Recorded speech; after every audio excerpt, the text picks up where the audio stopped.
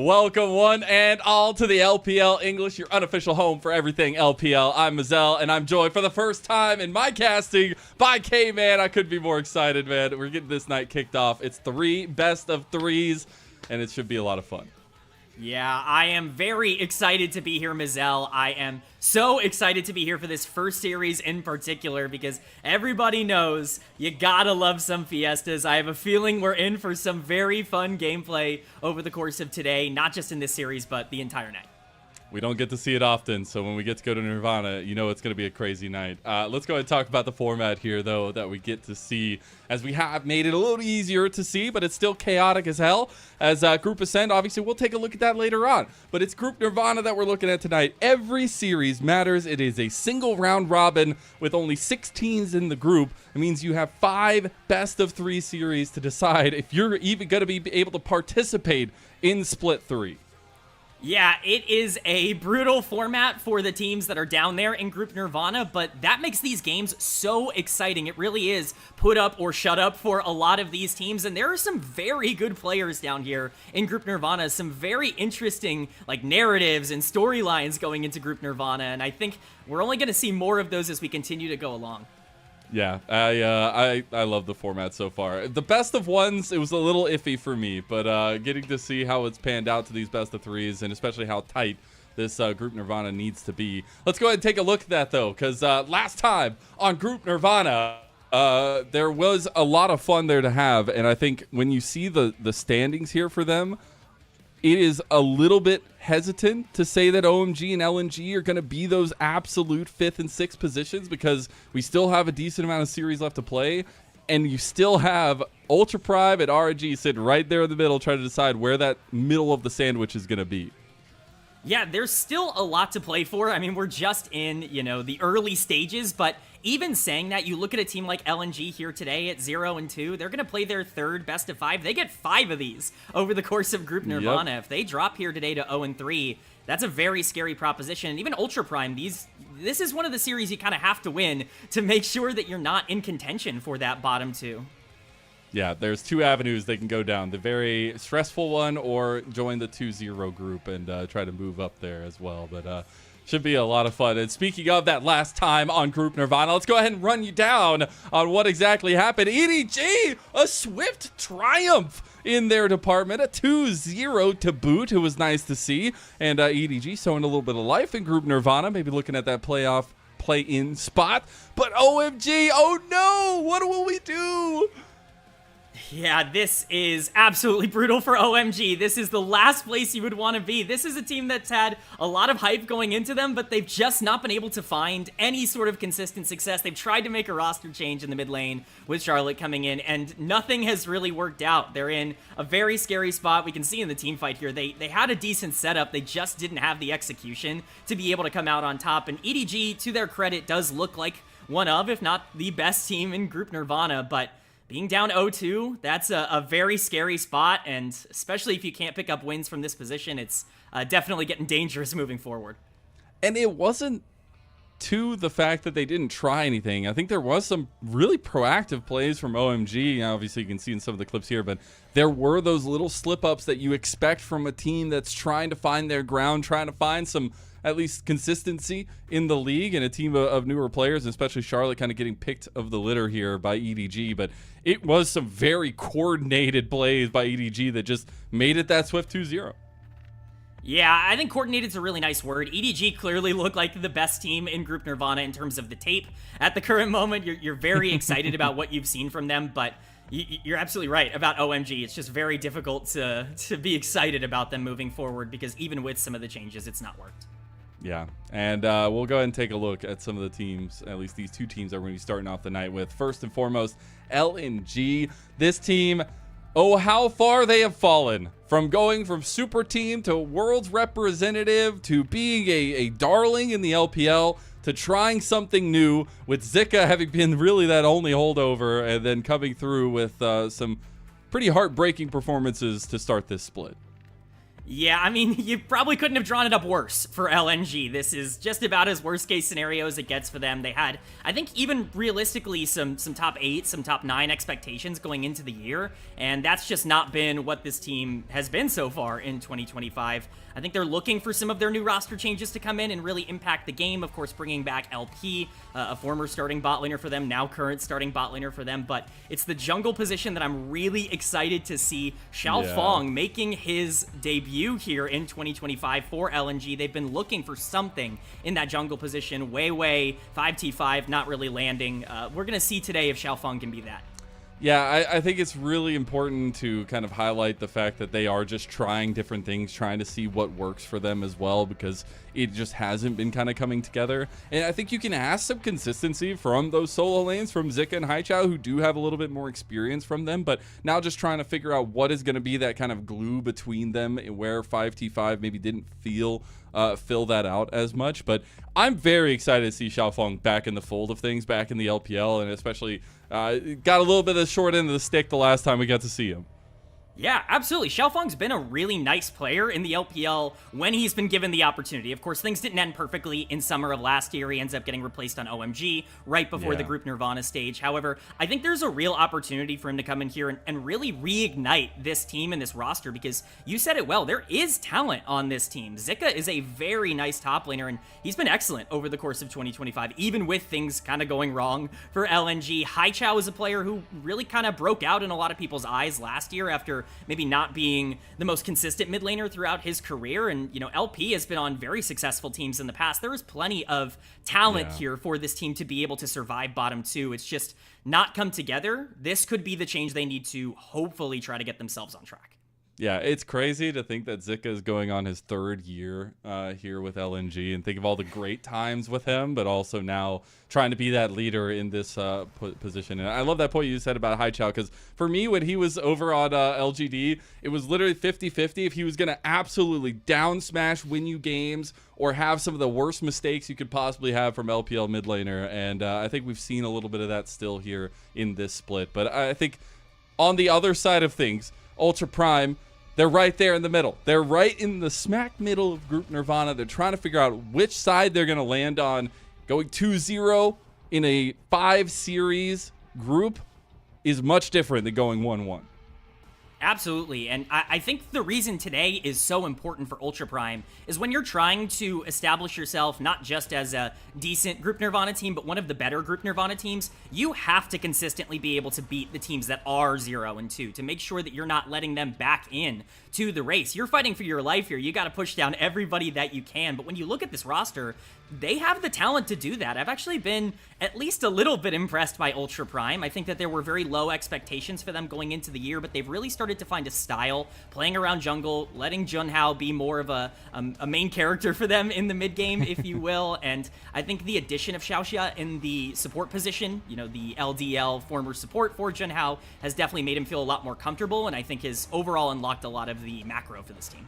Yeah, and we're going to take a look at some of the clips here for them as well, but it has been really fun to watch how Xiaoxia and Junhao kind of combine and find those big engagements. Even a 5-man Pop Blossom from Niket can't do anything against this team. Yeah, you do not want to let this team get rolling. They play with so much confidence when playing from ahead, and you can see that in almost all their games, including a lot of their losses, where they're just a little bit too far forward. You give this team an inch, they're going to at least try to take a mile, and that really sets them up to be very scary to play into. You don't want to make a mistake against Ultra Prime, because they really are talented. They have a lot of mechanical skill. That was the intention with bringing over a lot of players who played in the PCS last year, like Wako, like Jung on the top side. They wanted to make sure that they were able to win isolated and then come together for some group successes. And I think that, at least so far, that has been a success for them in their wins especially. Yeah, and again, at this level, when you're looking at teams that are kind of in the back half or that middle of the pack in the LPL, again, you got to remember there's 16 total teams. There are going to be teams in the back half.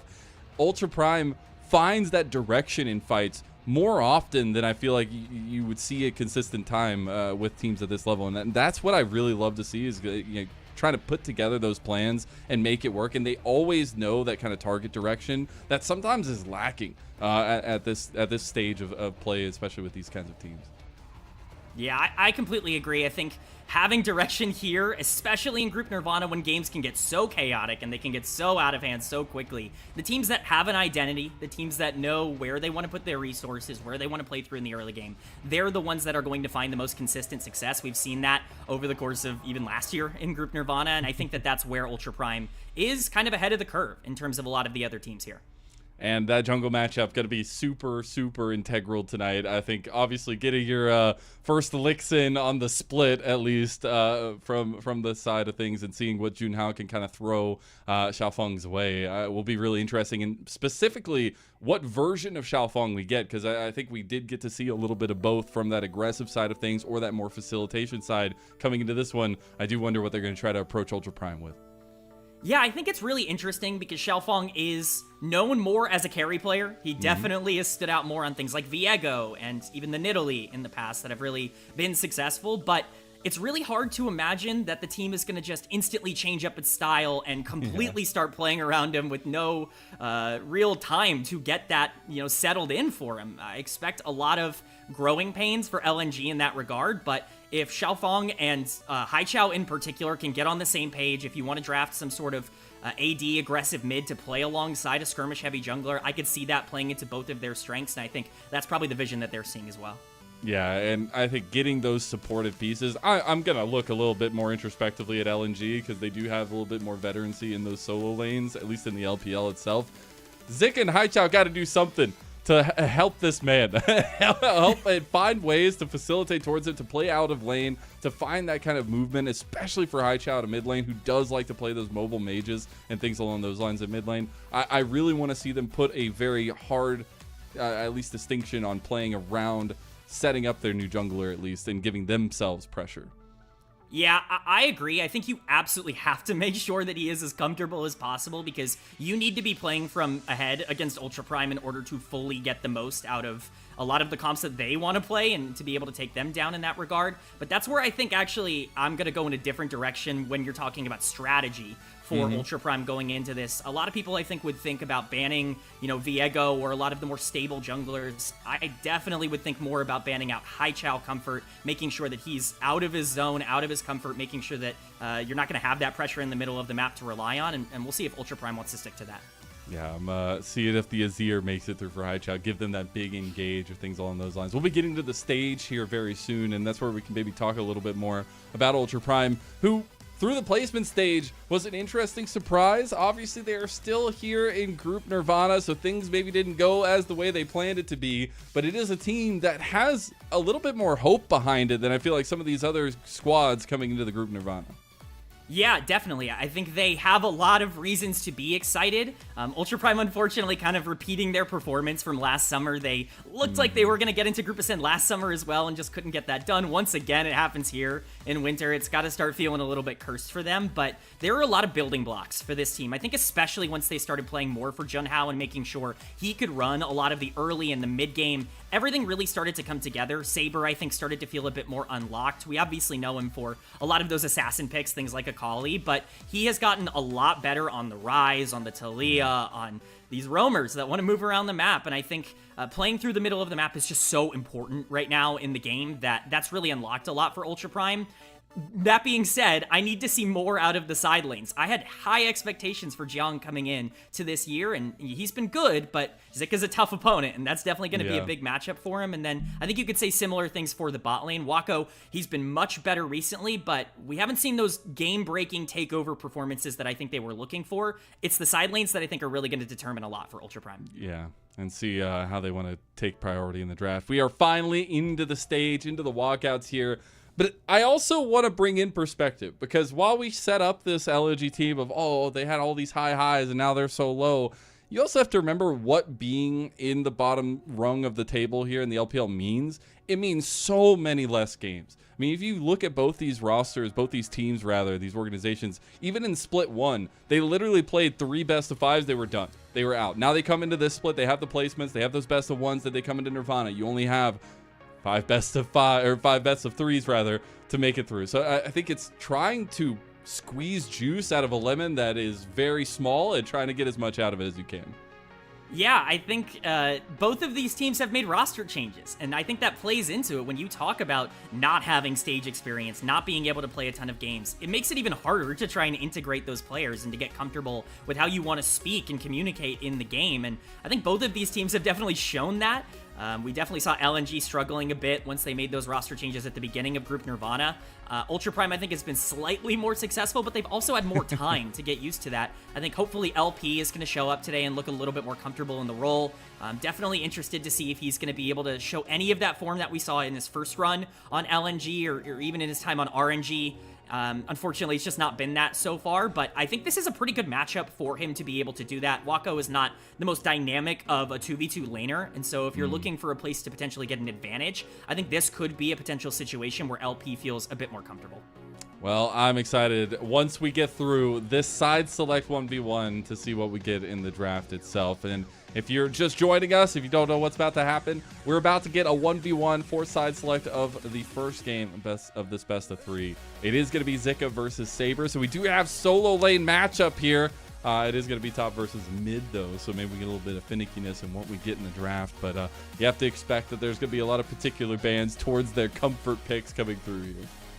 Yeah, it's interesting. Zika has definitely been the primary choice for LNG over the course of this year, even going back to winter in terms of these 1v1s, but Saber really not been for Ultra Prime. It's definitely been a lot more Jung on the top side that's been doing these 1v1s, so I'm interested to see if he's going to pick comfort, if he's going to go for some of the things. Again, I talked about it before, but Saber's kind of known for the Akali and the Yone and, you know, things like the more aggressive melee assassins. I'm interested to see if he's going to pull those out or if he's going to kind of play into the meta that we've seen develop here in the 1v1s and play more of these bruiser top laner style champions. I want to see like the Zika, or at least the maybe point of the Scion. Maybe we get the Yorick again. Maybe an Urgot. Doubt it. But that's you know, throwing some things out in the left field. We did get full bans towards ADCs from Zika though, as the Corki and the Varus came through, as well as that Darius. It is going to be the Riven and the Renekton and the Rumble Band insta-lock into the Kiana by Saber. And, smiles coming out from Zika. That is a fun one. That is definitely one I'm excited to see, and it's Aurelia on the other side as well. This one is going to be very spicy. Oh, I thought it was locked. My bad. My bad. But the Kiana, it's not the Aurelia. The Kiana is insane. And it's the Yorick. You called it. This is a fantastically fun matchup. I'm really curious to see how Saber wants to play this out. I think this is going to get kind of tough. I feel like it's hard, man. Like, how do you beat Yorick as Kiana? Like, it feels so tough. Yeah, I don't know. Maybe the early game. Maybe the early part of the 1v1. Because if you get to that Ring of Fire, I do not think you're going to be able to win. I do not. Yeah, this is definitely one of those picks from Saber that I'm better than you. I'm ready to come out here and show. I've got mid lane mechanics. I've picked my assassin. Yeah, I wasn't thinking about this. I've played Kiana in solo queue. I've done 1v1s and customs for 10 years, and I've been playing Kiana. That's the kind of lock-in that is here. I don't like the matchup into Yorick, but you know, I think if he trusts it, clearly there's something there. But you're right; it has to be early. The later this goes, the worse it gets, for sure. I'm just like, I'm already getting flashes of what happens in that Ring of Fire when Kiana can't dash around everywhere. Like, that just sounds like a prison. But we'll see though. The early aggression, especially on the ARAM map for Kiana, can be really good. You can utilize kind of the vision, but as well as utilize your own invisibility and things along those lines to have that advantage. But we'll see if that aggression is going to be enough. Side select is very important. I think if you look at the history of things, especially Group Nirvana, blue side is king. You take a dub there. And I think that's so important for both these teams coming into this series. Yeah, I mean, it's insane you can't overstate just how important blue side has been for not just Group Nirvana, everybody in the world right now. Blue side definitely is the big advantage, and so this 1v1 is very consequential, I think, towards who's going to be able to walk out of this. Like I said, I think Saber's got to be aggressive, though, here early. We're seeing, hopefully, a bit of trading, but the slower Zika ends up playing this in the top lane, I think the better off this goes, so we'll see. Well, here's that, wanted aggression early, gets Zika about half health, but the thing is, in this mode, you can back, so see if that tempo actually matters. Again, if you're new here, if you've never watched the 1v1s, it is first turret or first to 2 kills before the Ring of Fire. After the Ring of Fire, it is the first kill makes you win the 1v1. No longer the 100 CS, no longer that win condition. We have seen a little bit more turret takes, which has been a little bit more fun because you get really stressful at the last second there. Yeah, I think one important thing to note here is the summoner choice between these two players. Saber opting for Flash, which we haven't seen all the time, but it makes sense on Qiyana. You've got to be able to... The snowball. Yeah, the snowball is definitely the one that has caught my eye. No Ignite for Zika. Definitely feeling confident enough that just having the gap closer is going to be enough. We'll see if that ends up working hilarious. out. Has anybody taken snowball before? I can't remember. I don't know. I don't always watch the 1v1s. I'm not gonna lie, but maybe we have gotten a snowball. That is, if we haven't, or even if we have, Zika is my goat forever and always now because of that. Because you should always take snowball in ARAM, even if it's a 1v1 for an important side select. Yeah, I mean, this is just etiquette at this point. You want to make sure you're no dueling attacking the honorably. Nexus and always take snowballs. Yes. I'm just intrigued to see what the back is going to be here for Yorick and what the direction is going to be, because if we're going full defensive, then yeah, the plan is to get to the Ring of Fire and just let things play out that way. And you know, we've seen that a couple of times in the 1v1s, but that is definitely something we're seeing here with the Bramble build. Easy peasy, just gotta wait it out, see what happens. It's the serrated Dirk coming through. A lot of weaponry for Saber. Gonna need all that weaponry against the armor that Zika has. You know, we can even go like full cosplay with it. Like they are actually. I don't know how you hold 4 swords, but maybe Saber found a way. Well, if anyone can make it work, it's Saber. I think that's definitely the swords were built for Saber for sure. But I think at this point the strategy has become very clear. And it's become a lot harder. Now that level 6s are here, I have a hard time believing this gets easier for Qiyana. We'll have to see again what Saber wants to do, but it's going to be tough to break through Yorick's armor. I think if you got to go basically now. I mean, Maiden is obviously summoned, but Zika understandably is playing a little slow. Make him Maidenless! Maybe? No, it's not going to work. We'll see. We have seen some pretty rough Maiden performances. And that's not on Maiden, that's on the controller in the 1v1s. It's all about saving Maiden, especially like it's fine to have it go down early, but as long as you can use it for the Ring of Fire is the most important thing, because that Maiden just sitting in the Ring of Fire doing damage all the time is absolutely nuts. Yeah, there's almost nothing in the game that's going to be able to win that. We've seen Heimerdinger picked for very similar reasons, where it's just God, that was so close, throw down big turret and just, you know, who cares? It's Ring of Fire. Obviously, that's definitely the game plan. Zika has almost entirely given up on even trying to farm this wave, and it's probably the right decision. Just sit here, man. He just knows he's gonna win the long con. I love it. He'll be down 2 levels, gameplay. but who cares? You know, it doesn't matter. Maiden's strong, so. You know, we'll see if the snowball comes into play. I'd be so hyped to see like a snowball dodge of a Qiyana ultimate in the back half here. That would make the entire 1v1 season for me. But I'm getting a little worried. I mean, we're obviously getting a little closer to the Ring of Fire, but I think Zika needs to either lose his Maiden now or keep it way back, because it's starting to get chunked about quarter health now. And Saber might just take it out. All right. So that might just be enough time. Looks like he opted into just letting it go down. I'm going to trust that Zika knows the timer when that Maiden But does he know the Ring of Fire back. Timer? That's been the question we have to ask all of our top laners. Exactly. That's for MOBA Trainer later. That's okay, you have to explain yourself, K-Man. You have to explain yourself. The guy named Saber just picked up a pickaxe. How do you factor in the pickaxe into all these weapons? Like, I don't know. It feels unwieldy. Yeah, I think you have to trust that the wielder is a professional. Saber, of course, in his name claims to be a master of the sword, a master of the blade. And really, if you want to try and spin it, a pickaxe is a blade, a very funky blade, but a blade. Blade nonetheless. Yes, and Zoro ain't got nothing on Saber. That's all we're saying. Exactly. It's like in other games where you can deal extra damage because he's a sword type. And he deals extra damage by building enough of these swords. Wonderful. So I think that's definitely the plan here. That is the full Thornmail completed for Zika. Maybe going to feel a little bit more tanky, a little bit more menacing against Saber. I think Saber's realizing that now. Even with that level advantage, it's not going to really matter. That level advantage is also just gone now. And we do have about 40 seconds. I mean, Maiden's going to come up pretty late. Saber knows he needs to try to take this fight before the Maiden is back up, but I don't know if he's actually going to have it for that big fight. Yeah, if the Maiden's not up, that's definitely a problem, but Saber cannot break through. Yorick goes for the ultimate, though.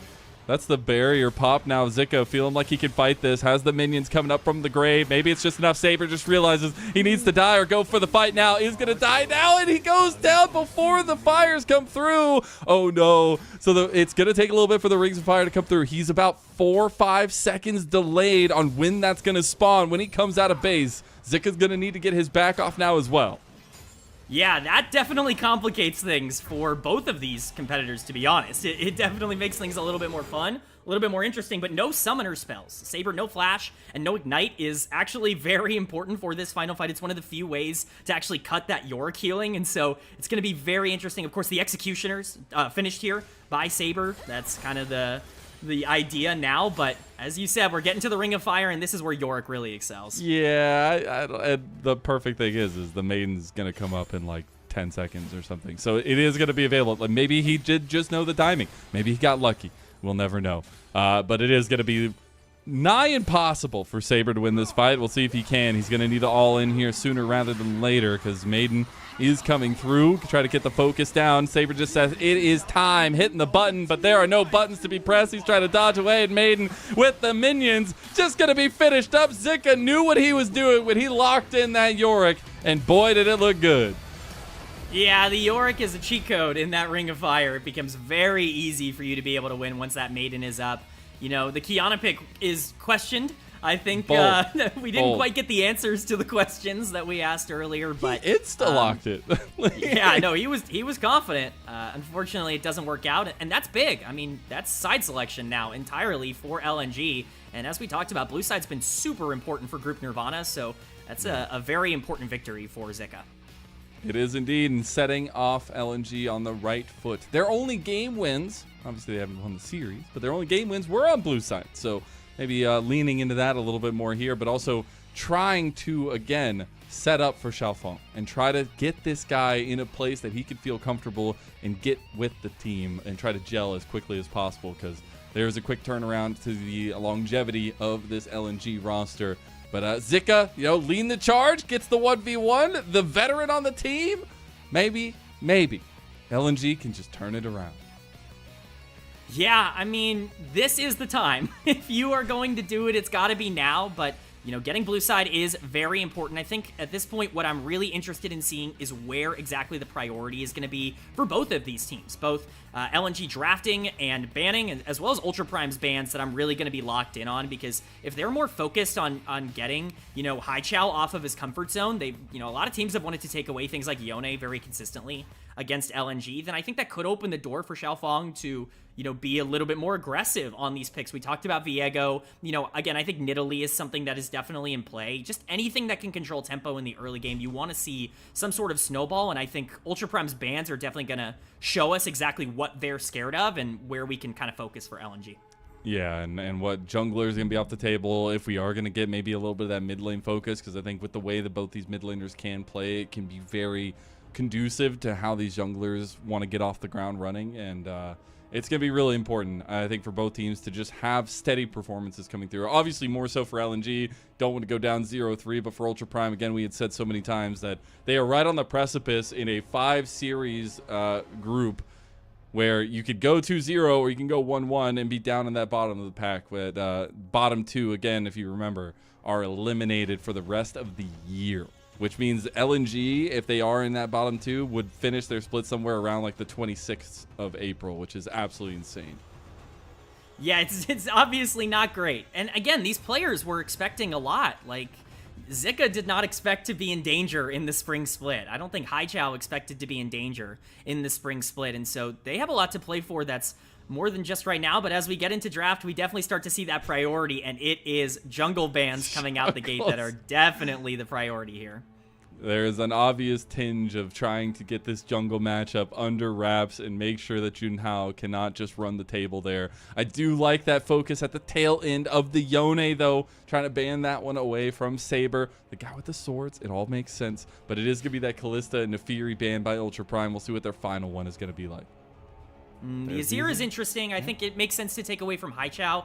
I'm curious about the Yone ban on blue side. This is something that Haichao really likes. He's played a lot of Yone. We've seen teams be willing to prioritize it for first pick, but clearly that's not where LNG are. They want to look for that jungler. They want to look for something comfortable, and it's going to be something aggressive. It's going to be that Lilia that's locked in. I really like this decision, and I'm interested to see how they build around it. You are fully focused on just full clearing speed, and you have a lot of impact in those team fights. A lot of mechanical execution needed, though. I will say, we'll see if Xiaofeng can live up to the hype there. On the other side, I'm sure we'll get that rebuttal coming through from Ultra Prime very swiftly. There are still a lot of very big power picks. While Lilia has definitely risen the ranks here recently, there are some massive meta choices still available for Ultra Prime, one of them being that Rumble. Yeah, I mean, Rumble, we've seen it banned on red side very regularly. I'm sure Ultra Prime are shocked to see it get through. Jiang has played this a ton over the course of the spring split. This has been his most played champion by far, and it definitely kind of stabilizes that top side. We've seen a lot of top laners really rely on it, but they're not just willing to go for the team fight ultimate. They want to go for some early aggression. They want to challenge Xiaofeng with that Lee Sin here for Junhao. I'm really excited to see what they want to pair that up with in the mid lane to try and create that havoc. I was actually really excited to see if maybe it was going to be something a little bit different than the Lee Sin, but it is going to be a little bit of a hands check there as well. A lot of resources now being put in the jungle position for both sides. The Gwen lock-in, very nice to have. I mean, we can see it all the time in the meta. Is banned out a lot, but has been a very big staple for the top lane. Yeah, I think the only real concern is do you want to get Zika out on the map, or do you want to keep him specifically trying to win in that side lane in terms of drafting around him? Clearly here they want to try and get him involved in everything, and as we see with the Corki coming in, they definitely have a little bit of an AP-heavy draft to start off here. That's something to note, I think, moving forward. I'm not sure if this is going to go to Haichao or LP just yet. Honestly, I would imagine that this would go to LP. I would think that the Corki would feel a little bit better in the bot lane, but we'll see what Ultra Prime wants to answer with here. The Gwen, to me, is a no-brainer for Zika, but it's going to be the Ryze locked in for Saber. Again, I really like the idea of just picking a mid laner to get out on the map, to try and open things up and create that havoc, create those skirmishes, and Ryze does that very well. You have a very dangerous topside fight if you want to go for some early grubs or anything like that. I'm really interested to see if they want to play more weak side bot now or where their bans are going to go, but I think the Ryze opens up this comp a lot for Ultra Prime. I think it does as well. I wanted to see those kind of mobile mid laners coming through for both sides, honestly, to be able to get that movement towards the jungle. And right now, Ultra Prime, their solo lanes are very good. We'll see in the second phase what they want to kind of shore things up with. Already banning away the Tristana. On the other side for LNG, they're going to ban away that Varus, so heavy bot lane focus in the bans. Yeah, I'm interested. The Tristana is still a flex ban. Overall, both of these players do play it as well, so I'm interested to see the Varus. I think you kind of have to take off the board. That champion is just a little bit too strong. To me, the most consistent AD carry in the game at the moment, so it makes sense to take that out. We'll see if a Kai'Sa ban ends up coming through. That's the other one that really stands out to me, but it's actually going to be Nautilus. I really like taking away engage options for Joel on the other side, but I think that there are too many up right now to really feel like you're pinching that pool. We've seen a lot of people find success with things like Leona and Alistar in the same way that they do with Nautilus. Obviously, you're going to have the chance to potentially pick one away there, but there's a lot still remaining, and it's the Nico ban coming out. You don't want any playmaking coming there. I like it, the comfort bands, but it's insta-locking the Alistar, giving them a ton of wiggle room in their tankiness. See what they want to round it out with their final AD pick. They will have counter pick for that. Not something we see very often. Yeah, I'm interested to see where they go, because I think they actually have so many different avenues that they can approach with this AD carry spot. I think, especially if it ends up being Ezreal, it really does open up options for Ultra Prime to feel comfortable playing for mid-game fights. It does look like it is going to be Ezreal. I imagine this is going to be something more engage-oriented. I do think you need a little bit of beef. Yeah, you need something here. The Leona is still on the table. That's definitely the first one that comes to mind if you want to play around Ezreal Leona. But there are other options. Perhaps if you want to go for something more playmaking-oriented, like a Rakan would theoretically be available. But I think when you're it could be more defensive, and Braum would be Okay. that. You're definitely kind of taking your foot off the gas in the bot lane 2v2 with that, and with Corki in the mid lane, I think that could theoretically get you a little bit slower, but it's really just how you play it, and I think it really matters who the AD carry ends up being. Yeah, I'm very curious if they're going to want to go with something a little bit more 2v2 dominant there, or if they want to go with something a little bit more sat back. Because one thing that LNG absolutely has going for them right now is all their poke coming through for them. It is the Kai'Sa, so a little bit more dive heavy there. Yeah, I really like this draft from Ultra Prime. I think they're in a really good spot to be able to scale this game out. I think both team comps here are clearly aiming to get to the back half of the game. They do not want to try and, risk things early. Corki Lilia definitely isn't the duo, and Lee Sin can help with that, but when you're playing around Kai'Sa and Ryze and Rumble, you're certainly not scared about going late in a draft like this.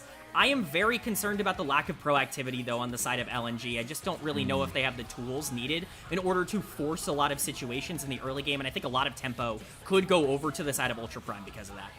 Yeah, I think the Lilia is going to have a big say on how this early game goes, especially the pathing, but especially the opportunities given. And you're giving that opportunity to a guy who's just stepping in for the first time for LNG in Xiaofeng, and that's a lot of weight on the shoulders. And that's a lot of weight from the org on a guy here, putting a ton of resources for game number 1 of this best-of-3 Fearless between them. We said it so many times, but these series, they matter so much for both these teams. More so for LNG, as falling 0-3 in a 5-series stretch would be dooming, it feels, for them moving forward. Again, bottom 2 in Nirvana are eliminated for the rest of the year if they do end up finishing their season there. But we're going into game number 1 of this Nirvana clash. It should be a ton of fun. Should be a lot of action, a lot of hype. Ultra Prime trying to stave off of that 1-1 start and go 2-0 to join the upper echelon of Nirvana. And LNG just trying to figure out what worked for them. They've got in a couple changes into the roster. They've brought in LP back again. They brought in Xiaofeng. And now we get into game number 1.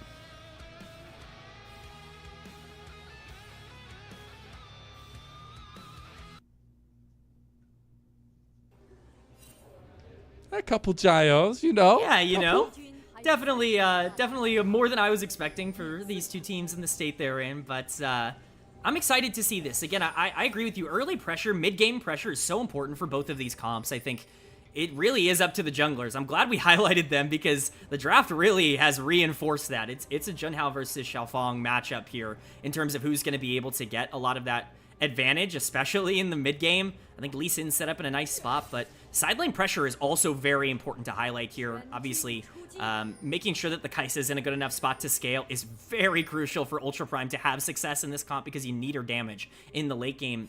Going up against a Corki and a Gwen, there's definitely an avenue still here for a lot of LNG pressure in the back half of the game, even if it might be a bit more difficult to get there.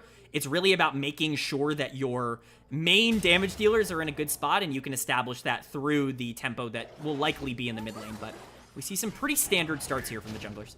Yeah, it's going to be opposite side starts, so we'll see where they exactly want to focus. There's obviously some room for moving around in terms of that mid lane focus, level 3 ganks, things along those lines. But I do expect the first pathing to be pretty even for them in terms of not wanting too much action. Xiaofeng really wants to get to a place where he can speed clear through and then be proactive into the lanes. So definitely looking for after that first one. I will say there is something about this bot lane. I know we were talking about maybe offsetting and not going exactly for that 2v2, but the early phase, Dwell, is the hated centerpiece for Xiaoxia. It is so hard to play Alistar into the Braum early. Yeah, this becomes a very difficult matchup for a couple levels. You just got to be able to survive, though. The moment you start getting to those level 4, level 5 exchanges, things become a lot easier for the Alistar, and I would expect that to continue, but level 2's hit early here by LNG. I need to see this LNG bot lane generate a lead down in the bot lane. If this Ezreal, we already see it obviously starting to generate in terms of a CS lead, but if you're not in a great position as LP, it's going to be very difficult to fight out in the mid game with those rotations. You should have a bit of shove, but again, if Lee Sin wants to pay any attention here after making that full clear and potentially doing something topside, I think that's going to be in the favor of Ultra Prime. Interested to see how the top lane 1v1 ends up going, though, because I also do think that dictates the pathing and the decisions for these junglers early. Yeah, we've seen Rumble even be able to get out to early advantages as well. A lot of the time, though, we do see influence from jungle really leaning out to what that top lane ends up being. We do have that kind of exhaust plus TP setup for Zika this time around to try to delay some of that damage that's going to be coming through with the burst setup. But I'm very curious how without that flash, without that preemptive setup they can do. We get a nice 2v2 in the bot side, though. There's that Braum difference coming through to get some damage back onto Xiaoxia. Another concussive blows connects there onto Wako. And a big, heavy trading in the 2v2 bot. That's a great trade for LNG. That's exactly what they need to do in this situation where you want to try and trade all of this early pressure that you've generated for that advantage. But Junhao now on the top side with Zika. They've got a massive wave here. Look at that thing. It's like a tsunami. Zika going to dodge out of the sonic wave there, and he might even escape without even taking anything. Junhao and Young take more damage than Zika did. It's just disastrously misplayed by Ultra Prime. That should have been a pretty free dive. That wave was absolutely ginormous, and unfortunately, Junhao not landing any abilities in that exchange. That'll do it. That'll dissuade the dive. That'll do it. You know, I like the idea. You do obviously get something out of Zika there, which is not only the pressure, but the ability to try and fight in this lane. Jung should still have more pressure moving forward. We'll see. We actually see a lot of pathing towards the top side. We could see some potential action here. I'm very curious because that's super early comparatively when the grubs are going to spawn. That's when you typically see this kind of movement from teams. It is going to be a minute and a half before the grubs even spawn. Dragon's going to be up about 20 seconds on the bot side of the map. We'll see if Ultra Prime sniff out what's going on now that they're on vision and maybe lean over towards that a little bit. But Dwell and Xiaofeng getting active on the map. Not maybe the duo you'd see in the comic books, but Braum and Lilia threatening nonetheless. Yeah, this is securing objectives here for Xiaofeng. You want to make sure that that Lilia is as safe as possible, but what I'm looking for in the next minute is I want to see if this pressure continues to really be applied to the top side of the map. We've seen LPL teams in particular really prioritize those grubs and not worry too much about early dragons, but now we're actually seeing Xiaofeng move his way down here to the Raptors. We'll see if he wants to walk into a potential dragon pit. It should just be gone in favor of Ultra Prime here. But I like this for Ultra Prime quite a bit. I like the dragon stacking starting very early. We already talked about how I think they scale really well into the late game, playing around a potential Kai'Sa win condition with the Rumble ult to kind of supplement that. And I think the dragons, you know, really play into that idea a little bit more. But it's all going to be up to how much you want to put into those grubs. You know, I'm going to hold back my tongue a little bit, but LNG's plan didn't really lean out too much. I mean, they do already have pressure up in topside.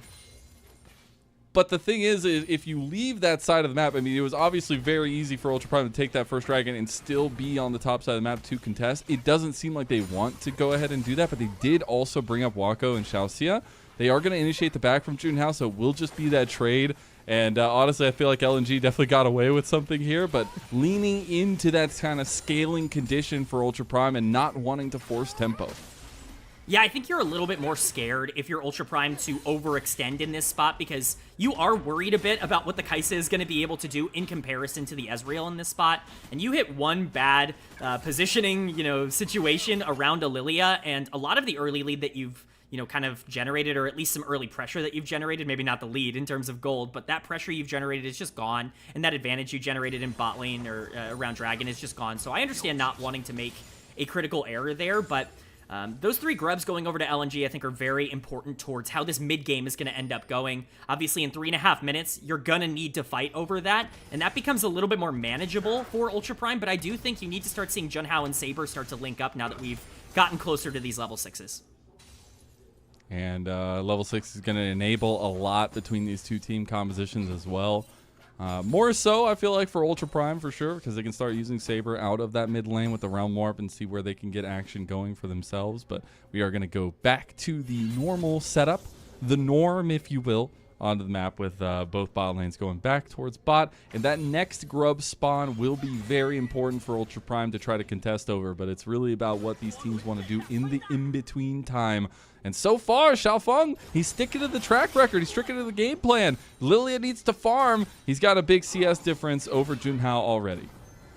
Yeah, this is definitely going to play into your favor if the Lee Sin is not going to be crazy aggressive on the map, constantly looking for plays. Lilia is just going to have more tempo if you're going to leave her to her own devices and not force her hand in terms of trying to react to plays around the map. I wanted to see Junhao be more aggressive in terms of playing this out early in the game, but we see a nice trade in the mid lane here.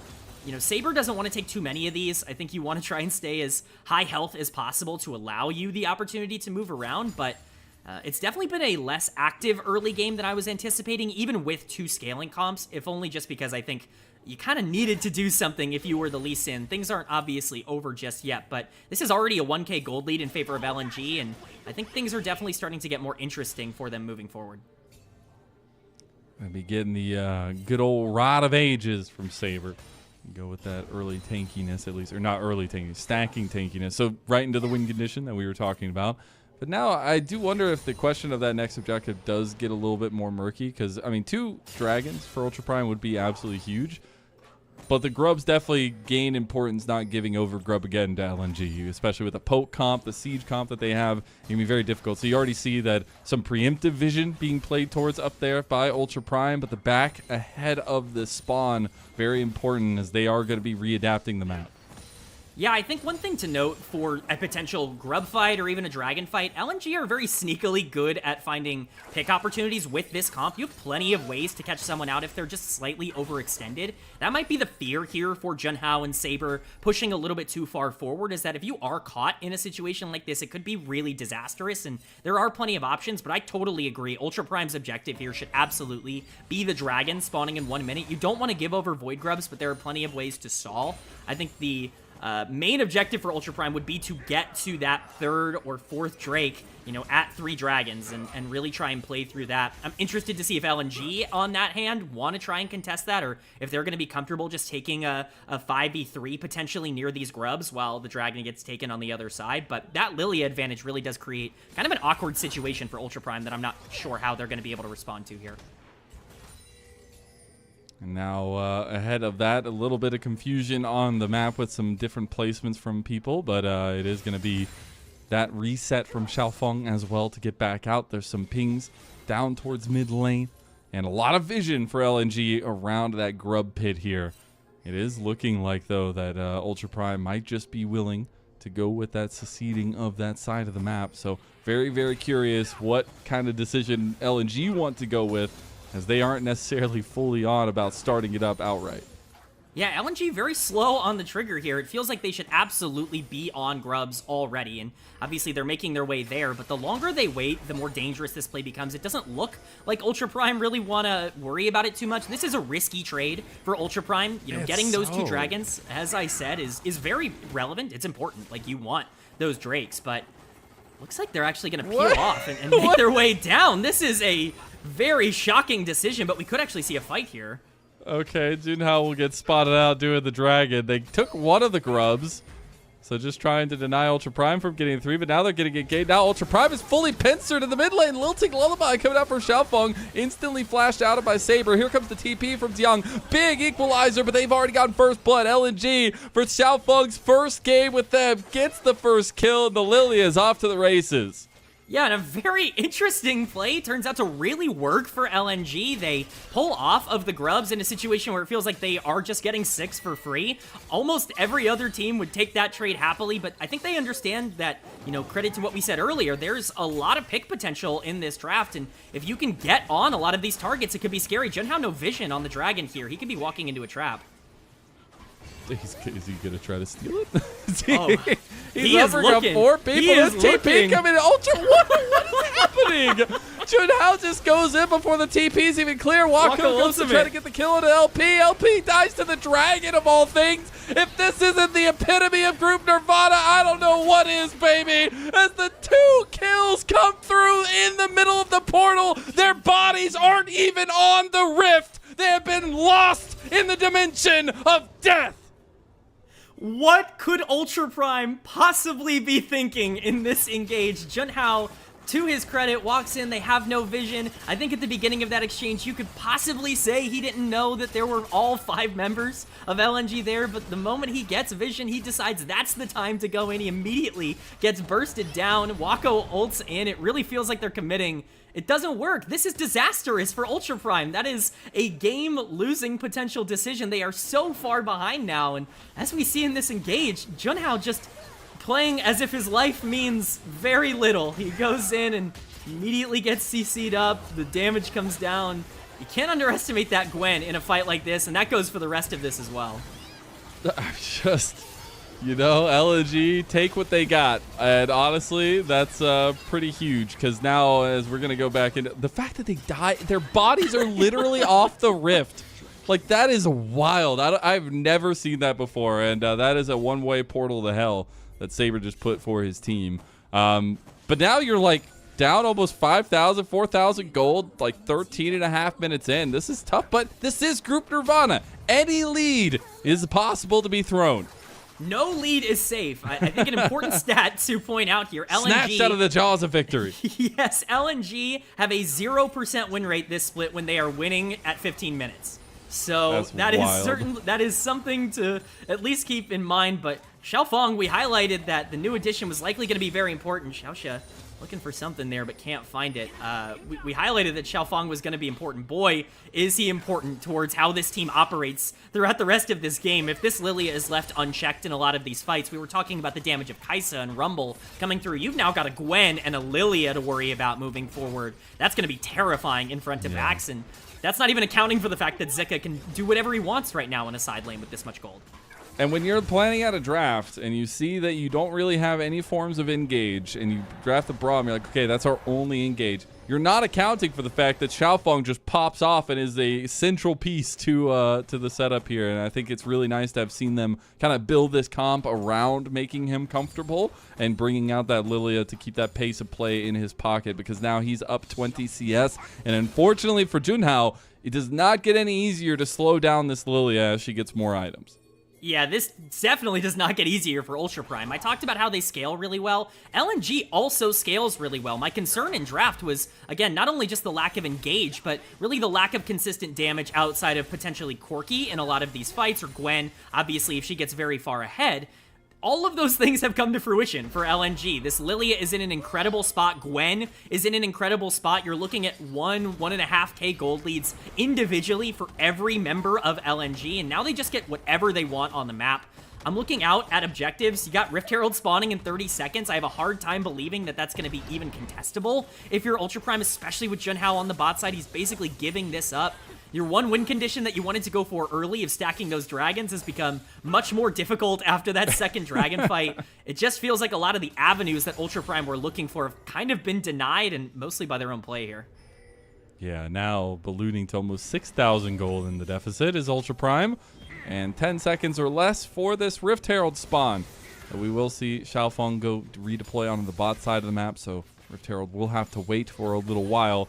There's a ton of vision being played towards on this top side by LNG, really giving them a lot of info. Oh my god, that's dirty! A lot of info on where Ultra Prime is, and now you can see that deficit. It was like it was 10, then it was like 20, now it's like 30 CS over Junhao for Xiaofeng.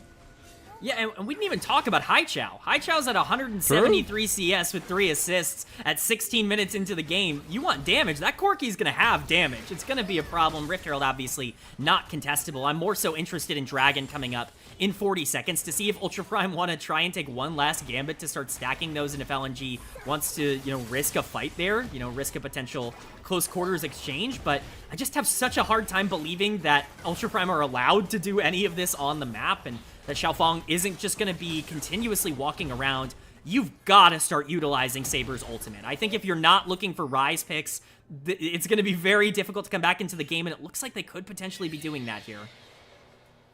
See if maybe they want to try to pick out a little straggler. Oh, there's a little puppy. Oh, they want the puppy.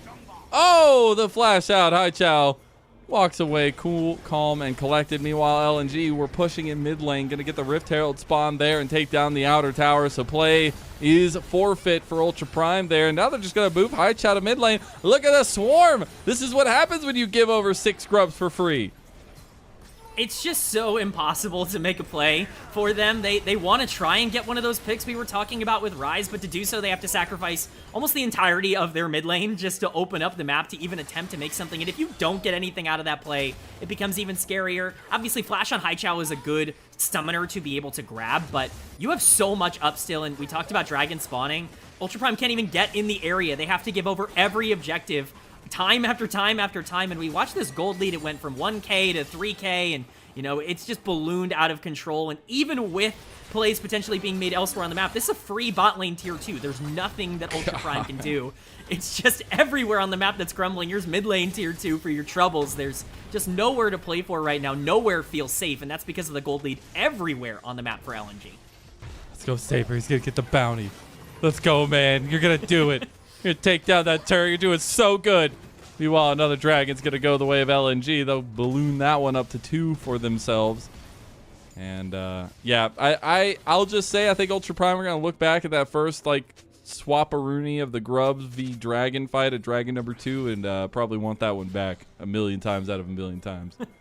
Yeah, I'm sure VOD review for that is going to be a little bit heated. I would imagine that's not going to be a very fun meeting to be a part of.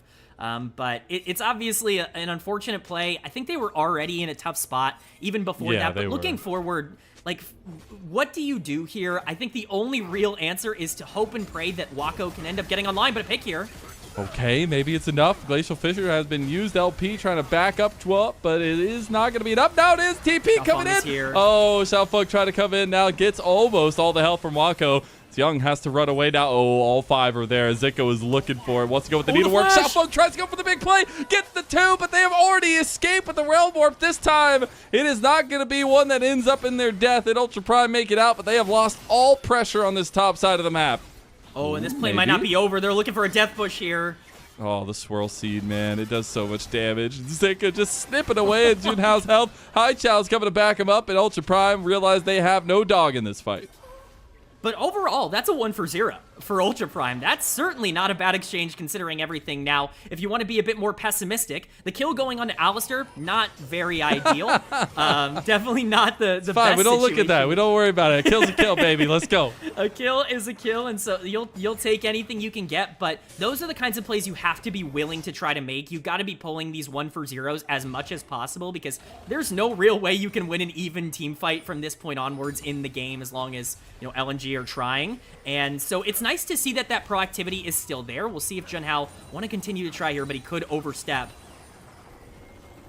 It's just going to complete the back. Complete the back, yeah. That is definitely the right move in this instance, so glad to see him make that decision. But again, if you're Ultra Prime and you want to get back into the game, you got to find these picks. But as much as we can talk about finding one, it's got to be more than just one. You got to find multiple of these throughout the rest of this game. And with Otacon up and the entire bot side completely controlled here by LNG, it just gets harder and harder.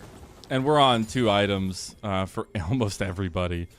Which is just so hard to fight up against when you are that scaling comp, when you yourself are waiting for items as well. Zika has his Riftmaker and his Nashers. He might be looking for a 1v2, and they might not be able to say anything about it. He's got his Needlework already popped, so he's going to need to utilize that to try to get some health back here. He's just going to walk away from Saber and Junhao in the 1v2, but him being up there and Junhao being seen on vision means Otacon is just a freebie for LNG. Take it off the shelf.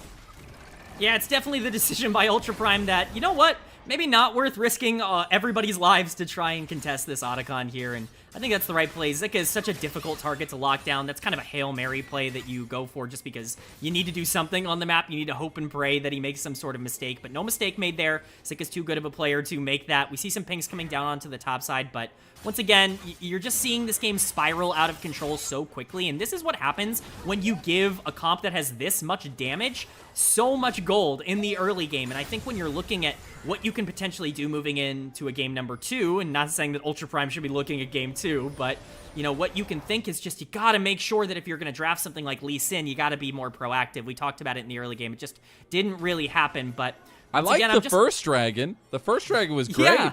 Yes, I completely agree. I think getting those dragons stacked was a huge game plan for this team, and they didn't have it, but now they're just sieging down topside, and I have a hard time believing Ultra Prime's going to be able to stop them. Yeah, I mean, this comp is literally built for siege. You have Ezreal and Corki. There's not much you can do under turret, and you have the Lilting Lullaby always ready to go if Xiaofeng hits a good swirl seed. LP was mid lane trying to get this inhib turret. They've got 2 lanes of pressure right now. They're fumbling it just a little slowly, but it will just be this progressive move to this top lane, tier 2. These 6 scrubs, they can burn it down pretty heavily. Saber able to clear that wave and buy some more time for Ultra Prime. But it feels like fish in a barrel at this point. Ultra Prime need to make something happen or get out of this very sticky situation. Yeah, they definitely feel stuck here at this turret. I honestly don't know if they can even engage here. I think even a miracle engage might not go their way with the amount of damage, but we could see LNG look to be really aggressive here. Yeah, potentially try and dive in. It's not working. They don't have the damage to be able to do anything here. And all this time, Zika's just pushing in the mid wave, and we're going to see a fight here. Oh my God, man. All right, this one's done. Pack it up. Ultra Prime, they're going to try to get the kill on mid lane, but that is just the Atacon GA. And now LNG are running under the Nexus towers to get more kills for Xiaofeng, more kills for LP, and more kills on the Ultra Prime. Realm Warp, is it going to save them? It does, but they lose the inhib turret and the inhib because of that. LNG should just back away after this one, but the damage is done. Yeah, this game is very out of hand for Ultra Prime from this point gold. onwards. Wako disappeared. He was in front of my eyes, and then he wasn't anymore with one click of the R button from LP on the other side. It's just so difficult to play this out from this point, and this is without Baron. Baron spawning in 45 seconds. LNG, going to be able to get their resets in before that. If we thought the push was bad before, I'm interested to see what happens after, but we get another look at this fight, and it's just so much damage coming down on Wako so quickly. Loses his entire health bar to an Ezreal Q and then a Corki rocket. He gets hit by the knockup, and again, a beautiful ult coming in from LP. But I can't imagine a world where Ultra Prime can even survive in their own base at this point. Yeah, LP, a welcomed addition a couple weeks ago to this LNG roster, but obviously having a couple of those games under his belt now, maybe feel a little bit more confident with this team. But it is Ultra Prime still trying to get something on the map, and that's going to be their red buff. Congratulations, fellas. But it is going to be almost 3 items for LNG. And this is a great start for the new iteration of LNG. Like, I know there was some really bad decisions from Ultra Prime, and that's definitely led to this, but you have to be able to execute on those bad decisions. And LNG, they look like a different team. They have done fantastic with the lead that they were given. A lot of teams in Group Nirvana don't really know how to cleanly play from ahead. We talked about it in the intro to this series, where really the difference between the good teams and the bad teams in Group Nirvana has been their comfort in being able to play from a lead and play their own play style. LNG has done a fantastic job of understanding exactly how to push this lead once they got it. They didn't have to do it through kills. They could do it through a ton of map pressure, and they're doing that now with the start of the Baron. I cannot imagine that this is contestable, but maybe a Miracle Steal could be on the horizon. Doesn't even look like that's going to be an option here. Chow, LP, they're just going to fully poke them out. Okay, maybe. Yeah. The Lilting Lullaby on the 2.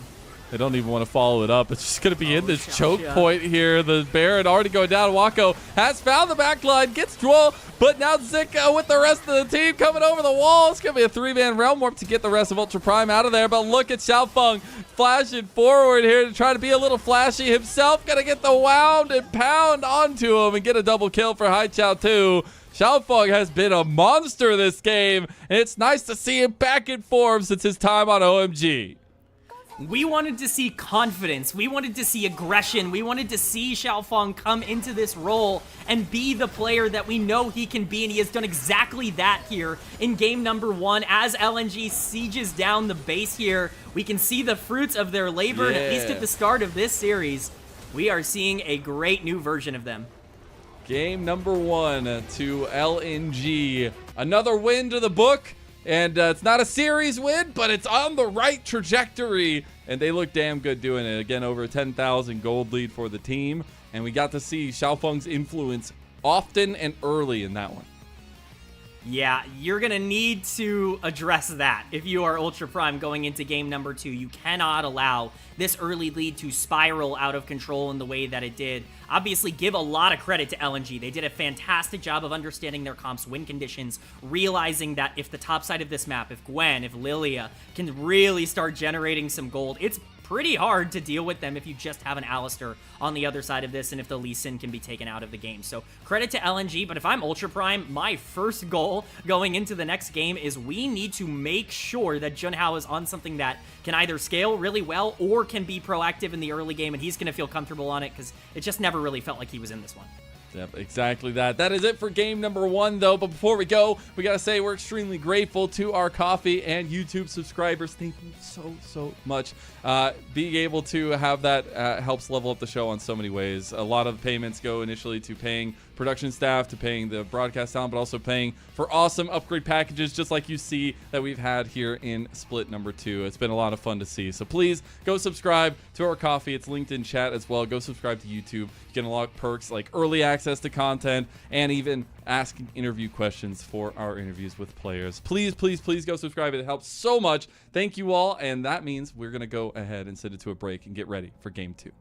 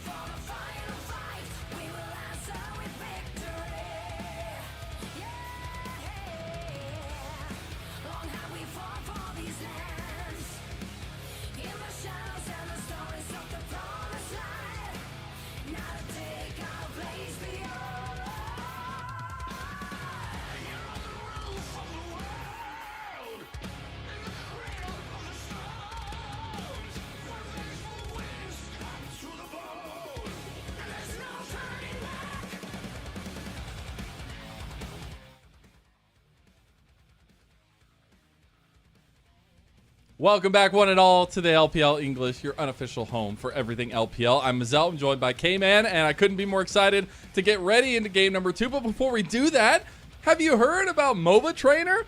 Oh, it's been really cool to be a part of this, by the way. A new app that teaches you League of Legends with a series of puzzles. Just boot up the program, work through puzzles every day to improve your game knowledge.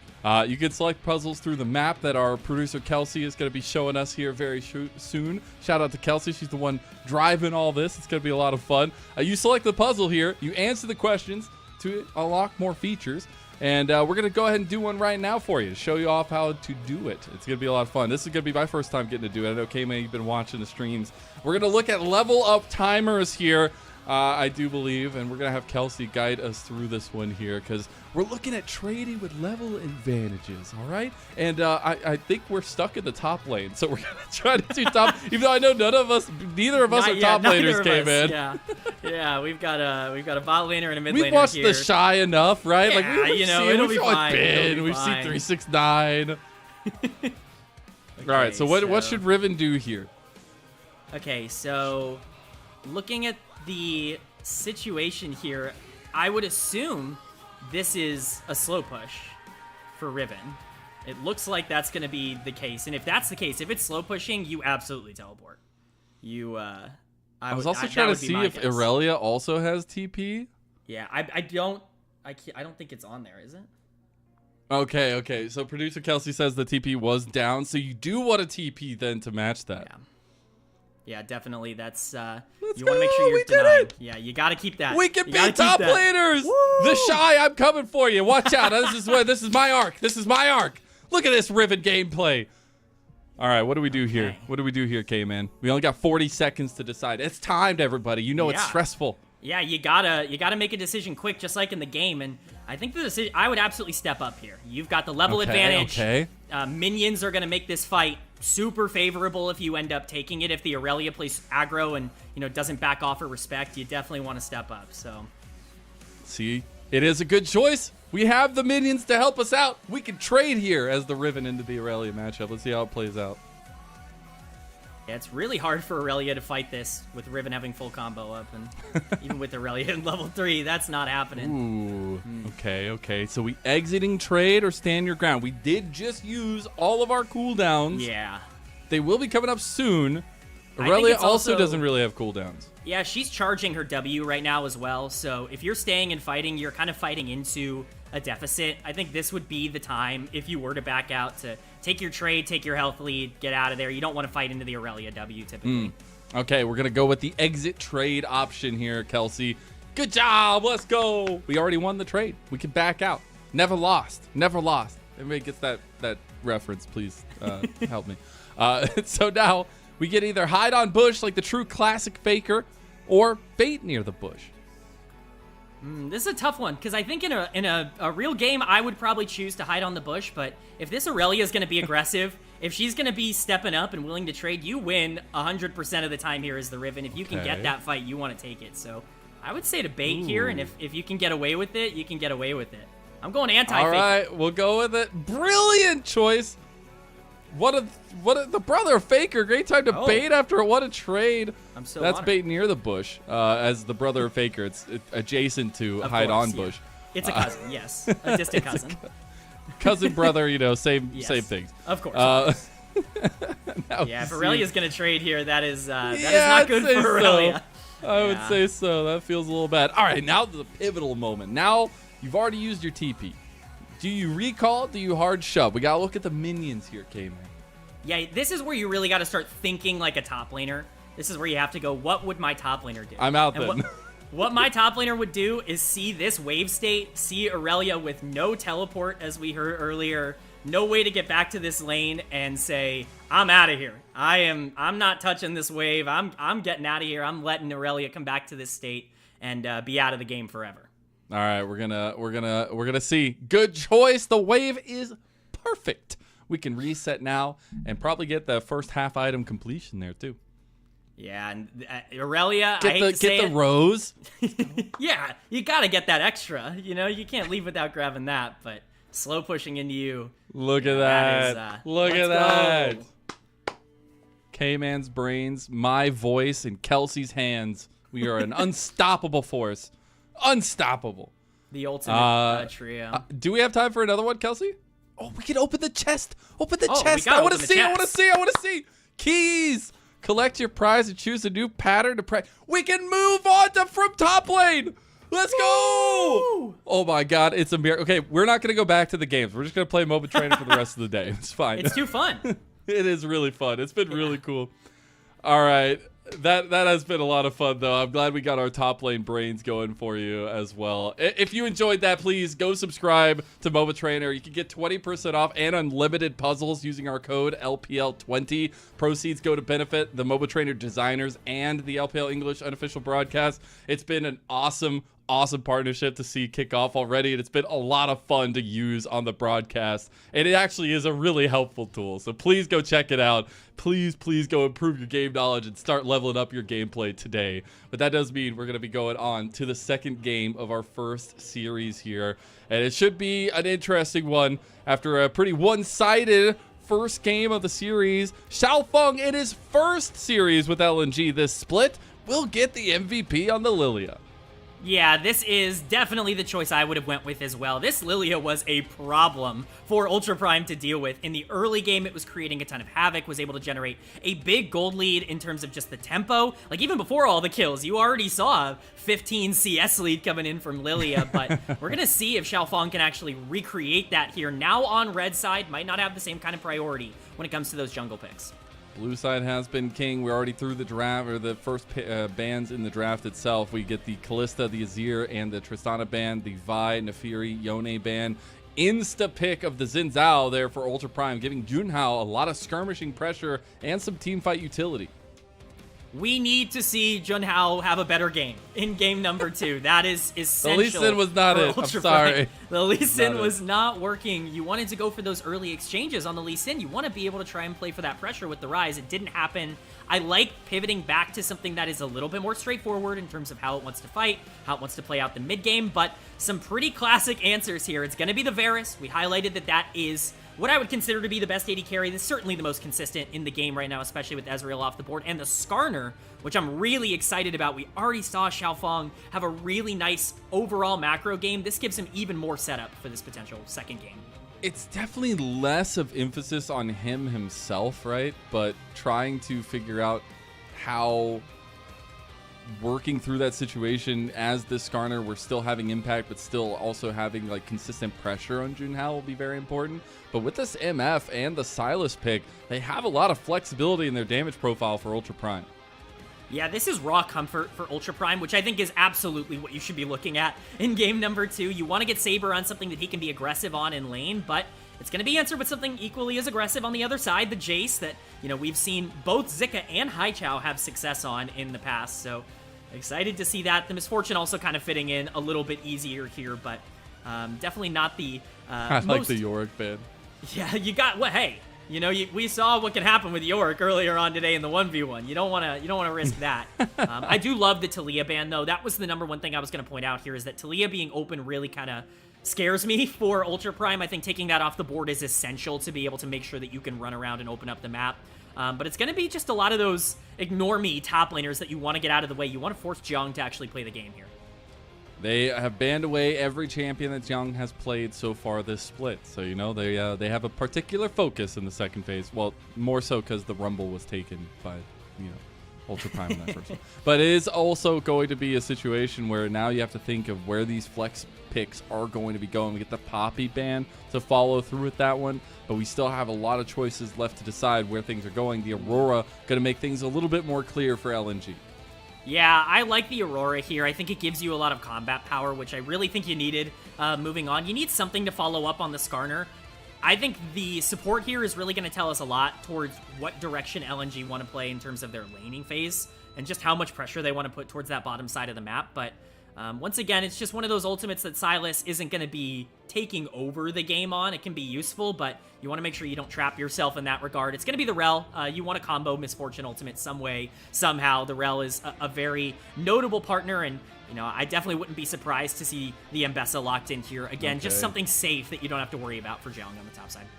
Yeah, and giving him a little bit more onus to be a carry potential there for that backline access. To Renata, though, it makes it so difficult for Xin Zhao, for Silas, for Rel, for Mbessa to really have an impact. And that hostile takeover can ruin the plans of a bullet time as well. So Ultra Prime, they definitely need to find the wiggle room that they can operate in these fights, because there's a lot of lockdown and a lot of space provided for LNG's comp. Yeah, I am a little bit scared for Ultra Prime in that if they do what they did last game and draft, a jungler that wants to skirmish, wants to be active, and a mid laner who wants to ideally get out on the map and try and, move things and, affect the mid game. If they don't do that, this is another game where that just gets south real quick, where you need to have that priority because you're relying on Misfortune to be able to set up a lot of these mid-game fights. You're relying on the ability for the Silas to start snowballing, and the longer you let this game go, I'm not so sure you win in the late game here. I'm certainly not sure you win from a neutral state. So the onus is definitely going to be on Ultra Prime once again, and we're going to need to see some renewed action from them in the early game, in my opinion. And you have to remember all the stakes that come with this series. LNG, they're searching for their first win. They've tried different pieces. They put LP in. Now they have Xiaofeng. They're trying to get something to work for them to stave off the darkness that is a potential finish after Split 2 for the rest of the year. Ultra Prime, they're so close. They're teetering on the edge. Can they join the 2-0 group and put themselves in that upper echelon of the group Nirvana team? Or is it going to be them joining the 1-1 pack and having a little bit more hesitancy in how they move forward? LNG on the precipice of getting their first series win, though, is something to be lauded. And after that kind of performance they had in that game number 1, it looked dominant. Here we go as we head into game number 2.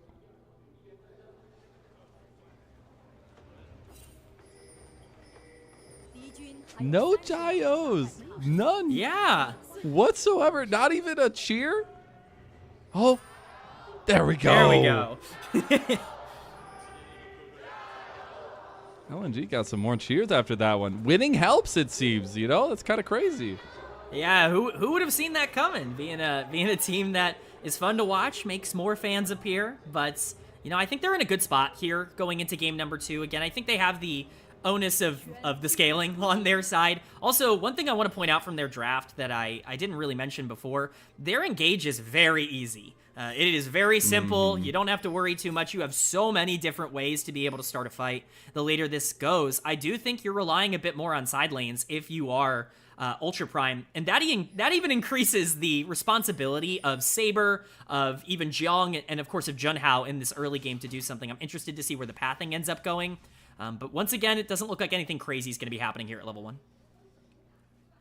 And we get to our same matchups as LP is going to be on the lethal tempo train here. So going with that kind of on-hit style of the Varus first and foremost. Maybe not leaning into the poke. I thought maybe with the Jace they'd go with that double poke comp that worked out for them in game number 1. But now going for the level 1 in bot lane, trying to get this 2v2 action kicked off. I do like the lethal tempo here a bit more. I think you can definitely play for the poke win condition with the Jace. It's obviously very difficult for Ultra Prime to be able to play into that with all of the melee champions that they have available to them, but I like playing for these late game team fights, and Varus is going to be a bit more of a threat in those team fights with that lethal tempo, with that on hit, and so I like this idea. You need to not lose this bot lane if you're the Misfortune. Of course, it's going to be difficult early with the Renata being such a problem on Joie, but for now, I'm just going to be intrigued to see where these junglers put their pressure. Again, no onus really on Xiaofeng, in the same way that it wasn't in game number 1. You got to make sure that you don't throw away that scaling advantage you have, and that onus is on Junhao now, and it's going to be interesting to see if the Xin Zhao is going to be more active than the Lee Sin was. I was just so happy to see Xiaofeng perform the way he did in game number 1. Obviously got the Lilia, a little bit of comfort for him, but it's more so just the way that he kind of kept the pressure up onto Junhao. Now see if this Garner can be much the same. We're fighting over vision here. Chelsea's like, am I going to get it? Am I going to pop the scanner? I'm going to wait till you walk away. Nope, nothing else is going to happen there. It is still returning to these jungle paths, though. And it was the opposite side pass for both of them. So a little bit of top lane focus potentially for Junhao, and a little bit of bot lane focus for Xiaofeng. Yeah, I don't think it's particularly good to see, first of all, nice trade here from Zika, but I really don't think it's a good sign to see Saber already down 10 CS in this lane. This is really not how Sylas and Aurora is supposed to go. Sylas definitely wants to try to play more aggressive in the early game, wants to try to, keep pressure so that he can move around the map. If Aurora is going to be, creating that pressure herself, that's going to be scary. Junhao could try to pull something back here, but this is a tough game. Haichao doing a really good job of keeping pressure up. See if now it's going to be enough. Okay, Xiaofeng needs to activate. Wind becomes lightning. Not going to connect. Still going with the audacious charge there. Trying to go through now with some damage from Xiaofeng. It's a decent trade and back-ending the fight. Still LNG come out the better of it because they do have this lane advantage for Haichao. Yeah, and credit to Haichao in that regard. Again, like I said, the Sylas should be in a good spot here. Xiaofeng, though, not done trying to look for plays. It's once again a potential play on the top side here. Immediately going for the Exal's impact. Gonna miss. Gonna try to go for the damage onto Young. Is tanking up. Flash is coming through. The slowdown there from the earth. Is it gonna be enough? Going for another one. Young gets out there. TP coming in now. This will be a massive join from Saber. Trying to stave off this point on the turret here. It will be that plate taken, though, by LNG. They get a lot of action early.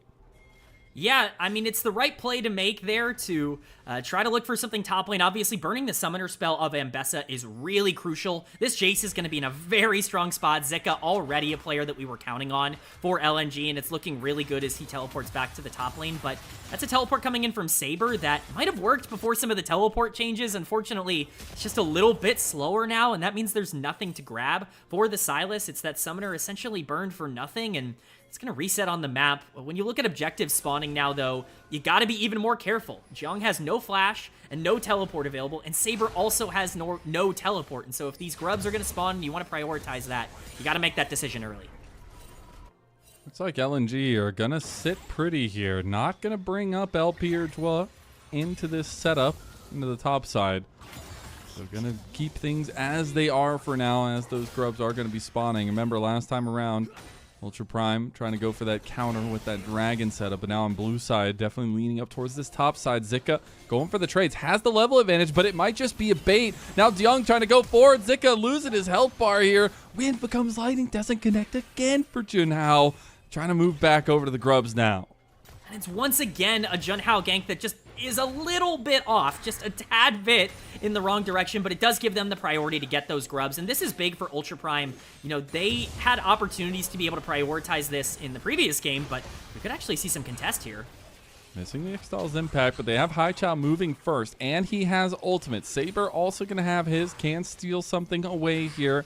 Maybe the Impale, maybe the Between Worlds. Junhao going to come around the corner. There's the Control Ward tussle coming down. When becomes lightning, connects that time. Gonna get some trades off. There's that Between Worlds stolen by Saber. Gonna get some trades. Haichao doing a really good job of putting Saber off this fight. That will be the 1-to-1 grub setup. Exal's impact. Oh, Junhao's completely by himself now. All by his lonesome and taken down. First blood for LNG. What? What happened? Where did they all go? Junhao just walks up to the top lane and just completely forgets about the rest of his team. He leaves himself open to the freest engage I've seen for Xiaofeng, and once again, it's another mistake made by Junhao in the early game here as we see a trade on the bot side. Wako taking a lot of damage, but it's these small mistakes from Ultra Prime that have been consistent in the beginning of these games across both of the first two games in this series that have led to LNG generating advantages, and that's 2 grubs over. They're going to be in a good spot to fight for the next upcoming grubs, and Dragon is still on the board for them as well. Yeah, and you can obviously tell if you're looking in the cameras, he's very frustrated with himself, but understandable in those kinds of moments when you just have that awkward pathing, and LNG will take full advantage of it. Not going to be a slouch. He did end up getting evened up in his jungle advantage. He had like 10-15 CS over Xiaofeng, but not going to have that anymore. And maybe we now readapt our focus down towards this bot side and get ready for a dragon take of some sort with the grubs not for a while in 3 minutes.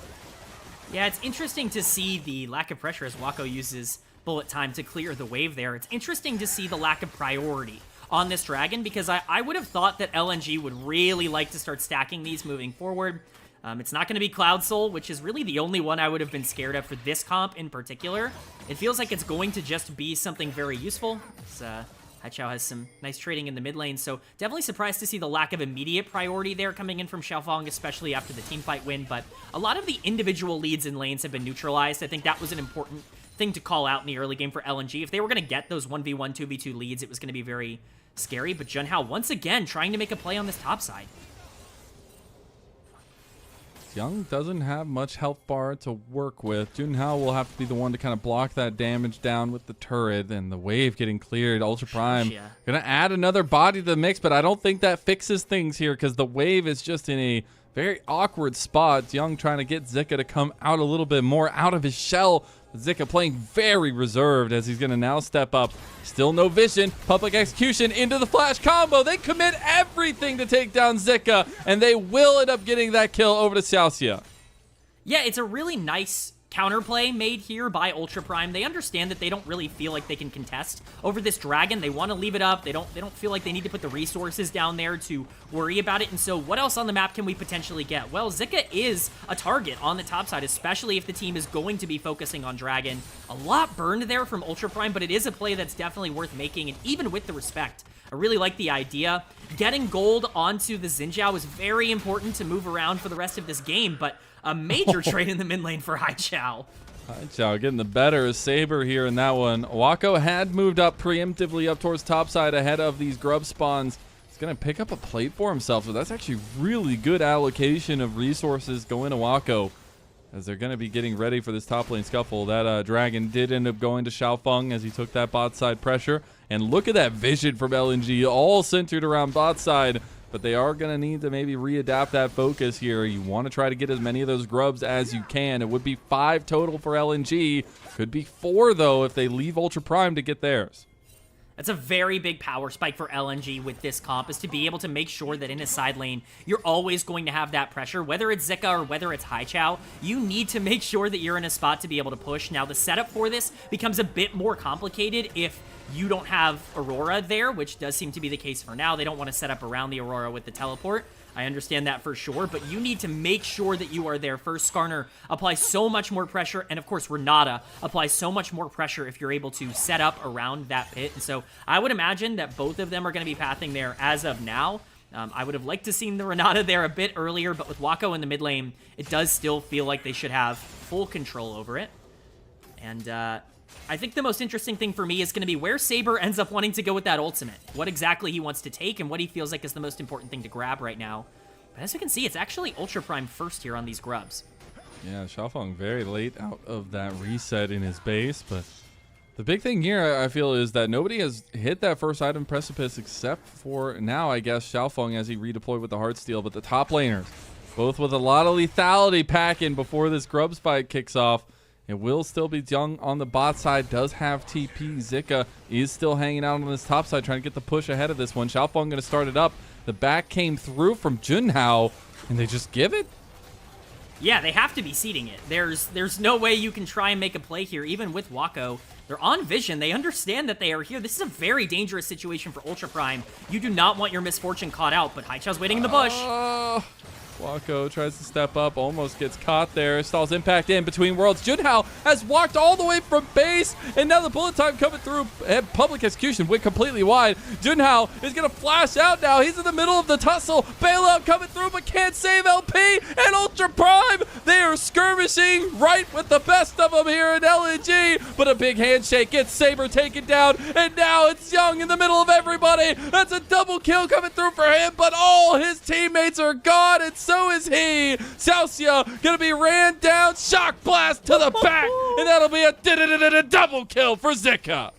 What a chaotic fight. That looked like it could have gone 100 different directions every single second, but it ends up being a really nice fight for LNG. They had established that priority earlier, and honestly, it looked like a terrible fight for Ultra Prime at the start, but they're able to pull it back with some really chaotic skirmishes. Haichao plays this fight incredibly well. You can see the ult popped early there from Saber to try and lock them in, but a fantastic ultimate from Xiaofeng to be able to grab Wako, interrupt that bullet time, try to combo it up with the Renata. Unfortunately here, they just don't have the damage to actually burst down Junhao fast enough, and he gets his full combo off, and that is a problem for LNG. Luckily, they were able to survive it. You don't have any major casualties, and from here on out, you just have more damage. You certainly had more setup, but These are fights between two chaotic, very creative and interesting teams, and, you know, I'm interested to see what they do with it. This is a big win, though, for LNG, and especially getting that gold onto Jace, onto Zika. That makes things a lot harder for Ultra Prime in terms of trying to contest and walk up to these objectives, specifically Dragon in a minute. Yes, I think Haichao deserves a little bit of praise here, but Xiaofeng, man, why was this guy start? Why did they bring this guy in earlier? My God! Like, going from the Lilia gameplay to now being 100% KP in this early game for LNG. I mean, this guy might just be the difference maker for the start of the comeback of LNG. Yeah, I mean, we talked about Junhao and how important it was. Oh, but we could see it play mid. Them, yeah, you know? It's fine. You know. Happens. LP just a little bit overextended there, but that's all right. That will likely be Dragon priority entirely to Ultra Prime. That's a really nice get for them. We'll see if they want to try and, you know, interrupt this stacking, but that's the kind of play Junhao needed to make. I was going to say, Xiaofeng doing a great job, but he's looking to pull something back. Oh, they have the Impale, get the preemptive flash out of Tiang, so that will be getting away from what was about to be Lockdown City onto him, but this also gives pressure to LNG on the bot side of the map to potentially get this second Dragon for themselves. Not only that, but looking at first turret as well with that Demolish proc, that'll be easy does it, so massive map wins for LNG.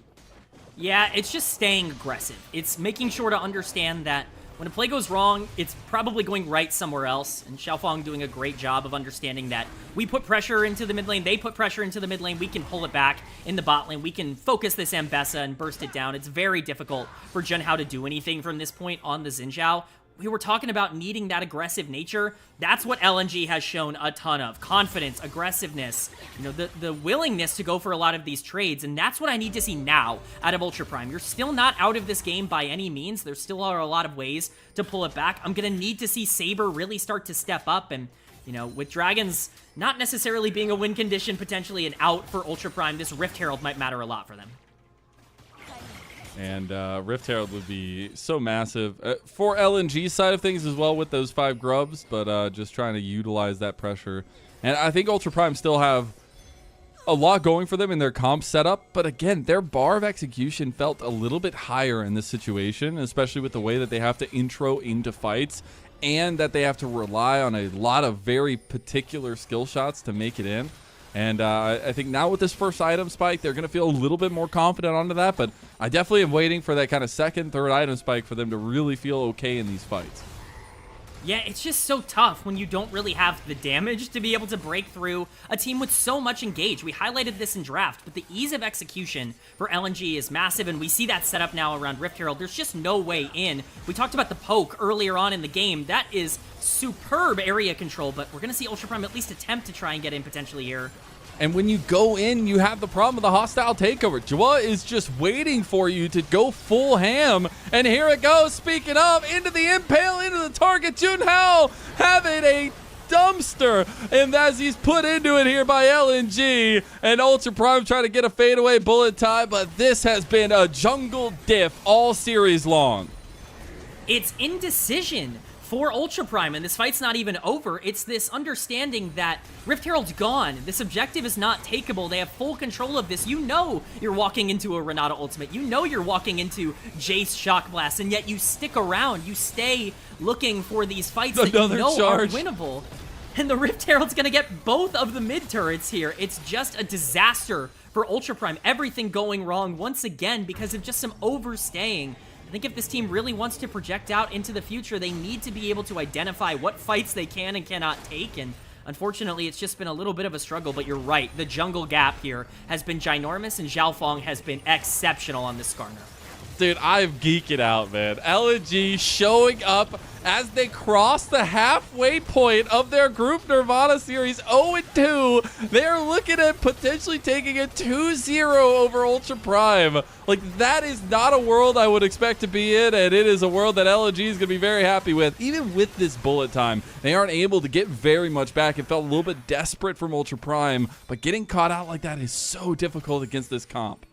Yeah, you just can't step up against the Skarner. You can't step up against Xiaofeng. You can't step up against Shuo. Like, they're all going to catch you out very regularly. And once again, it's just the mid-game pressure from LNG that ends up separating them. And now as you project forward, the objectives are really going to start spawning in about a minute and a half, a little over a minute and a half. Not only will Dragon be up, and that's third Drake for LNG, projecting that they want to try and get that win condition, which I think would be huge for them. Otacon is also going to be on the map. You cannot allow that if you are Ultra Prime. That is almost certainly going to be, you know, a game-losing kind of decision there. But how do you enter these fights? It's going to need to be early setups. You need to start establishing pressure in the next minute or so, and you got to make sure you're first, or else you're going to be in a really bad spot.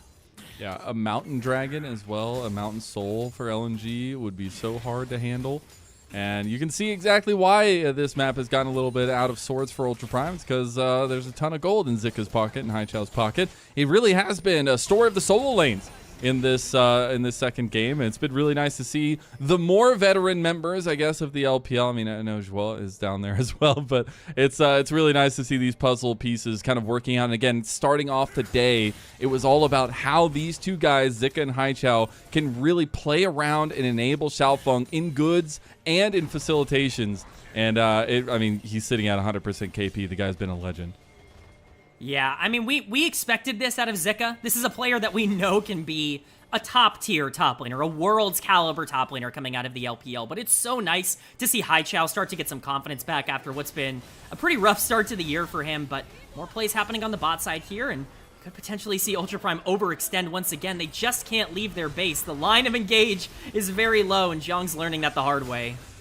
That will be the public execution down. Second item spikes coming in for LNG, but now Saber with the TP. Gonna miss the abduct! Oh no, starting off here with the missed skill shots, but here comes the wind becomes lightning. This is an overextension from Ultra Prime, but maybe they could get something going. Haichao over the wall, goes with the Between Worlds, tries to get back to the fight, and LNG now taking on the Wako. Wako was by himself. LNG re-engaged on by Xiaoxia, but Saber, he finally comes over the wall. He's about to go down too. My God, LNG! They finally show up here when they're on the precipice of death, when they're on the verge of going 0-3 Group Nirvana, and they are trashing Ultra Prime.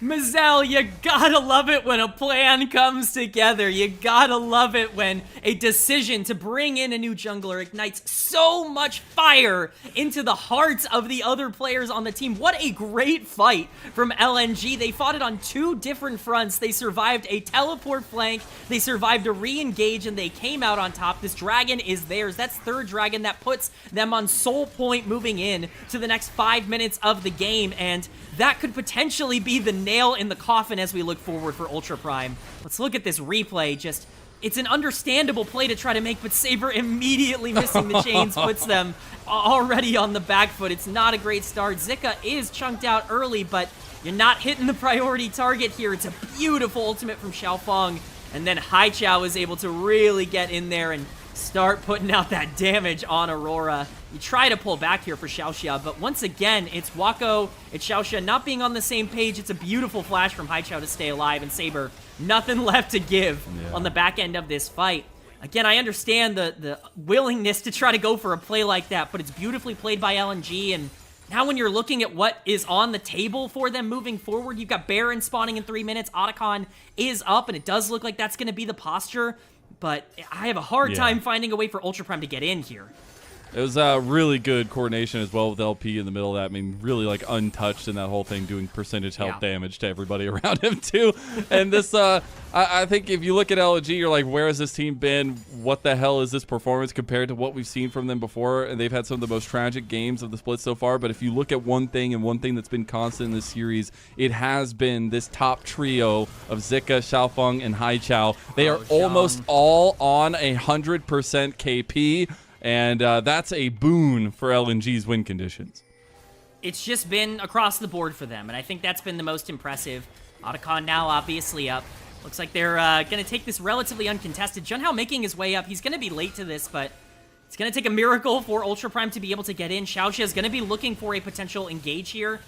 Does not have the flash available. That would be essential, but this thing is burning down fast. And here comes Junhao. Maybe the steel wind becomes lightning. They fight off and they get the steel GAs completed. Immediately going to be popped though. Look at LP. He's ticking away at Saber. Saber healing up, but he goes down too. Those GAs will be for naught as they will all fall together. LNG with an ace, but the Anaconda GAs will come through for Ultra Prime. It's a really, really sloppy fight there coming in from LNG at the start. You've got all these tools to be able to dissuade them from getting in, and it turns into a 50-50. Junhao is able to get the smite off, but that is huge for Ultra Prime, not only because it denies it from LNG, but mostly just because if you go in there and you don't get that smite, that is terrifying. You get aced in the same way, but no GAs to bring you back. Obviously, this doesn't turn the game at all, but it's nice to be able to see Ultra Prime not scared to make some plays. We'll see if they have that same kind of confidence as we move into Baron in a minute. The setup is definitely there from Ultra Prime. You look at the vision on the map, it's going to be free to set up for LNG throughout the entirety of this top side. We can see that pressure already starting. Haichao is going to get that push or be able to catch that wave on the bottom side to set up for that pressure, and Xiaoxia just has nothing to do in the area. He's got to back out. Now, on that soul point, 2 minutes there until Dragon spawns, but more so it's the 5,000 gold lead LNG have developed. Already third item completed for Zika. The Serpent's Fang also, by the way, so all that shielding can be non-existent for Ultra Prime if Zika is in the fight.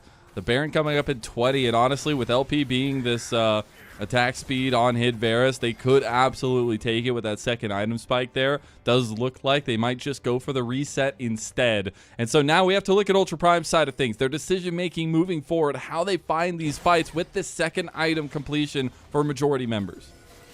Yeah, I think if you're looking for a way to get in, you have to hope that LNG just doesn't do their homework in terms of their setup. There still are a lot of opportunities. You have engaged threats here, especially with Silas potentially stealing a Renata ultimate. There are many options for this team to be able to find and engage. It is going to be the Baron priority over Dragon. I agree with this, with Dragon spawning in a minute. I feel like you should be trying to pressure out this Baron, forcing Ultra Prime in, but we'll see if they actually potentially want to look for a pick. It's actually Xiaofeng sitting in the bush here, trying to get that push in the mid lane. We'll see once Haichao gets in if they want to continue to push here, if they want to continue to try to look for these picks, or if Baron's going to be the goal. It looks like they're not so worried about the objective, at least for now. I'm going to try to get a pick wherever they can. They're going to move over Zika from that bot lane, push to this mid lane. All five grouping up in the mid lane, looking for the shock blast from Zika to get some of this poke down. Xiaofeng ready on the trigger with the impale, just in case anybody from Ultra Prime overextends. This is a high-stress situation for Ultra Prime. See if they can handle it here. Wako getting some preemptive damage in, but the blast cone will end up getting the rest of LNG over the wall in ready for this dragon that spawns in 10 seconds. Yeah, I mean, LNG have full control of this pit, and we can see that. Instant Magnet Storm back. Zika obliterates Wako. You blink and you miss it. Ultra Prime trying to fight their way out of this one, but they do not exist in the same realm that LNG do in this series, in this Summoner's Rift. And Saber are going to be ran down by Haichao too. Dragon going to be started up by LNG, and this is a LNG dominated map. Go ahead and signal the dominance of the Chillin'.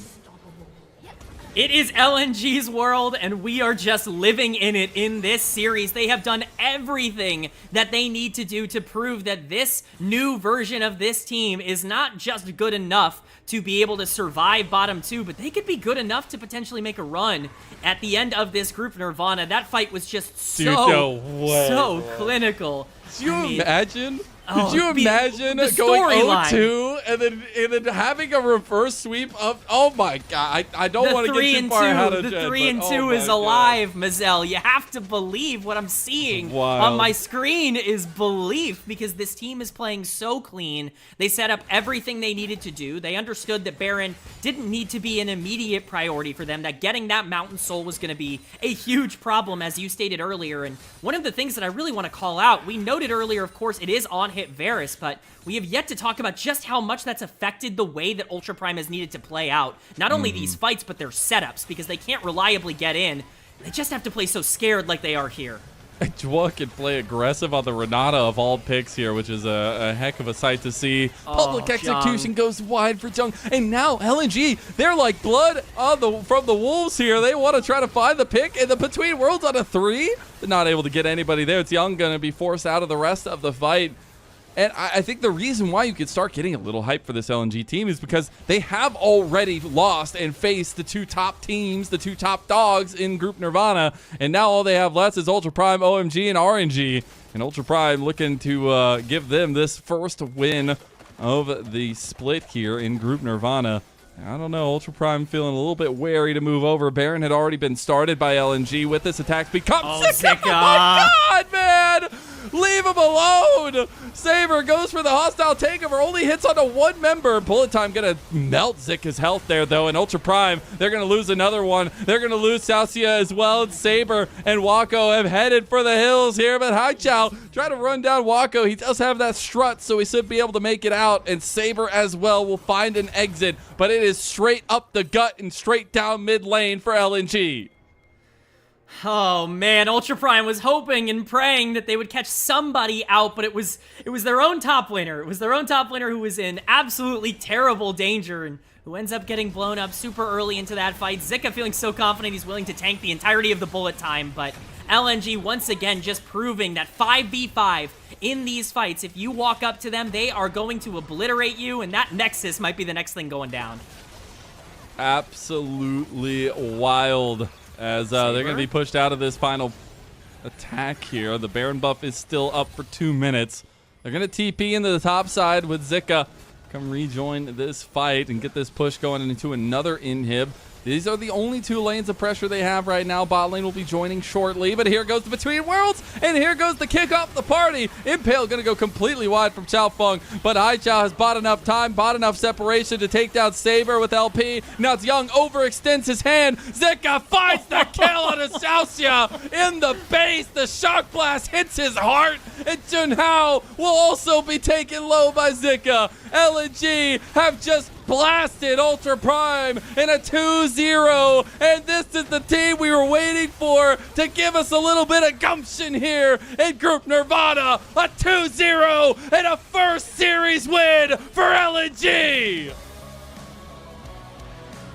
What a series for LNG. We wanted to see something out of this team. We wanted to see this team, come out and show that the roster change was warranted. They didn't just come out and show the roster change was warranted. They came out with fire. This is a terrifying performance if you are one of the other teams that is in danger of being bottom 2 in Group Nirvana, because if I'm looking at my chances after this, LNG looks completely reinvigorated. They look like they have a new lease on life, and hopefully they're going to be able to keep that momentum.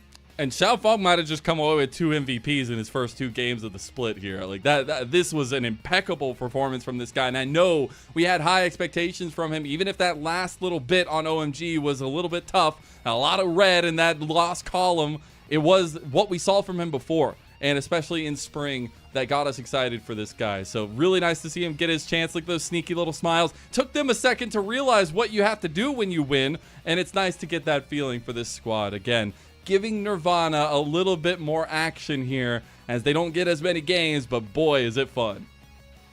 Yeah, I mean, Xiaofeng was unbelievable today. I'd be remiss to not point out the solo laners, who I thought were exceptional in that game number 2. Haichao being able to get such a big gold lead individually 1v1 early on mattered a ton for the pressure that they were able to get in that mid game. Helps out Xiaofeng. And Zika, what a game from Zika. Those snipes at the end with those shock blasts. He felt so confident he was willing to take full bullet times, and a lot of the time he was safe in those regards as well. Just a ridiculous performance from LNG across the board. God, man. LNG have done it. LNG have done it, man. They got a win. That's honestly all you could ask for, and it was in a dominant fashion as well. You'd love to see it, but I think for Ultra Prime, they're going to be scratching their heads a little bit on how this went down, what exactly happened. It's going to feel like a whirlwind at this point, because they did lose 2 very one-sided games off the back of some pretty tough individual mistakes. So I think coming back to the table for them and moving forward, you have to think about how you can shore up that consistency. And I think the draft has to be the primary point. Yeah, one of the things we really hyped up about Ultra Prime coming into this series was that they had such a good sense of identity, that they really understood what they were good at and what they were comfortable playing around. that wasn't really here today. It felt like they kind of took themselves out of their own comfort zone. Junhao has loved to be on these carries, on, champions that want to be facilitated. The Neferi obviously comes to mind, but, Lilia can kind of fall into that regard as well. And instead, we saw a Junhao that was a little bit more passive, a little bit more kind of reliant on others to make plays. I think that was not the version of Ultra Prime that we really needed to see, and certainly wasn't the version that we had gotten used to in their successes. I'm expecting to see some adjustments, just kind of getting back into their comfort zone. Again, we'll see what happens. I don't think Saber played particularly well today either, and I think losing the middle of the map can be a bit tricky, but a lot to build on for Ultra Prime. There are definitely easy ways to grow and learn from this that I think they'll take away, and I think we'll see more of them in the future. I'm so sad. I'm literally on the verge of tears. My 9-game dream, I just watched it crumble between my fingers at the hands of LNG of all people. What the hell, man? I wanted 9 games. That's what I signed up for. Man. Yeah, I mean, unfortunately, LNG had to show up today and look the best they've looked all year. I guess. How unfortunate for us, but yeah, how unfortunate. We do take a look at it. It's a very one-sided game. I think the biggest thing that's going to stand out to me is that kill participation for LNG. They were everywhere and together. And I think getting so close to having 4 members at 100% KP just tells that story. Yeah, I think that there are a couple of takeaways here. Not only the gold graph, obviously, but Saber doing less damage than Xiaofeng on the other side of that matchup is usually not a particularly good sign that things are going well for the Sylas. But we can see in some of these replays, these highlights that we are getting from some of these fights, the setups just weren't there. LNG did a great job of making sure they were first to a lot of these objectives. And you look at Skarner, you look at Renata. How do you engage on these champions? And even the Varus and the Jace make it so hard to walk up. And with that kind of priority, Ultra Prime was always going to be on the back foot. And, they weren't able to get in. And unfortunately, once that gold goes over, it's there permanently. You don't get to get those back. And Zika was feeling himself with these accelerated shock blasts multiple times, finding big picks. For me, it was that pick under Dragon Pit where he goes over the wall and just one-taps Wako completely from 100 to 0. It's just like, my God, Jace is a menace. Lethality Jace is an absolute menace. Yeah, and that's what you can put together when you build that on-hit Varus. You can put together a pretty scary duo because it gives you that consistent teamfight option, and it allows Zika the luxury of just saying, I'm going to delete people this game. That's my job. I'm not doing anything else. I'm just going to make sure that somebody is gone at the start of that fight. And he definitely succeeded there. A lot of backline access, of course, but it really was this Otacon fight that was maybe the only glimmer of hope that Ultra Prime had, and even then they got 5-0 aced. Yeah. Hey, they all looked really cool together when they were coming back from base, when they got put back into base, Little team photo. Teamwork. Yeah. That's team bonding. Yeah. Team bonding. Coming back from Atacon GA together. This is it. This is it. So literally Zika just waits. Shock blast, flash, combo, dead. Get off my screen, Zika says. Oh, man. Yeah. It's just disrespectful. I mean, Again, really, it's boom damage, man. I don't know what to say. Like that's the descripting words that come to my mind. Boom damage for Zika. Yeah, and I think this is equally as disrespectful as Zika saying, I don't really care about the bullet time. I'll sit in the whole thing. I'll take the death. Take all thousands of the damage. Yeah, it does not matter to me at this point. I'm going to do so much damage in the meantime that I don't even really care. You get into this fight. This is a little sloppy from LNG. They miss a couple ultimates going through here, but they're just so far ahead. It's so easy from this point. It doesn't matter. Zika's able to output so much damage. Even LP at this point is able to basically one-shot everybody in the game as long as he has enough time. It's just a difficult way to play out, but it's just an across-the-board win for LNG. It's everyone. You got to credit all 5 members. They all stepped up today. From only winning a couple times on blue side to fighting one time on blue side, sorry, to fighting 2 over 10,000 gold lead wins.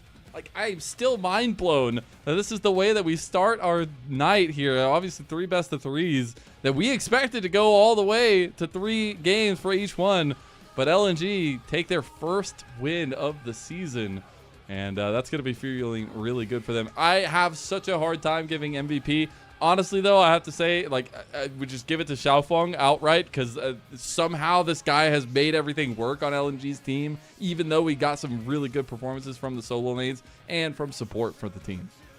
Yeah, you can pinpoint 2 or 3 fights that were instantly won by Xiaofeng, but it's Zika. I mean, hey, I can't be mad at the chase. All right. The crazy chase, 88% KP for the top laner here does kind of show you just how crazy this game ended up being, but I certainly can't be mad at Zika. I thought he had an incredible game, especially in those mid-game fights. Obviously, he was able to generate that lead in the early game that established a ton of pressure, but I mean, it really was the flashy plays that came in for him later on.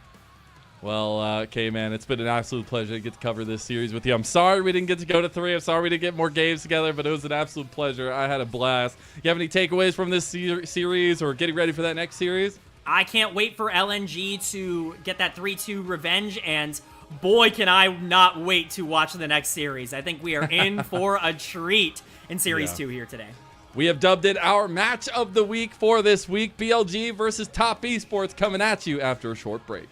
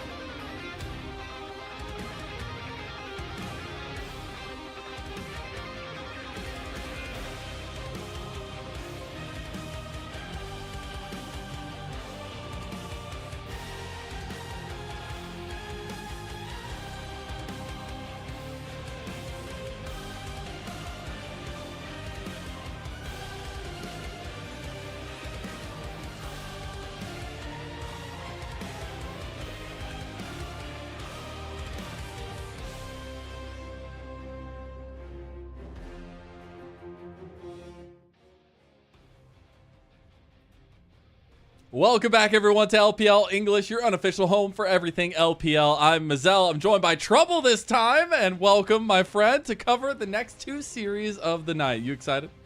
Oh, I'm so excited. Are you kidding me? You see the teams right below us? It's like BLG versus Top Esports, the Giga Banger. Yeah, it's going to be an absolute gigabanger. So much so, in fact, that we have decided it is our match of the week. Even if it's at the beginning of the week, it is going to be our big focus for this one, because BLG versus Top Esports, not only the history from last year and BLG's come up in that one with the double back-to-back titles, their first titles as an organization, and then Top Esports taking firm hold of that rivalry here in 2025. I mean, it's crazy, right? It was only yesterday, I feel like, where we're talking about Top Esports going up against BLG, BLG being the complete favorites back in 2024, absolutely stomping them in majority of best of series that we saw throughout 2024. And then, oh, how the tables have turned going into 2025 from winter to now. I feel like even looking not only at the scores, but like the performances overall of the teams, definitely Top Esports are coming into this one as the favorites. And I feel like they like those odds. Yeah, I think that series back in spring, that 3-1 going the way of Top Esports, was a backbreaker, and BLG trying to come back from that one. Let's go ahead and talk about this BLG team, because they have fumbled the bag. I mean, this team should be absolutely in the top 1 and 2 conversation in the league, and they just last week came off losses to AL and JDG. They did bounce back against WE, but still lost 1 game in that series. This is a team we expect so much more of.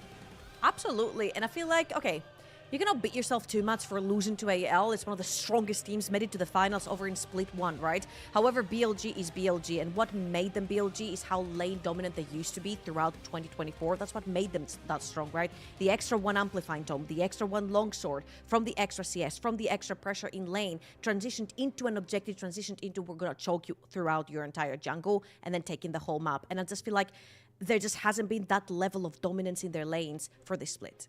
Yeah, there hasn't been. Let's go ahead and take a look at the other side of things, though. A team that has been pretty damn lane dominant. It's Top Esports, sitting at the top of the table here in the LPL at 5-1, but a team that has found such success off of being a multi-headed Hydra. Absolutely. I feel like this Top Esports team is coming together, and I felt like at the beginning of the year, I'm not gonna lie to you, Mako out, Crisp in, I'm like, Crisp is like hit or miss, if you will, but he's been fantastic for the entire year. And I feel like particularly the previous series where I'm not gonna lie to you, everyone was kind of lost. Kanavi had a lot of whoopsies in the jungle as well. Crisp and Jackie Love held the fort together. Yeah, they absolutely did. And obviously, we've seen some back-ended performances from both Elk and seeing Jackie Love not have as much forefront in a lot of these games. But then when they do, they turn it on. But me particularly, I think not only the narrative, but the storylines, the differences between this mid lane is so interesting. We're going to take a look at this head-to-head between Cream and at Night, because not only do we get to see they do have a lot of similar champ pools, they do have a lot more, but it's the things they lean on more. A little bit more supportive this split so far from Night, but a lot of mobility for both of them out of the mid lane. I'm not gonna lie to you, I love this face of Cream. Early 2024 spring, he brought out the Waze, the Aziz, and people doubted him, right? He was the assassin guy, the guy who would play aggressive, the guy who would stomp your Tristana. Had a 16 win streak on that champion as well. But his Azir and his Way were so damn good. Now, for the side of Night, I feel like this is why we've been talking less and less about lane dominance, because he has sort of taken a step back with all the Gallios and such from those lane dominant laning phases where he would actually get kills, he would pressure you on the tower, he would take your TP or your flash early, and it just hasn't quite been the case this time around. Yeah, and you see still like big picks for him being comfort, like the Yone, things along those lines. And it's always been about how he dictates these team fights, how he finds pressure onto carries. And you can see that, especially in this WE composition that they faced off against. This was the series they did lose a game to WE, but there was a lot of consistent performances across the board, a little micro moments from Night, like starting off this fight by trying to get cars out, even though it's the Weaver's Wall that's pretty short, they still end up finding a big advantage there. And it's always about him kind of keeping tabs on what's going on in these fights. Yeah, and if you look also, these were not like the easiest lanes for him to play. However, he found ways playing through that side lane. I feel like Yone and Talia are fantastic for that. BLG have found success through getting Knight released on the map when he's super strong. Talia, Yone can absolutely do this, specifically for Yone as well. After building the Rune King, you can chill on a side lane, you can take your 1v1, 1v2, whatever it is. And of course with Talia, it's sort of quote-unquote a more supportive role, but not really, because you affect side lane so much, but you also do a bunch of damage with a champ. Yeah, you absolutely do. And it's just a lot of the direction in these fights. Even when we were talking about how kind of the lane dominance isn't necessarily as there for BLG, we still see some of the mechanics that have made them one of the most legendary teams in recent history of the LPL. And it's these kinds of performance you want to see more consistently from this team, even going back to split #1 here this year. But on the other side of things for Cream, it has been a real coming of age for the guy in a lot of ways. He's had a lot of impact on a multitude of champions, on different styles as well. And it's really him just leaning sometimes into his picture perfect Akali's and sometimes going to these mobile mages in mid. Hey, I'm not gonna lie to you. I feel like Cream has had a fantastic year domestically. I feel like where people have most of the problems with Cream is when that translates into international events. Yeah. But also having a pretty bad first stand, coming back and being so dominant, I think it speaks volumes not only for the practice of the player, but also a little bit of the mental going into this split. I can only imagine it can't be that great going into an international, well, the first international of its kind, right? And actually fumbling it and then coming back to face like the BLGs and the ALs and actually doing so damn well, falling back onto the type of Azir champions, mages, playing for those side lanes. I feel like slowly but surely refinding himself in this split for potentially another international coming through later on. Yeah. And again, I know that Knight is going to be looking at this matchup with a little bit of revenge in his eye. Obviously, that last spring matchup there not going his way. Cream actually getting the better of him in multiple games in that series. So now we're headed off to the 1v1 action, to the stage here in this one. And I could be more excited to see it because we get the tee off of our narrative here as well. It is Ben versus 369, the two guys that I feel like have crafted the recent history of top lane in this legendary league. And now they get to go at it in the 1v1. I feel like it's always been the biggest question, because when you thought about mid laners, you were like, oh yeah, Knight is over everyone, right? He's the best mid laner. Junglers were pretty clear. Everything was pretty clear, except for that top lane. People have been arguing about Bin and 369 for the longest time. I have been a 369 enthusiast in the past. I still remain. However, it's really funny because in like recent matches, specifically versus WE, we saw Bin take more of a JDG 369 approach, bringing out the Ornn out of anything, and then 369 playing a lot more aggressive when it comes to his lanes. If there's a consistent factor in all of this, it's the fact that WE took games off of both these teams. I don't know, that's the one thing that we're coming about of this. All the information, Listen, it doesn't matter. It's WE took a game, man. I don't know if that says more about WE or more about those two teams. I'm not gonna lie. Take maybe both. Maybe both. Maybe both. We could take both. But no, this matchup is so funny because old heads in the LPL will remember kind of the conversation of 369 being the most dominant. Then, you know, he was a big carry player. Then can he play tanks? He ended up fully adopting his style into the kind of the tank meta. Honestly, the same question then became a bid, looking at seeing if he could change his style, if he could change his meta, and he did so, and has really taken the spotlight of top lane here in the LPL, maybe from 369 a little bit in that regard, but we're getting those primo top lane bans in this 1v1 as all of them are off. Let's get Sion v Sion. Come on, please. Oh, there we go. Rumble gone as well. I'm not gonna lie to you. I did an event, like a solo queue event, which was a 1v1, like way back in the day, 2022, I believe it was. It ended up being a Volibear, Sion, Tamkent show-off back when Anathema's chains were a thing. Oh, God. So clearly, bruisers and tanks are so freaking broken on the 1v1s. Okay, I asked our producer at the very beginning of today, well, a couple of minutes ago, why the heck do 80 carries not play 1 versus 1s? And the answer was, well, maybe they just can't play bruisers. These are 280 carries! These are 280 carries played by top laners! Top lane bans, and then we just go for 80s anyways. Were they ever going to pick top laners? Who knows? maybe that's the trick. Put an 80 carry versus an 80 carry and just ban all the top laners. And then you just play good old Corki versus Varus. True. Honestly, you're not wrong. I'm not as excited for this Corki Varus combo. I'm not going to lie. Yeah, but maybe we'll have a little bit of fun with it. But that means we get to talk more about the narrative and the stuff that we actually do care about between these two guys. Because I got to ask you outright right now, even from this year, is 369 or Ben the better top laner? Oh, you put me on the hard. spot It's hard. knowing I'm a 369 enthusiast. I know, but we got to answer the question because it's always the question. That's always the conversation between these two guys. You know what? It wouldn't be fun if I wasn't biased. I'm going to say 369.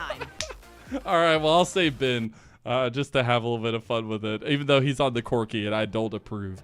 We're getting into the 1v1. If you're new here, if you're just joining us, we do have a 1v1 for side select. It's going to be 369 versus Ben, but it's first turret killed, first 2 kills until the Ring of Fire, and then it'll be first kill gone wins the side. So we'll see who ends up choosing blue side because we all know that's where it's going. Yeah, blue side is the one that they've both been favoring, and we get the good old level 3, all hands on deck, lethal tempo Varus. I'm actually pretty surprised here that it wasn't potentially the Halo Blades Varus coming through, as we have lethal tempo over and bin onto that Corki. But a little bit of a look at the summoner spells because they're very, very important. Usually when you go up against a quote-unquote caster, your flash is way more valuable than, let's say, a second combat summoner. Because if you can dodge or flash a very important spell, then you can win it down to the auto attacks. However, right here, 369, he's gone for more that's bold. on-hit. He has gone for more of the on-hit type of Varus here with the lethal tempo as well. And he's gone for the double combat summoners, which means that if Ben can either dodge a Q or potentially even better, a chain of corruption with his flash, he will be able to win that trade. That's going to be really tense to keep an eye out. Although now my level of care of 1v1s has gone very askew because Zika took Snowball. And the fact that it is, competitively takeable now means that anybody that doesn't take Snowball immediately goes down to the dumps for me. So both Ben and 369, they're gone. I got you one worse. People who take Exhaust. Oh, yeah, those are the worst. Those are the worst. Yeah, but you have to take Snowball. It's just the etiquette. And if you hit it, you can't take it. That's going to be both combat summoner spells burn. Flash, there's that there dodge out of the Chains of Corruption. Or not Chains, the arrow, rather. It gets the first kill there as he gets level 6 off of it, too. And that'll be 1 away from Ben getting side select for BLG. And that's exactly what we just talked about, right? When you're playing against a champion that relies on those big spells to hit, such as Q, even lethal tempo Varus, his Q does way too much damage up front. Ben being able to flash that is a huge, huge win for him. However, right now, he will not have that flash to rely on for the time being. And I'm not quite sure when the Ring of Fire comes out, but I do not think he will have that summoner spell. Actually, he might do. And if he does do, when they do 1v1 again, I feel like it will be a pretty easy win for the Corki here. Yeah, I mean, we already see what happens if you can dodge that out. Now, it will be the Chains of Corruption this time. Maybe a little bit wider of a room to get into, but still a very nice advantage for Ben. You could see 369 was giggling, was laughing the whole time, realizing what's going down. But now there is a little bit of a difference in the item completions here. The Sheen going to be very nice for Ben. Yeah, the Sheen and the Phage as well into some attack damage. Yeah, attack damage, I guess. And lifesteal for the set of 369. Again, a little bit of confusion as to why he's gone for more of the on-hit build right here. Especially when you're playing up against a more of a poke-oriented champion such as the Corki. But we'll see if he can turn these fights around. Again, Corki really relies heavily on that flash to play for the fight, specifically after Varus has skilled Chain of Corruption right here, which is his ultimate, of course. Ben is playing more aggressive here. Ben! Ben going for the solo! Oh my god, he got him! That's 2 kills. Ben wins the 1v1 at BLG. They're standing on business here today. I mean, I don't understand the choice of 369's Varus runes. I don't Ben, get it. He's like, it's like easy, man. Easy. Let me get my headset back. Let me get ready. I'm about to take down 369. He doesn't care. Okay, Well, I did take 369's side. I'll give it to Bin this time around. It was a pretty easy peasy 1 versus 1. 369 might have made it a little bit easier so happy for with Bin, himself. but a win is a win is a win. And shocker, Wow. out of left field, something that nobody's ever seen, blue side selection for the winner of the 1v1. Oh my god. But I do want to talk a little bit what this means for BLG. So we're having a little bit of fun with it, but side select is very important. Blue side more important than anything here. And I think setting up these two junglers and how their mid lane counterparts are going to be set up for that kind of mid jungle duo is exactly what we're going to be looking at in this first 3 sets of picks. There's a lot of different iterations of B1s you can get, but the most common ones are either the Gwen or the Rumble, and then those are being followed up by super strong mid and jungle duos to sort of support the Rumble and the Gwen. And having the highlight on Bin and 369, having blue side over on BLG, I think Bin would be more than happy to take one of these very, very strong champions in his hands for sure. Yeah, and then you look back at that rivalry back in 2024 as well between these two teams, and specifically the organizations. It lights a little bit of a fire under you when you think of what has come after that time. Once we have passed that kind of age of the double conquering of BLG in 2024 and now into Top Esports' domestic dominance era, it just feels like it's been one of those stories of the ages for the LPL, and I'm excited to see another iteration of their matchup because, again, we get to see this 2 times in this double round robin of Group Ascend, and this will be a fun one to kick off how we're going to be feeling about the next one. It's kind of give you solo leveling vibes. It's like the development of the character as the series goes on, right? Particularly the one you mentioned as well of Cream versus Knight. How Cream has been able to develop himself enough to take up one of the greatest mid laners of the LPL ever, full stop. As we are going into our draft here, let's see Gwen gone straight out. Absolutely. Maybe the Rumble going to join Nefiri and the Varus banned by BLG. It will end up being that Rumble, so heavy focus towards Bin's first pick here by BLG. Yeah, I wouldn't mind seeing things like Talia even on B1. For the love of League of Legends, Shun is no longer on BLG, so I would not like to see a Vi B1 right here on blue side. I'd rather see like a very strong champion, something like the Ezreal has been favored. The Talias are very, very strong in lane in general. Yeah, I do wonder. I mean, do you go with another top lane ban here? Do you try to go with something in the jungle? Like, all right, it's going to be the Talia, so taking away that spacing away from Knight. No! And even if it's not Shun, it's still going to be the B1 vibe. BLG, lock it in. Redeeming factor.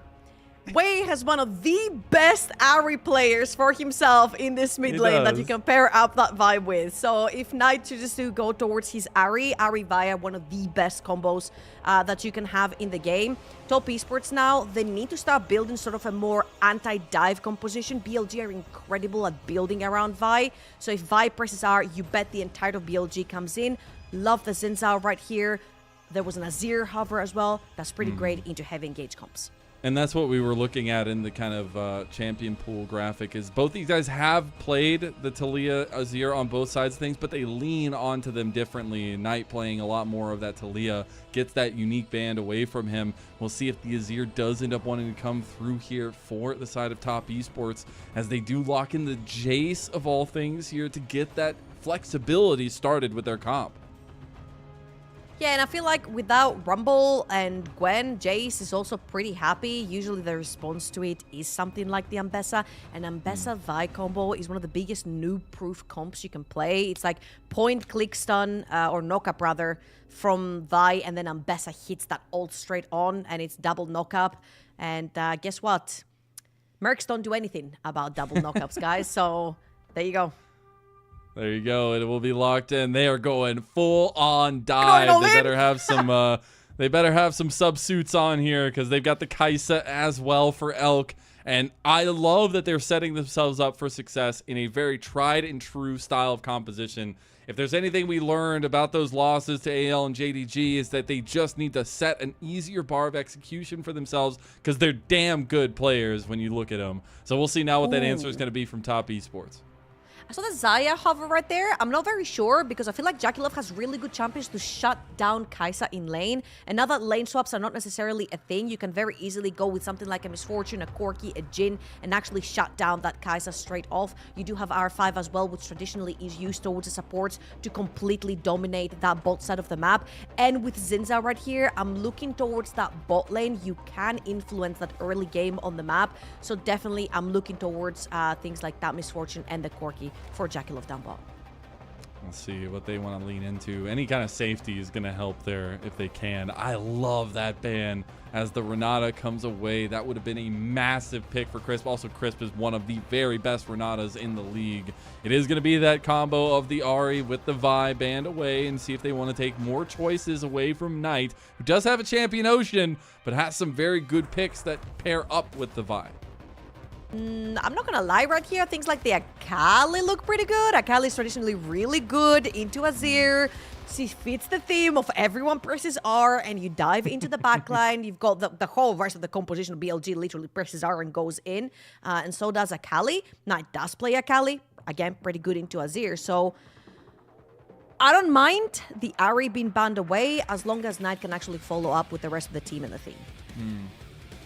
I think the theme is really important to kind of keep going here because your entire composition is based around those dives, around proactivity as well. They are going to ban away the Kalista, so that Fate's Call, a really nice safety tool there, but also the dueling power in the 2v2, really nice into the Kai'Sa here.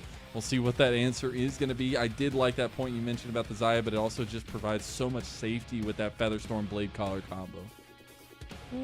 Sure, but then it doesn't become as dominant in lane. I guess the fear right here for JackeyLove is mostly how do I stay alive if I do get pinned down by Vi? And the answer is, of course, one of the best anti-dive champions down the bot lane, which is the Xayah. However, I am worried for that early game damage coming through right now from top esports because both Azir and Xayah really do shine later on in the game. And let's see, is BLG going to be bold enough and go for something like the Akali? Silas would be dirty. Knight's Silas is kind of nasty. I am also a little hesitant because there's not a lot of good choices here for the Silas, Yeah, but that's maybe why. he's just saying, I'm going to hands diff you.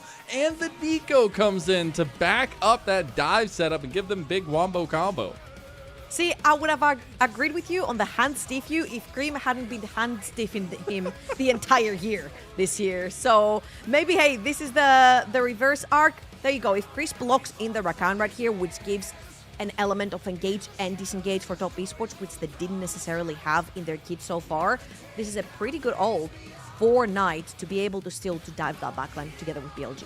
Yeah, it can be. I'm really curious at this 2v2 now between the two sides. But when we're looking at this, I mean, there's a lot of skirmishing power in these mid-jungle duos. And I think it's rightfully so that we wanted to put a big focus on these two going into it. So how do you get the things rolling for BLG? And specifically, how early do you need to get it rolling? I mean, if you look on the bot lane, they've gone towards more of a push lane. Something that you traditionally do not see with Kai'Sa is that Nico. You usually want hard to see and engage, which she will be able to provide after level 6. But you are playing towards a team that cannot out-push you with the Rakan and Xayah. So I am expecting that Vi to be pathing towards that bot lane, potentially set up with the Nico and try to get the Kai'Sa ahead. Sort of free the top side of the map a little bit until you hit that level 6 power spike and you can combo that Vi together with Ambessa. And now we're getting into it as well, the other side of things for the side of top esports. Not only is it an attempt at continued dominance over BLG this year at least, but trying to right the wrongs of the rivalry past between the two squads and getting to see if this top esports team really is the new big dogs here in LPL, and if BLG's little fumble last week is going to be something to hold on to. We made it our match of the week for a reason. The rivalry speaks for itself, but the players on the field speak for it as well. It is a BLG who is looking to re-attain dominance versus a top esports who has been dominant. A King Kanavi trying to regain his crown and show that against Way of all people for BLG. That next iteration is BLG versus top esports. Game number 1 kicks off now.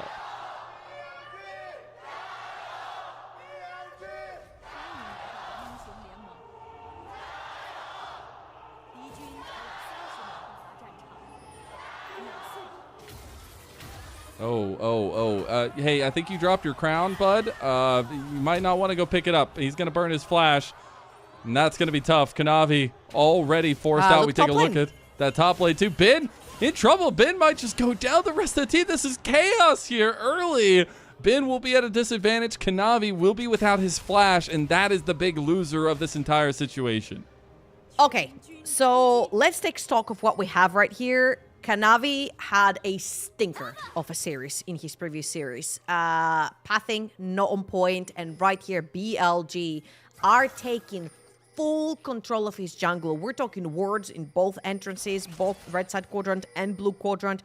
We're talking about dominance in terms of establishing a lot more visual by walking forward. Now, the one thing, if you look in the top lane, there's a very deep ward placed by Crisp, if I'm not wrong. And usually that happens when you're playing Jace versus any melee champion or any ranged champion versus any melee champion. You'll usually see the team of the melee champion walk up as 3 or 4 members, place a ward in the deepest brush so that the ranged champion cannot dip into Fog of War to take really heavily favorable trades towards the ranged champ.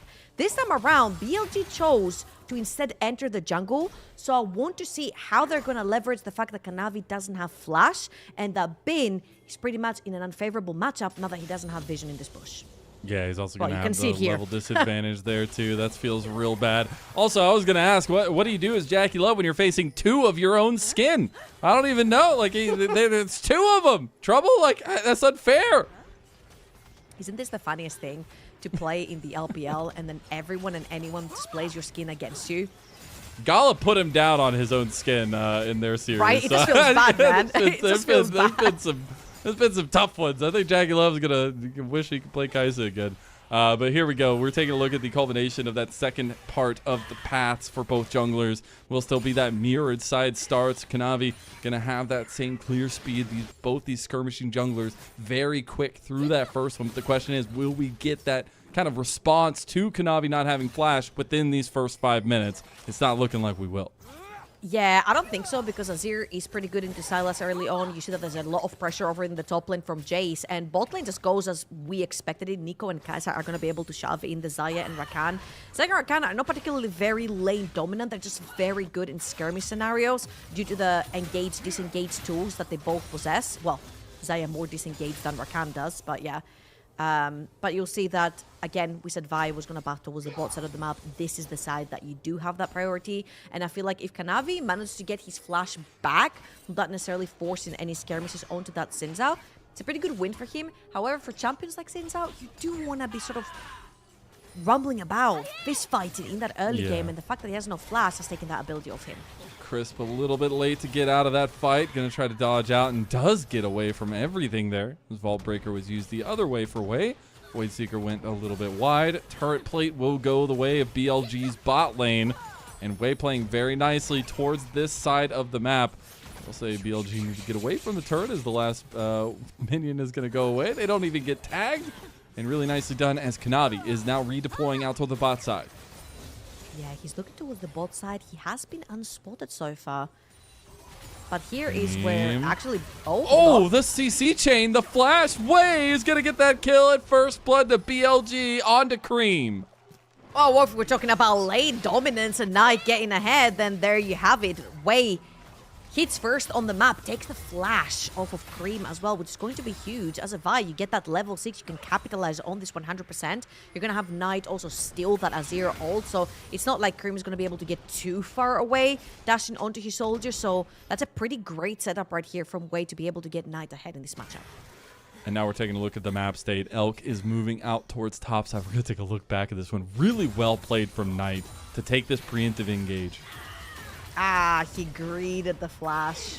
Yeah. And now he wishes he hadn't. Yeah. And if you think about it, that's why I was begging the question of what this BLG team could offer us or what we want to see from this team, because they have had a rocky start to the start of this split here. And yes, they started off with 2-2-0s, especially over IG. That's huge. But then falling desperately to JDG, but also that heartbreaker series against AL. It is not the BLG that we used to know in 2024. However, they are being pressured right now, and I feel like all good stories have some sort of peak and some sort of dip in the whole graph, if you will. It's like the proper LPL gold graph, but this is like the history and the development of the character, right? So right here, BLG, I feel like even as a viewer, it's much more exciting when you see a team try to get back to their old selves and figure out why things are not working for them in the meta. And right here, they do have a lot of dominance. I love that early game from Wei and Knights trying to get that Sylas ahead. We talked about how this is not going to be the easiest game for Sylas, playing into so much range, soldiers, Xayah and stuff like this. However, if that Sylas does get ahead, this is the redemption arc for that champion as we see the 1v1. Ooh, Knight going for the 1v1 on a creep. Double Emperor's Divides for both of them. That was exciting. About even on the health, but Knight has first move over to the Grubs. The Grubs have already spawned, and BLG, point and present, gonna start it up. TES right behind it, though. We could get a kerfuffle. Yeah, I don't think it's possible for Top Esports to actually walk in here. I feel like Kanavi is maybe looking for a smite and then getting out. They have level advantage of the set of BLG and complete control. Oh, they overextended there. Kanavi goes down immediately. Big blade collar there from Jackie Love, and they're going to get the one back. Really good peel ability right now, and Elk overextended himself, but Cream goes over the left side of the fight, goes down. Another Tangle Barb from On, as Jackie Love's going to hit a nice blade collar onto Wei, but On might have been the MVP of that first fight. Wow, Top Esports or Jackie Love do so much damage, and they just got baited into overchase. 3-0 on the Vi, and you know, I'm not a big Vi fan, but if at 7 minutes you've got 3 kills and an extra item, this is definitely going to hurt. And let's watch this one more time. Top Esports have absolutely no freaking business walking into this river. It doesn't belong to them. They have no setup. They have no vision. They get stuck onto the choke point, on with a fantastic E route onto 2 members. And here's when things start turning around. They see Jackie Love doing a lot of damage, but once Elk flashes, the entirety of Top Esports gets baited into the choke point again, and On capitalizes one more time with the Nico. A fantastic performance on the Nico from On so far. Really, really good stuff. And this was a clutch pick in the latter half of the draft there themselves. We were wondering what this pick does, right? We were questioning it a little bit, but On showing out and showing up so far in this early game now. An almost 2,000 gold lead for BLG as Ben is in a 1v2 and he's dodging away from everything. Meanwhile, that will be the Dragon started up and taken by BLG, propelling their early game advantage even further forward. Not handshaking those objectives hurts so much for Top Esports. You usually want to play away from what's the strongest part of the other team, and Top Esports are playing right into BLG's hands, swapping their bot lane top when that Dragon is up. And now BLG are looking for a dive. No flash now on 369. There's Vi ult. Yeah, nobody's really coming to help him. Crisp is running out of base, but he's going to be a while. You also have Jackie Love right there behind him. Gotta try to buy time here. Buy as much time as you can. 369. Hold the line. Void Seeker is not going to hit, but he will still go down to On, who now goes 2-0-2 on the Nico. Maybe even looking for another turret plate here in the bot lane. And that'll be a triumphant gold advantage for BLG early on into this one. This is reminiscent of 2024 BLG. Lane dominant, neutral objective dominant. Talking about dominance, Kanavi is looking to establish some in that bot lane. Pop Blossom play going in for BLG. On has no more mana. Is just trying to step up. Realizes Kanavi has found their backside, and Elk's going to go down as well. Give it a couple quick kills to the man himself, Jackie Love. Takes down his skin. He's the only one who should be using that apparently. 2-0 on the Xayah is really huge right here. One thing that I've always had a problem with Top Esports is that I have compared them to wild animals when it comes to neutral objectives. Top Esports are the kind of team that believe in hands diff very heavily, and it feels like whether they have set up in neutral objectives or not, they are going to take their chances to 4v4 you, to 5v5 you, to try and establish some sort of vision or control over a neutral objective that never belonged to them in the first place. And it has been a lot of times to the detriment, right? Can you count here, Cream? Oh, man, I don't even know. He gets half his health taken off early there. On was not at all in line with the minions, but it didn't even matter. Odd's having a little bit of fun with himself in this game number 1, and that's got to feel good. A little bit of pressure towards top side as Kanavi has been spotted out moving here. Ben trying to dodge and weave his way away from 369, but the next spawn of Grubs in about 45 seconds. Ben just goes in on the 369. That was bold. He knew that Kanavi was there, but it was all just a bait. Ben was buying time, but is it enough? Now, fish in a barrel. TES need a way out. Cream getting a big Emperor's Divide. Way gets pushed into the alcove. And Top Esports, they're looking for a front to back now. They're starting to get this one down. Cream has been untouched this whole time. And Knight's about to go down too. Knight got 2 kills. Knight dodges out of that last win, becomes lightning. And this is why we expected this to be the match of the week. The hands on these guys is insane. You're talking about hands. They're just willing to throw hands. 3v3s and 4v4s all day. They're pulling TPs. Void Grubs haven't even spawned. They just purely want to establish vision on the tops of the map, and they're willing to pull TPs and fight over vision control. And if you were not sure if this was going to be a banger of a series, well, I think game 1 is already delivering. However, Void Grubs still on the line. Let's have a look at this. Being engaged is because look at the river. There's 3 of his teammates already heading up, and he knows he can use the alcove to buy time for the rest of them to get up there. Crisp will find him with that taunt, and then the rest of the team comes in. Cream and Knight fall through the TPs, and then the rest is history. They're just back and forth fist fight. 2 of them end up escaping on each side. However, if you look on the picture in the bottom left, that's going to be 6 Void Grubs to the side of BLG. I'm surprised that Top Esports weren't even able to contest over this as well with the map state that they had going through and that first item going for Cream, but that is the way things have gone, and 6 Grubs is going to be very hard to deal with. Cream is the focus now. Cease and desist coming in. Flash under the turret. There's Elk with that beautiful Void Seeker combo, but Cream still alive, still kicking. And now it's a deja vu, but it's the other way around. Top Esports want to make the play. On completely misses his Pop Blossom, and Elk goes down because of it. On might just join his brother in the grave, but a big Feather Storm going to save Jackie Love from taking too much damage as they're going to push out this top lane. It was still Grubs taking it. BLG move on to the rest of the map. However, this is very scary. That is 1 kill traded for 4 members over on the top side of the map, whilst Bin gets access to towers for free with 6 Void Grubs in his pocket. The Ambessa is already about 1,000 gold up, and it's only going to get worse. If you give free time with towers to BLG, we know what happens to your map. It usually goes pitch black, and Top Esports just commit way too hard on the tops of the map for not necessarily anything in return other than a kill.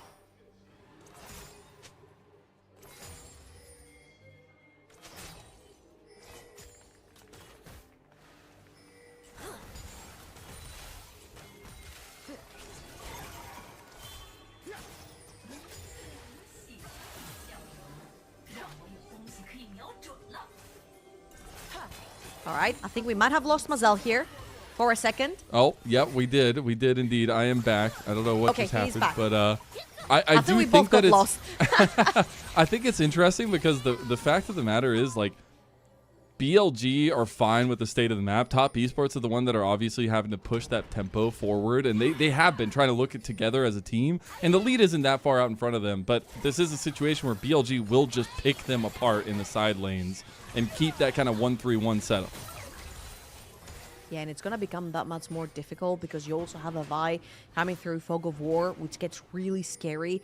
The pin down and the follow-up from BLG is what makes it that much scarier to be alone on the side lane. As you can see right now, Cream has to respect the fact that Wei is around. Canavi's trying to sneak in the Dragon, and they are going to take that one most likely for free right here since Knight is trying to push that bot lane wave. Oh, Chris getting caught a little bit, and BLG might be looking for him. Again, remember, when they find one target they want to engage on, it works out beautifully, and that target is Cream! Emperor's Divide from Knight himself, and now the TP from BLG. Give the golden left hand a triple kill to boot, and that lead starting to get to 2,000 here for BLG 15 minutes in. But what is going on with Top Esports? You managed to sneak out the Dragon, and they can just throw it all by walking straight into BLG's open arms. A little bit of dizziness, and like, you cannot afford to get dizzy versus BLG. We know how that story ends. They're just too quick to chop your arm off. They are indeed lethal as they are. And that Top Esports, that's been a couple decisions around these objectives that have been a bit dicey.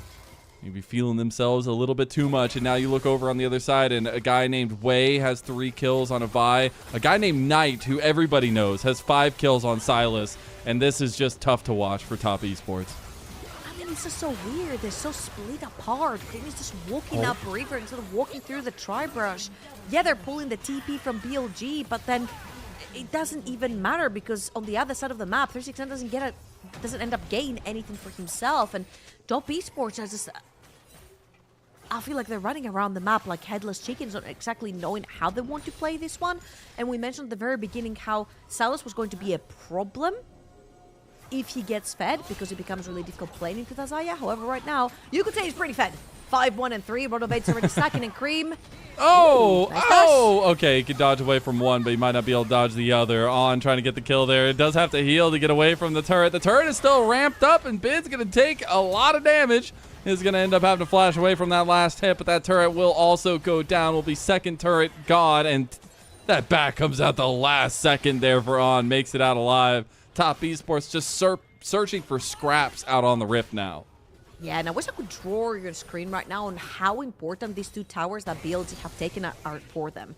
Right now, you're going to be playing the dragon stacking game. You already got 6 void grabs. Now you're going to be stacking those dragons. Get that soul. Force Top Esports to walk into you to fight you, especially since you have such a strong Silas to show off for. And if you look on the bot side of the map, the darkness inside Kanavi's jungle is going to be so difficult for Top Esports to overcome. As we see, Cream right here, he tries his best, but he gets caught by the edge of the Ambessa ult right there. And even though Chris was on his way, if you look over on the minimap, it just wasn't quite enough. He wasn't there on time. And I feel like this is going to be a preview of how every neutral objective is going to go from now on for BLG. You kind of need a Top Esports miracle fight, which has happened before, but I just can't see an angle where Top Esports actually walk inside their jungle and have enough vision to take those fights. And I go back to what we talked about in draft and kind of coming out of draft is this is exactly the style I wanted to see from BLG. I wanted to see them have something that's worked for them before and just execute. Just be the better team. And right now, they are like the better team. And that'll be BLG taking down 369 under turret and the turret on top of that. All outer turrets taken down. And a 5,000 gold lead now for BLG. Do you know the meme with the little guy who's holding the little stick and he's poking something? He's like, come on, do something! Yes, I do. This is how I believe Top Esports fans are looking at this game. They're like, come on, do something! Top Esports Don't worry, are here. we're They're going to looking 3. for Bin. Don't worry. Don't worry. It's coming. Blue side is they just so fancy those dominant, odds. you know? Oh yeah, this is surely a blue side incident.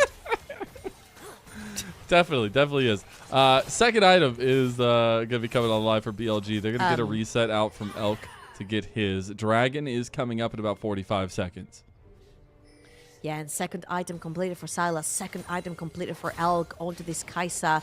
Black Lever, so importantly, completed for Wei. Gonna amplify a lot of the damage that Elk and Bin and Wei himself does over to TES. And again, you just need a little bit more vision to play around the bot side, but look how choked out of their own jungle they are if you look towards the Dragon. Yeah. I feel like Top Esports are going to have to somehow isolate that Azir, try and get some vision, hover around him, try to get him to take towers, and with that in conjunction, a couple of CS, get him a little bit stronger, grab him a second item, and potentially once that Nashor's is completed, you could start looking towards a miraculous fight, because you ain't walking towards the bot side of your map.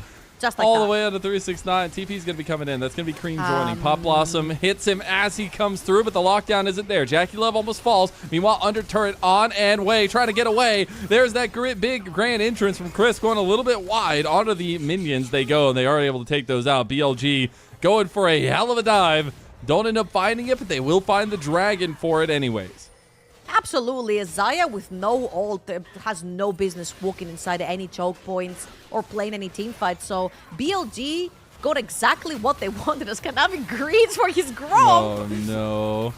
Dude, Knight is having a vintage performance to kick this one off. And I'm just saying, I know maybe I'm reading too deep into it, but I feel like it's a little personal against Cream, who's been definitely the big come up here in recent history of the mid laners in the LPL, and NiP trying to Here we show go. him how it's done. Now getting in a 1v1 himself, has to flash away from Cream, even if he is so strong. But Cream's all by himself, surrounded by the Sharks that are in the BLG jerseys.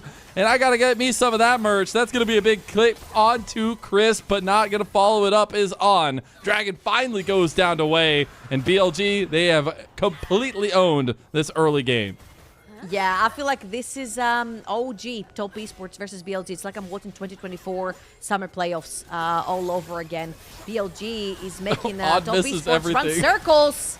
Oh, Jackie Love is going to end up getting out with his flash. Still has Clint, dies to Elk on his own skin. Kanavi will not let that one stand. We'll put him down too. Great interest from Chris, goes a little bit wide. And Kanavi just falls to the might that is BLG. Pin goes with a double kill. 369 just has to stand and watch. That is a 7,000 gold lead 21 minutes in, and Knight. What an absolute king performance on that Silas. Of course, set up a Wei. We cannot take anything away from Wei's Vi, especially in that early game. He did set up the Silas for juked success. But other than that, Knight took everything for himself. And I'm like, I'm not gonna lie to you. I think Top Esports need to mentally reset and already start thinking about that game number 2, because that game number 1, it's been a little bit of a fumble. It's cooked, like, man. It's cooked. Was that Gromp worth it? Was that Nope. Gromp really worth it dying over? Not at all. And I love it the most because this is Knight's Silas, which he's been historically pretty good at, into the Azir that Cream has held so near and dear this split. And it's just showing that even with comfort, you still got to be able to take down the king. Yep, he does. However, I think he might have to delay that by 1 game. Because at this point, 6-1-4, Knight's so confident on the melee champion, he purchased Magi's as his 3rd item, which pretty much Classic Knight in move. pro play, it declares one of 2 things. Either the game is completely over, and you build a Magi's in hopes that maybe you start stacking up some AP with a couple of picks, and maybe you can bring the game back. Or the game is completely over for the enemy team, and you're purchasing Magi's because you're that damn confident and that much ahead. Talking about ahead, we haven't even talked about the matchup that we chose at the beginning. Bin is like almost 3,000 gold up on this Ambess. Yeah, it's absolutely wild. Also, just a little adding, I'm going to add a 4th point to that as well. Knight just really likes books. He really likes books. That's just what it is. Virtual Bin, wants to.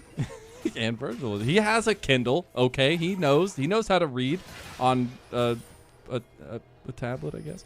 Anyways, it is still that setup where TES aren't giving up. They're trying to move onto the map. They are on 2nd items for everyone, but as soon as they overextend, they're going to be pounced on. Kanavi just goes in by himself. Pop Blossom onto 2. On going to be stopped there. Public execution onto the back line now, though. They are wheeling and dealing. Big Emperor's divide from Cream as he goes in with the engage onto Elk, but Elk Killer Instincts onto the other side of the fight, and BLG have not lost a member. That's going to be 5 quick kills to BLG. An absolute map dominance from this team. BLG slapping Top Esports in the face with their coin. 20 stacks of Magi's, and Baron hasn't even spawned. And that's a pure ace. Top Esports, back to the drawing board. Whiteboard, blackboard, whatever you prefer, back to that board. That Just early go game, to the board, damn it. Just go to a board and start writing down how the heck you can go back to previous form. Let's say how it is. It's not even a bad comp. That's the sad part about it. Like, it's not even that. It's been decision making. Absolutely. Again, I think we go back to what I said about the Top Esports are wild animals when it comes to neutral objectives. They will fight them. They will play spectator mode, and then they will fight them when it's too late and they have no setup. And they have lost a bunch of games because of this. And if not games, they have lost a bunch of fights because of this, which have inherently made their games that much harder to close out. However, versus BLG, versus AL, versus the really good teams of the LPL, you cannot afford to give those fights away and then pray that you're going to have a Top Esports team fight, a miraculous team fight to bring this back. Because teams like BLG are not going to allow you to do this. This is vintage, I don't know if I can call it vintage 2024 BLG, it was only last year. Okay, OG BLG, there you go. There Not you go. vintage There you yet. go. We're getting there. We're getting there towards the vintage. But it is still this map setup from BLG. Now almost 10,000 gold in the advantage against the top esports, who doesn't know when to quit. And is continuously trying to get this mid pressure with that sun disc I'm having deja utilized vu. on that outer turret. Yeah, Kanavi, you get that clone. You get him. You got He's him gonna real get something, good. man. He's gonna get something. He has to get Ain't something. gonna get Knight, okay? that's for sure. Oh boy. Get It that becomes- clone, Kanavi. Get him. You can It do it. becomes so much more difficult right now. There is a bunch of poke coming through from Kaisa as well. And BLG are obviously looking towards that Baron. It is going to be the thing that will help them end this game. However, BLG, again, very much on the patient side. They know they're stronger right here. They're 10,000 gold in the lead. And who's in the bush? Who's in the bush? No one, actually. Oh, Been close. pulled out. On just flashed away, by the way. He's a little scared. Public execute goes what? Oh. BLG are missing everything right now, but maybe it doesn't even matter. Point click comes in. Look at Knight. The flank. The three-man Pop Blossom. And I'm popping all over top esports is BLG. They're wiping the floor with them. Knight finds a beautiful abscond abduct. And 369 gets caught by the Tangle Barbs. That'll be everything going the way of BLG. And the On is the one that pushes back to try to go get this base finished off. It is 10,000 gold plus at BLG's kingdom here in game number 1. That was such a great display of how far ahead BLG is. Doesn't matter. Miss every ult there is. Lose your vibe before she's even pressed one spell in the entire fight. Who damn cares? You're 10,000 gold up. You're like about an item and a half up. BLG are just so far ahead that they just keep baiting top esports to try and get a sliver of vision. And it's just quite impossible to win those skirmishes at this point. I mean, let's have one more look here. Bin will miss ult. You'll see that Jaculov tries to pre-ult, Waze ult here, but he will find it anyway onto Cream. Vi dissipates instantly, but what another fantastic ult coming through from On. He's found such incredible angles, not necessarily to get those big wombo combos that you see from Nico, but to split apart the fights. That is a pretty consistent front-to-back composition from top esports, and On has been consistently spreading them very thin on these fights. It's the setup from On, and then I'm just watching Knight move on these guys. Like, his movements in these fights, these abscond abducts are lethal. He's dodging out so many abilities, and now going to be untouchable with his Zanya's complete, with the Rift Maker, with 25 stacks in his book. And the man's got his library card ready to go. BLG going to start up this Baron, try to push the tempo onto top esports. Yeah, they're trying to find a way in. Kanavi found Knight, or did Knight find Kanavi? He's 4 levels up! Oh, he's got everything, though. Crisp going to have to back away. Tries to go for the saving play, but Elk finds the backline, and so does Bin. But Jackie Love and your playing caller ain't going to do diddly squat as BLG wipe again the entire team of top esports, and Knight will make Cream pay. That'll be straight down the mid lane, straight down the bot lane, and BLG look to finish house on game number 1. Yeah, there's a wave down that bot lane. BLG easy as it started, not with success, but with a one successful gank for Knight in that mid lane. And ever since that gank from Wei, BLG never let go. Never once, it seems. That was one of the most one-sided victories we've seen in recent history. 29 minutes in, BLG make good on that rivalry we built up between these two teams. And I had a vibe that they were feeling themselves after watching Bin just dominate that 1v1, and apparently it is true, as top esports cannot catch a break in that first game. If you're a top esports fan, you're getting deja vu of 2024, and it doesn't feel good, man. That was very dominant. I feel like in laning phase, BLG shut down top esports. And again, you have to go back to the drawing board. The Xayah, the Rakan, they didn't work. They were there to play as a defensive tool, but you lost so much priority through the balls of the map. Imagine if Vi had 0 lanes to play through. It would have been an absolute disaster. But top esports let go of one lane, and they just lost the map through that mid lane gank. It just felt like they just didn't have any answers in how to walk inside those neutral objectives. Again, one extra amplifying tome, one extra longsword, BLG completely shut them down. And Knight answered the question that we begged at the beginning of the day on who's going to come out the better mid laner as well. And definitely had his resources given to him and did splendor with it. I mean, the fact that they were able to get Cream early, but then he had so many different fights that he just made massive impacts on the Sylas into Cream's Azir that he's been really leaning on to. I think Top Esports going to have to go back to that board you were talking about and figure out what kind of strategy they want to come forward with, because this is a series I expect to go to 3. I think Top Esports from blue side is very dominant, so we'll see what they want to go with at least. Yeah, I feel like the one thing that's concerning for Top Esports is that obviously jokingly you'd have Top Esports being super dominant all over the map, and then Jackila would have like 1 or 2 of his Jackila moments, and you're like, oh man, it's fine. Like someone else will carry, like Cream or 369 will be ahead, or Kanavi, they'll get it done. However, right here, I feel like it has been a pattern where between the last series and this game 1 of this series, I feel like Jakilov has been consistently the one to try and drag Top Esports across the finish line. This time around, it just wasn't enough. I feel like Top Esports lanes really need to wake up. I'm starting with Kanavi. I've been his biggest supporter. I've talked him up so much. I said that in 2024, he was my best jungler in the world, almost. But this time around, he has been very poor. His pathing's not been on point. He hasn't been able to track enemy jungle, and these early game pathings have really harmed Top Esports.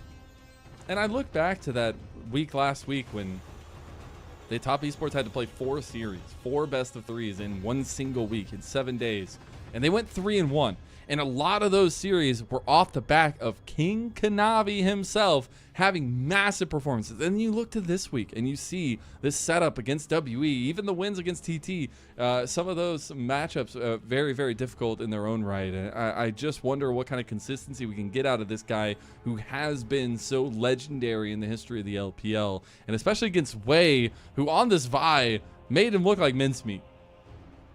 Yeah, I feel like he's been having just a couple of tough games, and I just want to take us back to 2024 when Wei got back into BLG and he was sharing time at the beginning with Shun, and the BLG made the choice to keep Shun for this particular roster. I feel like in this meta, Wei's playstyle really does fit BLG in terms of he can be a little bit more of a facilitator, plus play those Vi games for his team, but also BLG are fantastic at building compositions around more aggro junglers like the Vi. I mean, they were playing with Shun, one of the best Vi's in the LPL last year, right?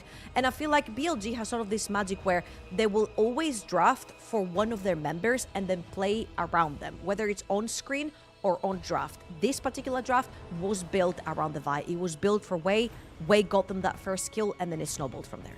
Yeah, and being able to lean on these solo laners so heavily, I think Knight and Bin definitely picking up the slack that has been there, at least for BLG. I think Elk had some incredible moments on the killer instincts into these fights to kind of follow through on that dive potential this team was drafted for. And those are the kinds of moments you're like, okay, this is the BLG that looks like they can contest Top Esports for that 1 and 2 spot in Group Ascend. And Top Esports looked like they didn't even show up to this game number 1, honestly. Yeah, and I feel like this is one of the most important games. If you look at the scores at the bottom of your screens right now, 3-2 for BLG and 5-1 for Top Esports. If BLG wins here, that's a 4-2 into a 5-2. Top Esports want to solidify themselves in that number 1 or number 2 spot, right? So losing right here, one of your most important matchups, knowing AL are in the equation, IG are in the equation, that miraculously sometimes wake up and they take everything in front of them, right? You just cannot afford to lose the tough matchups, especially when you are the one favored in the books. Exactly that. Now that we're getting close to the tail end of the highlights here, who do you think gets MVP for this one? Do you think it is Wei for those preemptive status, or is it Knight? Or is it On? It has to be On. I think it has to be On. I'm going to be very clear. Way. Again, no I don't think it's about necessarily the wombo combos, but the way On found consistent flanks to split apart a team that wants to play front to back. He kept consistently finding incredible ease, multi-man ease. That choke point fight that we saw earlier on around the void grabs as well. I feel like he really did solidify those fights for his team. I gotta give it to Justice Knight. for That's gonna be supports. my vote. Nah, not this time. Not this time. I did like the Nico. I did like the Nico for sure. I just think Knight's Silas is built different, man. The way he moves around the fights. I mean, I always really lauded Rookie's Silas. I think Rookie Silas is incredible, but watching Knight on Silas is always an absolute treat. And the fact that that game ended at 29 minutes, we had like a kill a minute for the longest time in that game. It was absolute chaos early, and you could definitely feel it was Top Esports just saying, this is our win con. We're just going to keep fighting until either we bleed to death or we take the win. And they didn't give up. I'll give them that one. They didn't stop in that combination. They kept fighting. Is that a good thing? Is that a good Maybe. thing or a bad At least they're thing? together. At least they're together. And honestly, that's sometimes all you can ask for. Hey, all right. let's lose the game on the first void grubs, but at least we'll do it all together. The Konami As a- step up as a there, it will family. be legendary. Absolutely legendary. Knight, Okay, look at him. Look at him. Flashy plays win. What can I say? Okay, fair. 11, He 1, and 9. he deserves it, man. They gave him one kill. He took over Speak the game. your truth, Major Trouble. props. You know you don't believe that.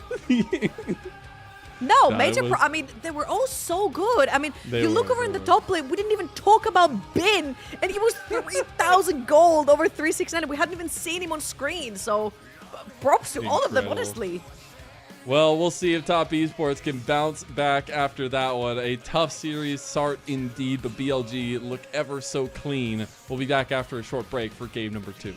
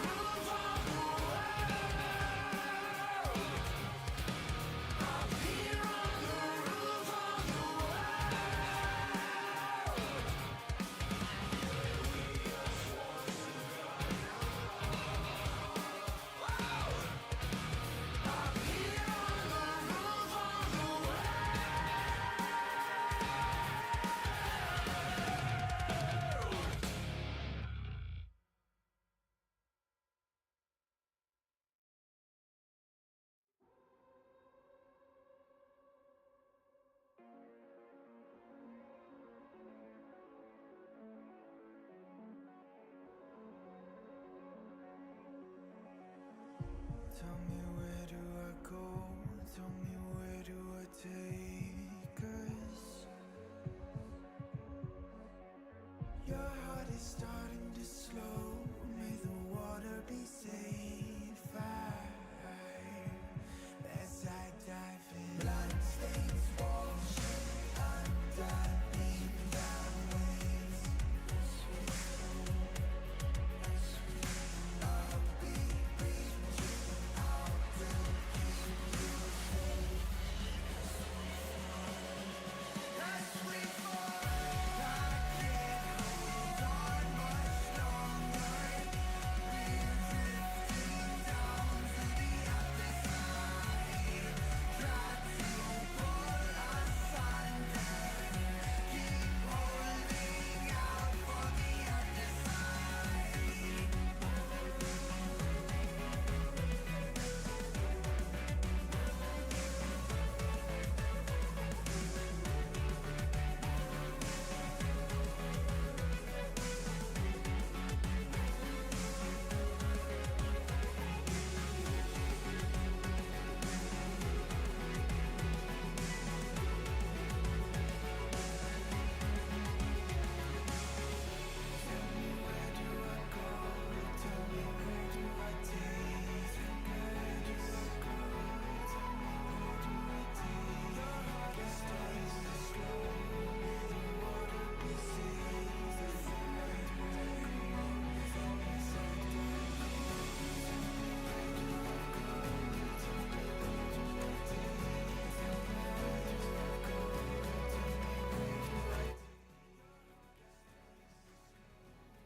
Welcome back, everyone, to LPL English, your unofficial home for everything LPL. I'm Mazel. I'm joined by Trouble, and we're going to be getting into our second game here rather shortly. But before that, Trouble, we got to have a little bit of fun, obviously, Yes, please. because we're getting into our MOBA trainer section. Have you heard of this? Have you had fun with it? Because I have. It's a new app that teaches you a League of Legends with a series of puzzles. Just boot up the program, work through the puzzles every day to improve your game knowledge on a daily basis. You select the puzzle from this wonderful map that Kelsey is going to show us here, and we'll be seeing that here very shortly. You choose what you want, what section you want to be in, and you can improve your game knowledge that way. Answer the questions, unlock more features, and that's what we're going to do right now because we unlocked the next section. We got keys. We got things to unlock. So now we have to choose what we want to take a look at. The first one we did level ups. All right. We were looking at game states. What do you want to look at, Trouble? What do we, and this is also going to set up the rest of the casters every time they have to do this. So our choices have implications. It sounds kind of cool. Okay. You know, we'll do lane priority could be really interesting. I kind of like it. Teleport. Let's go. I like the lane priority. Let's do it. Hey, you're a mid laner. I'm a bot laner. Which one do you want to do? Do you want to do support? It doesn't even have bot lane. Support. But it's got support. But we could do mid. We can do mid. We got to get your Katarina knowledge in here. All right, dude. I'm a Katarina main, not a mid main. My timers are the same thing. Our TP bot get double kill. That's my timer. So this is pretty cool. Obviously, you got to see all those options, but once you choose a lock-in, you go into this and you continue building off of this one section on a daily basis. So we're going to have to choose what happens next. The question is, what should Yone do in this situation? To take a little look at what's exactly going on around you, the kind of constituents that he's playing towards, and we'll see exactly what that first decision is going to be exactly. Oh, current gold 800. Ha. He can't buy a pickaxe. I think it looked like TP just came back through. I mean, you're in a massive advantage. You're 3-0 over a 0-4 Yasuo. Level 7. But like bot lane is pushed. So what are you going to go bot lane for? Mid does have TP. Neither mid has TP. Kelsey, thank you for the updates there. We have to choose. We're out of time. We have to choose. We're going bot lane. Oh, we did. I think we took too much time. Oh. Okay, Sorry. go to bot lane. Whatever. We're gonna go. No, you want to stay? You said stay. All right. Well, we chose already. I want to Brilliant choice. We're brilliant. Look at that big brain. You move in the LPL, I guess. Dive down towards bot side, though. Do you agree? Is it brilliant? With where the wave was, I do not see a way that Yone goes bot lane. But hey, man, all But power. watch what happens. Look what he Bam! finds. Hey. Bam! Oh! Getting all the dubs. The Broom bot lane. Look at that.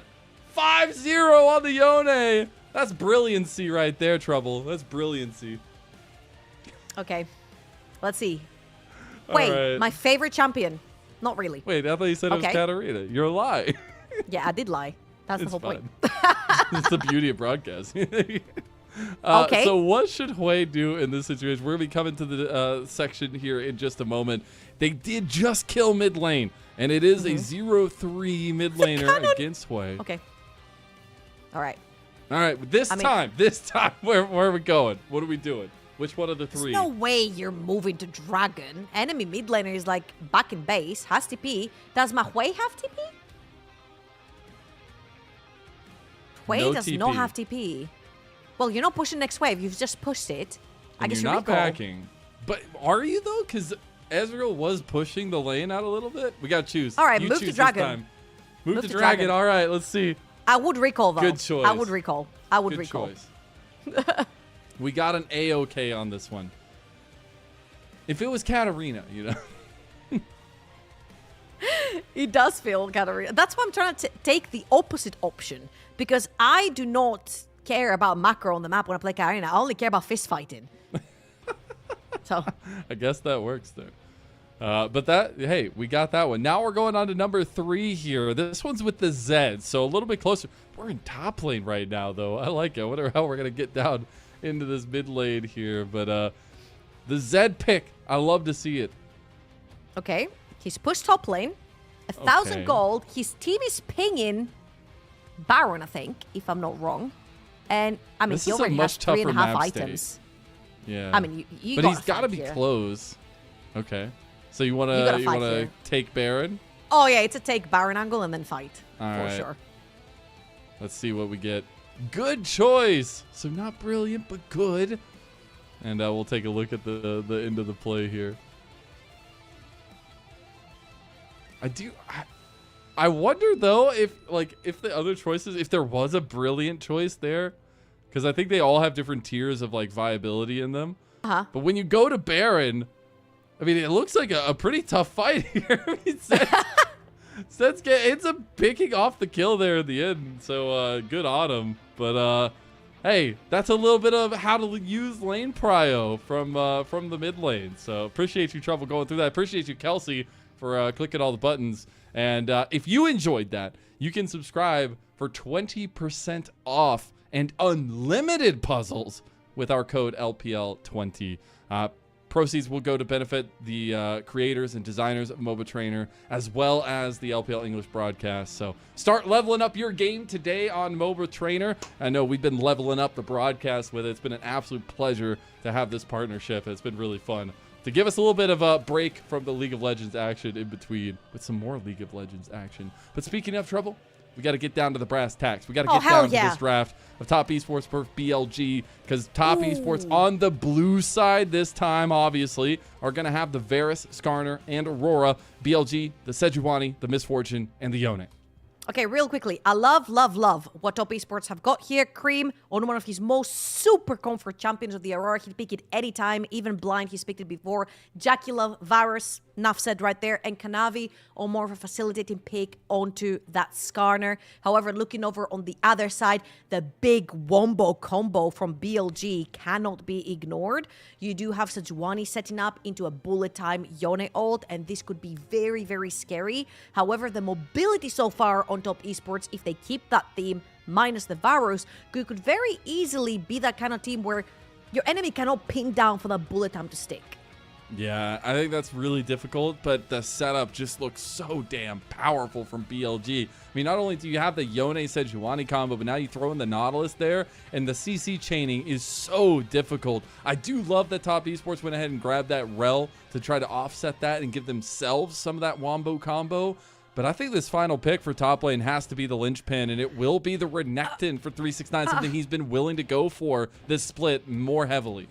You're dying. You're out of Okay, I did die. I'm not a big fan of the Renekton in general, specifically because I'm thinking right here the Varus is going to have to go on hit. There's no way you're planning to Nautilus, Yone, plus a Juani, plus whatever, whether it's Ornn or Gnar, this is going to be a tanky champion as well, and you go poke. It's going to be insufferable if you go poke. You're not going to be able to kill this champion. So Jackie Love right here, I'm thinking lethal tempo, I'm thinking on hit, which means that you might lose a bunch of priority in lane because Misfortune will stat check you in the early game if you go on hit, and top esports have to heavily play towards the top side of the map.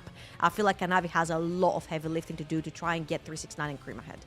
He does. On the Skarner, a lot of facilitation, something he's definitely leaned towards. This is some real comfort picks, at least for the side of top esports moving forward for them, in a composition that definitely feels like something they would go for, but the execution from that game number 1 leaves us head scratching a little bit here, and I really like the potential there is for this BLG team. You have to also remember this BLG team, they are not necessarily as dominant as they have been in the past. We talk about that rivalry between them and top esports, and especially the benefit to BLG's side of things in 2024, but in 2025 it's been the year of top esports so far, and they need to show us that here in this game number 2, because game 1 they went out with a whimper. But don't worry, even if you only watched game 1, BLG as dominant as ever. You've not missed anything between 2024 and now. Split 1 was a blip, it's gone. BLG are back if you're a fan. And I feel like this draft is looking so strong. Top side of the map is going to go toe-to-toe with both of those teams. Excited to see Knight Yone here as well. Something we saw some clips of him before, but it's going to be a hot and heavy game number 2. See if top esports can keep their head above water this time. Kanavi got a ton of facilitation, but his connection with Cream will be so important. Game number 2 of our match of the week starts now.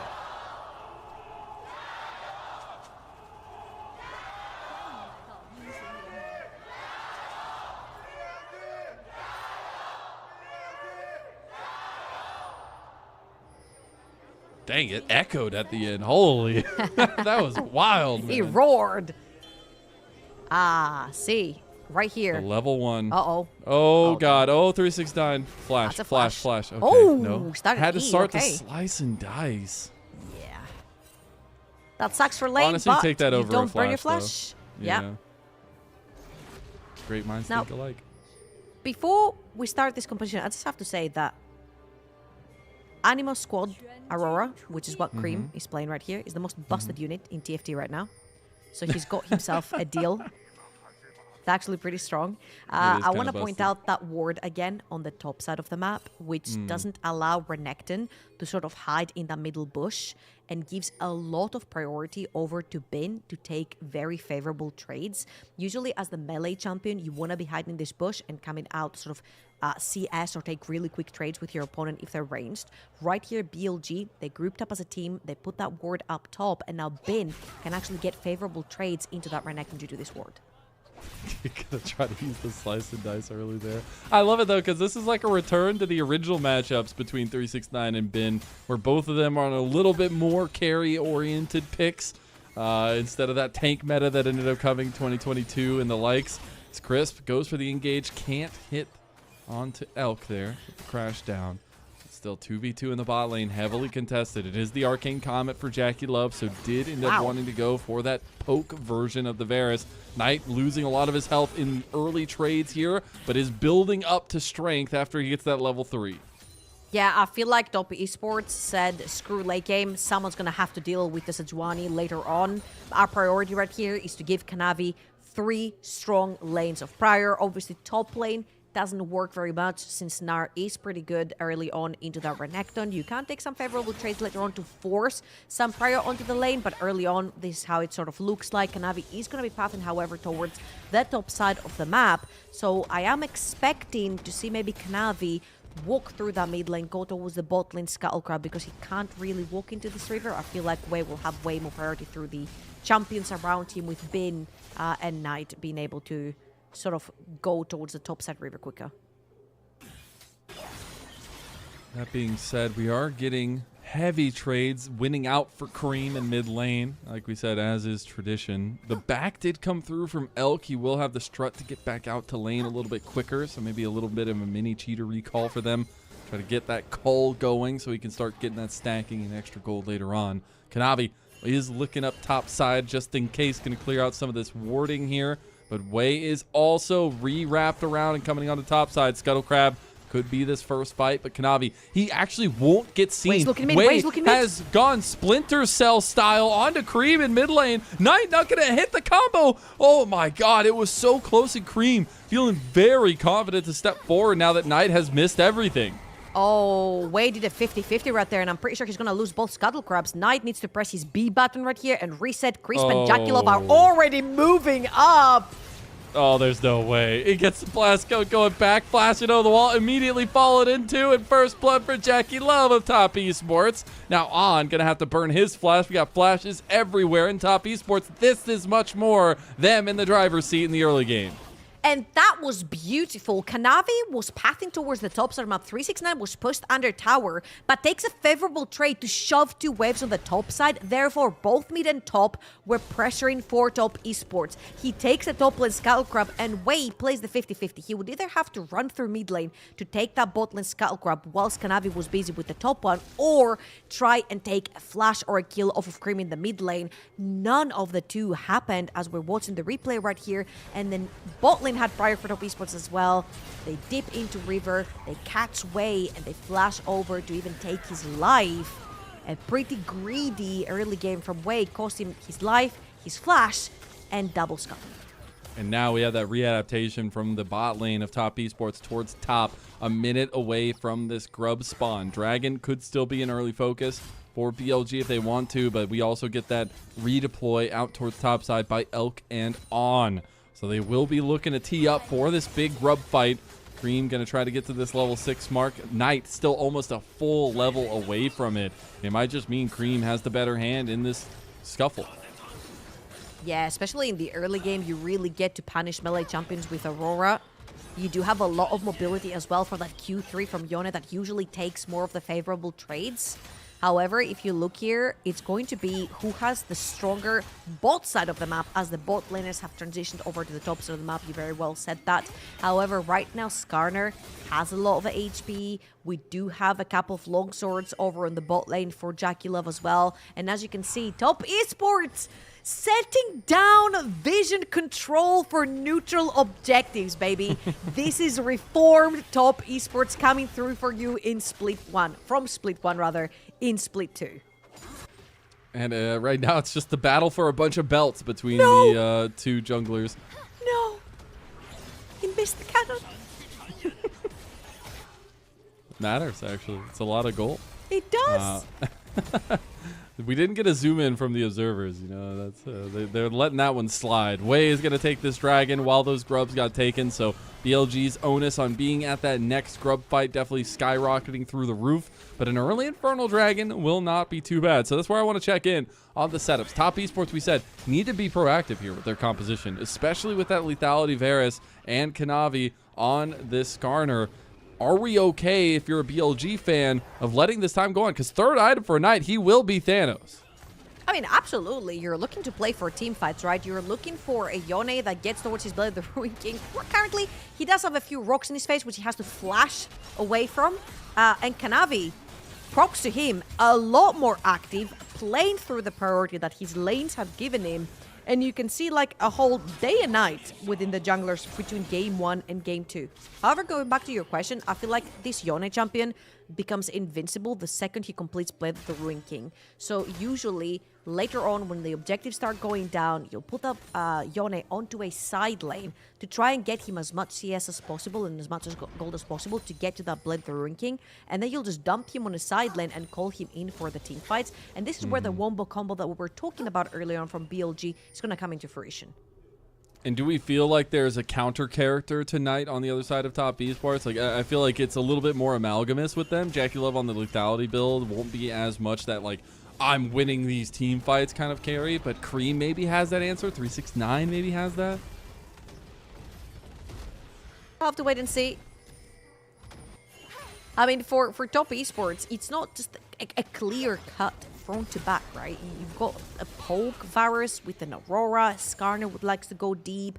I'm assuming that 369 is going to be trying to find those flanks to get onto Elk to break apart those wombo combos. I feel like Top Esports' best bet right here is to try and not allow BLG to clump them up. So the more chaos you cause within this teamfight, the more spread apart that Top Esports is when those teamfights commence, the better it will be for them to actually get away from those big Mega Nars that we mentioned earlier on. Wondering now exactly how side lane pressure is also going to work out. Chris was trying to get a cheeky back off there, but Dredge line will come right for him. Glacial Prison as well at BLG. They look to strike back on a Crisp. Going low. Bullet time used. Oh my god. They're dying to Jackie Love, by the way. Wei is going to get locked down by Kanavi. Kanavi doesn't have Impale. About to have it in 2 seconds. Doesn't have it in time, though, and on. Trying to lock down Jackie Love, but they realize Wei has to flash away because Kanavi's starting to get pumping. As Jackie Love waiting on the corner there did end up burning that Chains of Corruption, but the fact that Kanavi has Impale means there's still a threat for BLG. What's the river, though? Knight has shoved in his mid lane, and he's already heading towards the top. The ult goes through. Jackie Love caught out. Kanavi's there, but Knight finds the trigger, finds the fight, trying to kick down Jackie Love, and he does. 525 smackaroos to the mid laner of BLG. Now needing to get away from TES, and they do end up getting away, so Knight goes unpunished for that one. Top Esports still looking on the top side. Yeah, and remember what we were saying earlier on about Knight as well. He's fantastic when he gets to shove away and play for that side lane. Now, Kanavi and Cream, they're looking for Wei, but Knight is still around. Crisp is going to join Top Esports. He's on vision now, so they know they need to back off. Knight is a scary deal here, has the Vampiric Scepter. Well, there's a little bit of damage behind him, but with the combination of that permafrost there from the Sejuani, it can be very, very difficult to deal with. They are still positioning on a 3v3 in topside. Kanavi does not want to let Wei or anybody back away. Wei did end up getting his back off. Now Knight is by himself. This is scary. Knight doesn't have Sealed Fate, doesn't have anything. He's just going to have to fight his way, get the minions, and get back to the wave. On is there, and the wave clear comes through for BLG. Stress averted. But that was so much time wasted for the side of Top Esports just to shove in that wave and go for the Void Grubs. Second spawn has just come up. And Top Esports have spent the majority of their time on the tops of the map. Knight has reset, got his pickaxe coming back onto... Oh, hold on, Elk. That's not cleanse. Elk is in a lot of trouble now. He's going to get crashed down on Shattering Strike. Going to be waited to use. Bullet time coming through, but they waited perfectly timed, and Jackie Love comes up with his second kill of the game. Okay, I'm going to play a game with our viewers. Turn off the nameplates and tell me that this wasn't Jackie Love. All right, I'm going to hold on to that thought.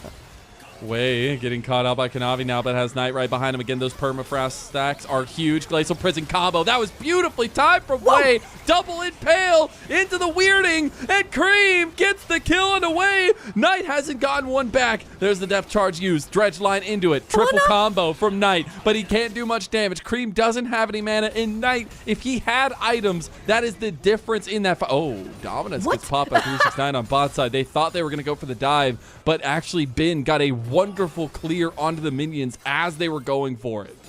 What is going on? Everyone is fighting everyone. Neutral objectives are being ignored, but not really. And Cream still no mana. He used it all. That's it. He's looking to lollipop it around. He's trying to use the terrain, but he can't do it. Oh, he misses the W. On, gonna block it down. Gets the kill there for Knight. And an executed dive on top side by BLG. Oh, Knight goes back, and that doomed him. That absolutely doomed him. He's going to try to seal fate his way out. Jackie Love looking for the chains. Doesn't have him for 5 seconds. Goes for the piercing arrow to On. And every time Top Esports come into fight, they're like 3 to 5 seconds away from their pivotal ultis. But look who's benefited from all of those skirmishes. 2-0 onto Knight. He's just about built himself a slight gold lead over in the mid lane. And oh, so close to the Ruin King, which I'm pretty sure he's going to have in base, if I'm not wrong. And this is where Knight's gonna be very, very scary. Tipping back onto the tower. Blade the Ruin King not quite coming through for him just yet. However, the rest of BLG are heading towards the tops of the map. Elk and on their way. Knight. They're gonna try to get it. They got the Q3. Oh no, Jackie Love. Top Esports' bot lane has overextended themselves, trying to get Knight back. One more hit, but he dies, and Knight flashes away for the piercing arrow. Elk cleans up Crisp. and that'll be the turret going the way of Top Esports, but the damage is done, and BLG, if you're looking at Knight having just completed his Blade of the Ruined King at this time, this is looking like BLG might just be able to take it. Oof, absolute disaster for Top Esports. Again, overstaying their welcome over on the top side of the map.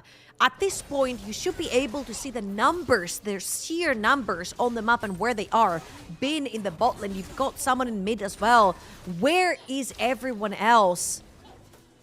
Fell short on the math right there for Top Esports and like overstaying over in the top lane. Obviously, the rotations are going to come through from BLG 3-0 and 1 right now for Knight. Blade of the Ruined King in the pocket, and Yone is one of the most difficult mid lane champions to actually dive.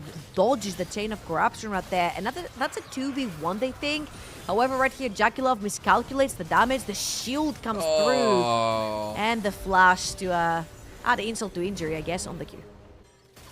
Man, Knight is feeling himself. And I know we talked about it. I mean, this was our main matchup, the mid lane matchup between Cream and Knight, and how Cream has gotten the better in recent history of Knight. But Knight is still the legacy player for BLG and for the LPL, honestly, at this point. And to see him have a series like this, not only in that first game on the Silas, but now on this Yone, where they put so much direction, so many resources needed into this guy, and he pays dividends.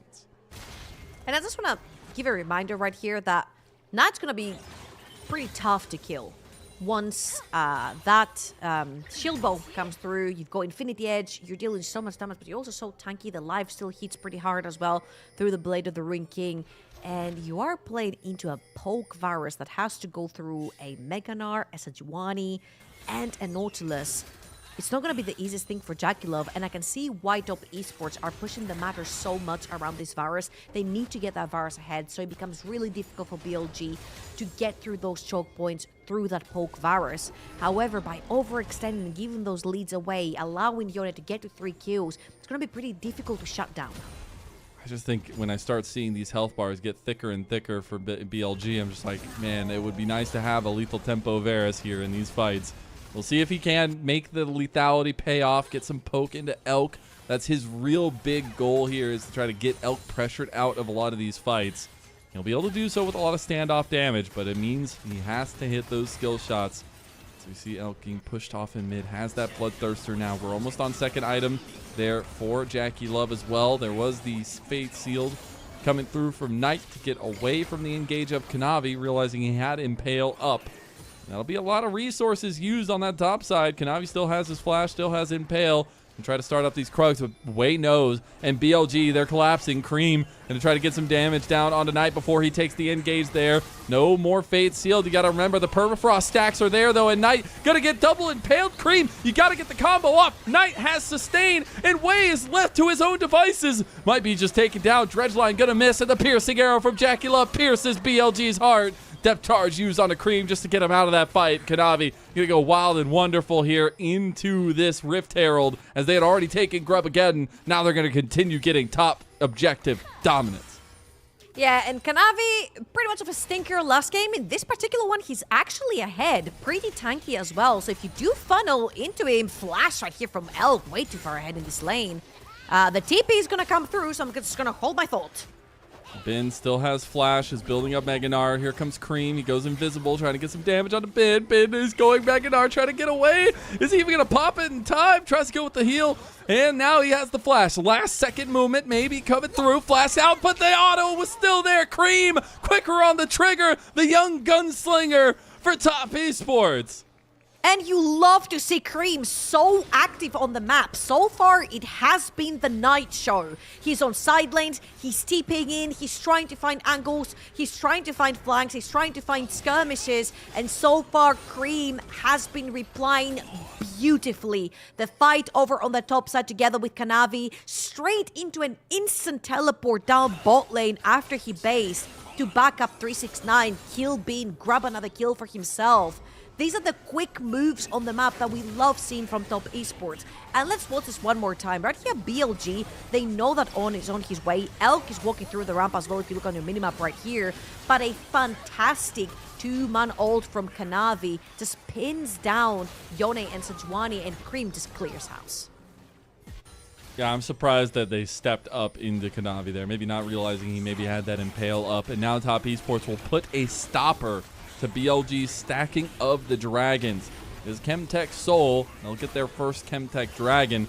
Will also deny that Soul point take by BLG, which gives a ton of decision-making power across the map. Rift Herald didn't, in fact, get taken earlier, so it is still on the map, still available. Both teams trying to focus on these side lanes a little bit more so before that even comes to bear. And another turret will go down, at least BLG's first of the game.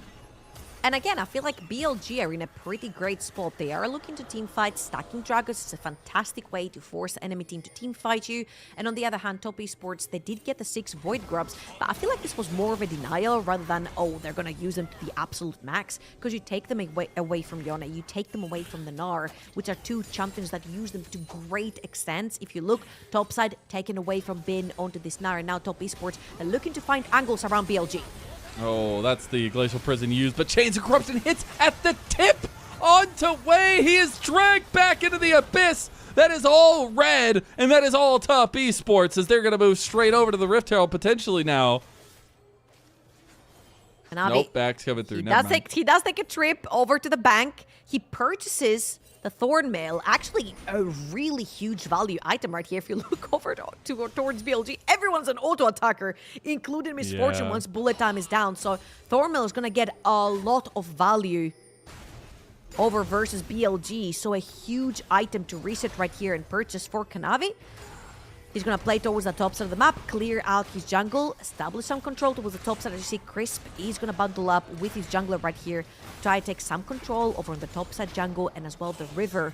And Top Esports right here, they do have the primary weapons that they need to actually try and take a fight towards BLG. The thing that does remain is that second item over on Cream. The second that is completed, I think they're going to have a pretty good time around those team fights. I feel like Cream on this Aurora is actually pretty strong, level 13 as well. Yeah.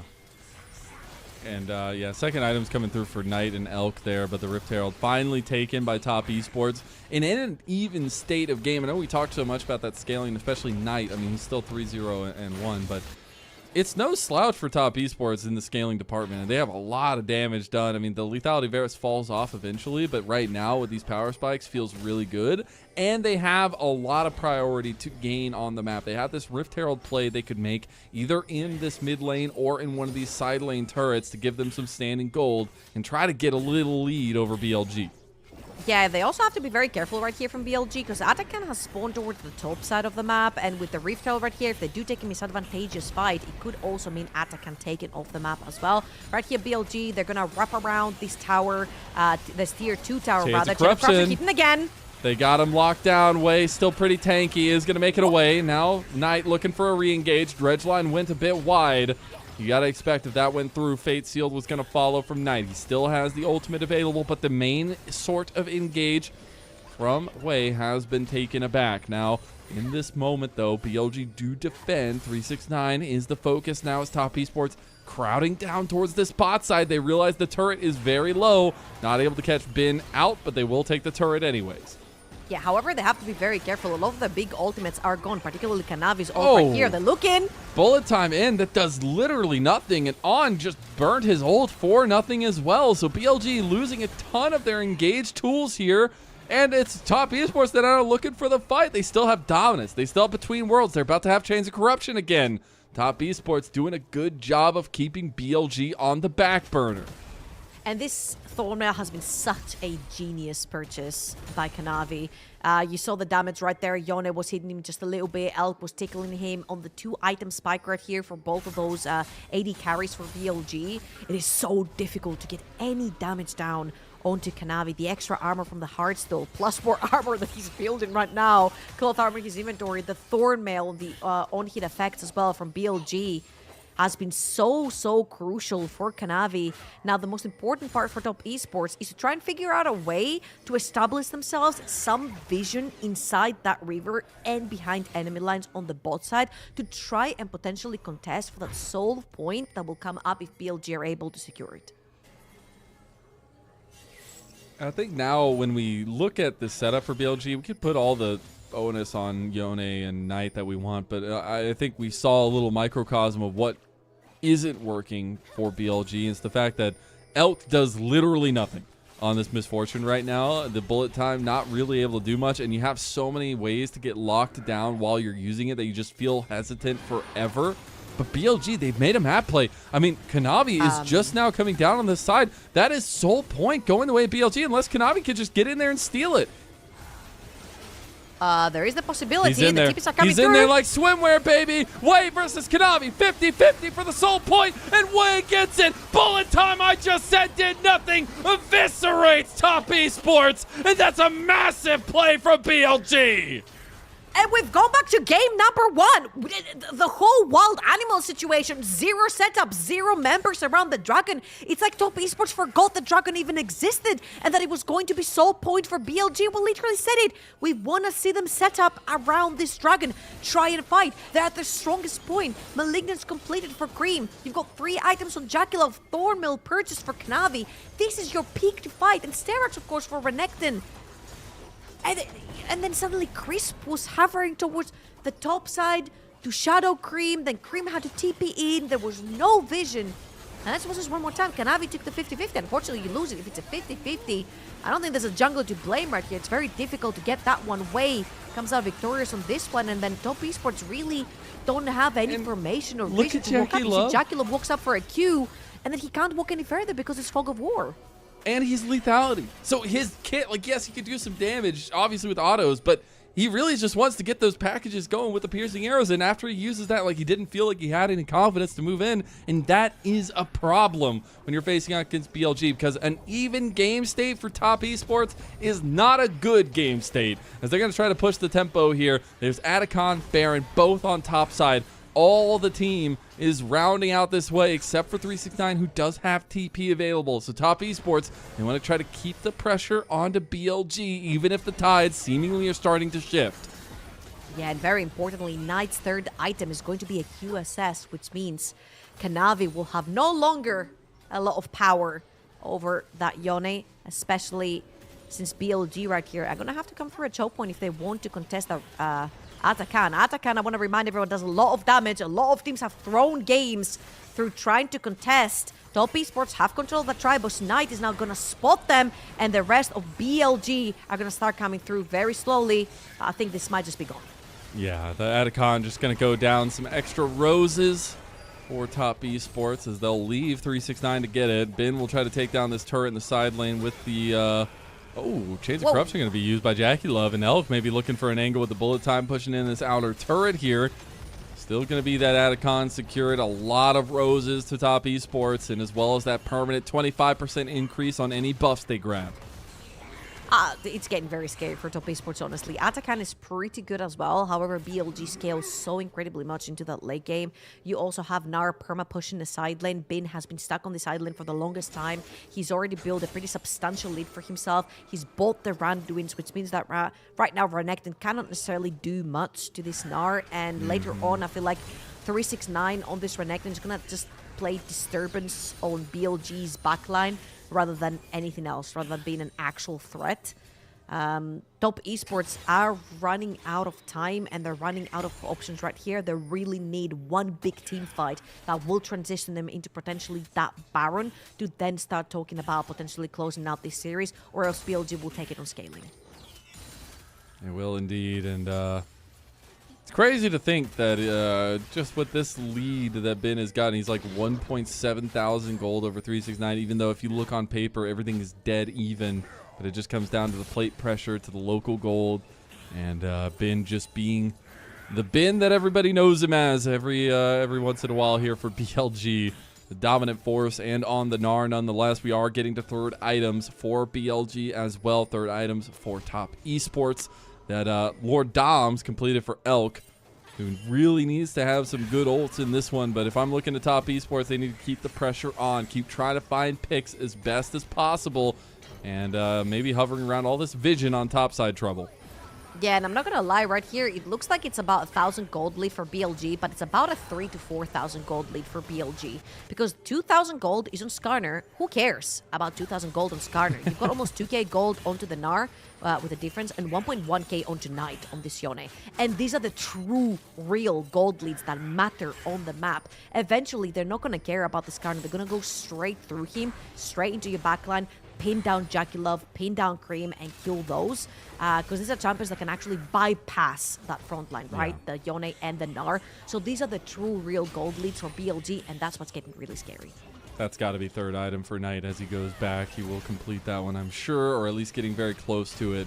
He's TPing into the fight now, and I love it because Top Esports, they haven't put the pedal off the gas here, but they might just get caught with it. Chains of Corruption in 369. He finds the backline. He's doing his job. Maybe it's going to be enough, but Knight eviscerates Crisp, and now 369 can't even kill Elk. On is almost going down. Way getting impaled by Kanavi into two-man, but Ben is starting to stack up Meganar, and Giga Ben is about to be activated. He's going to be locked into the corner, going Meganar, trying to get the Mega in as well, but he doesn't get it. He goes down to the shutdown to Cream, who did 5,600 damage in that fight, and that'll be second dragon secured by Top Esports.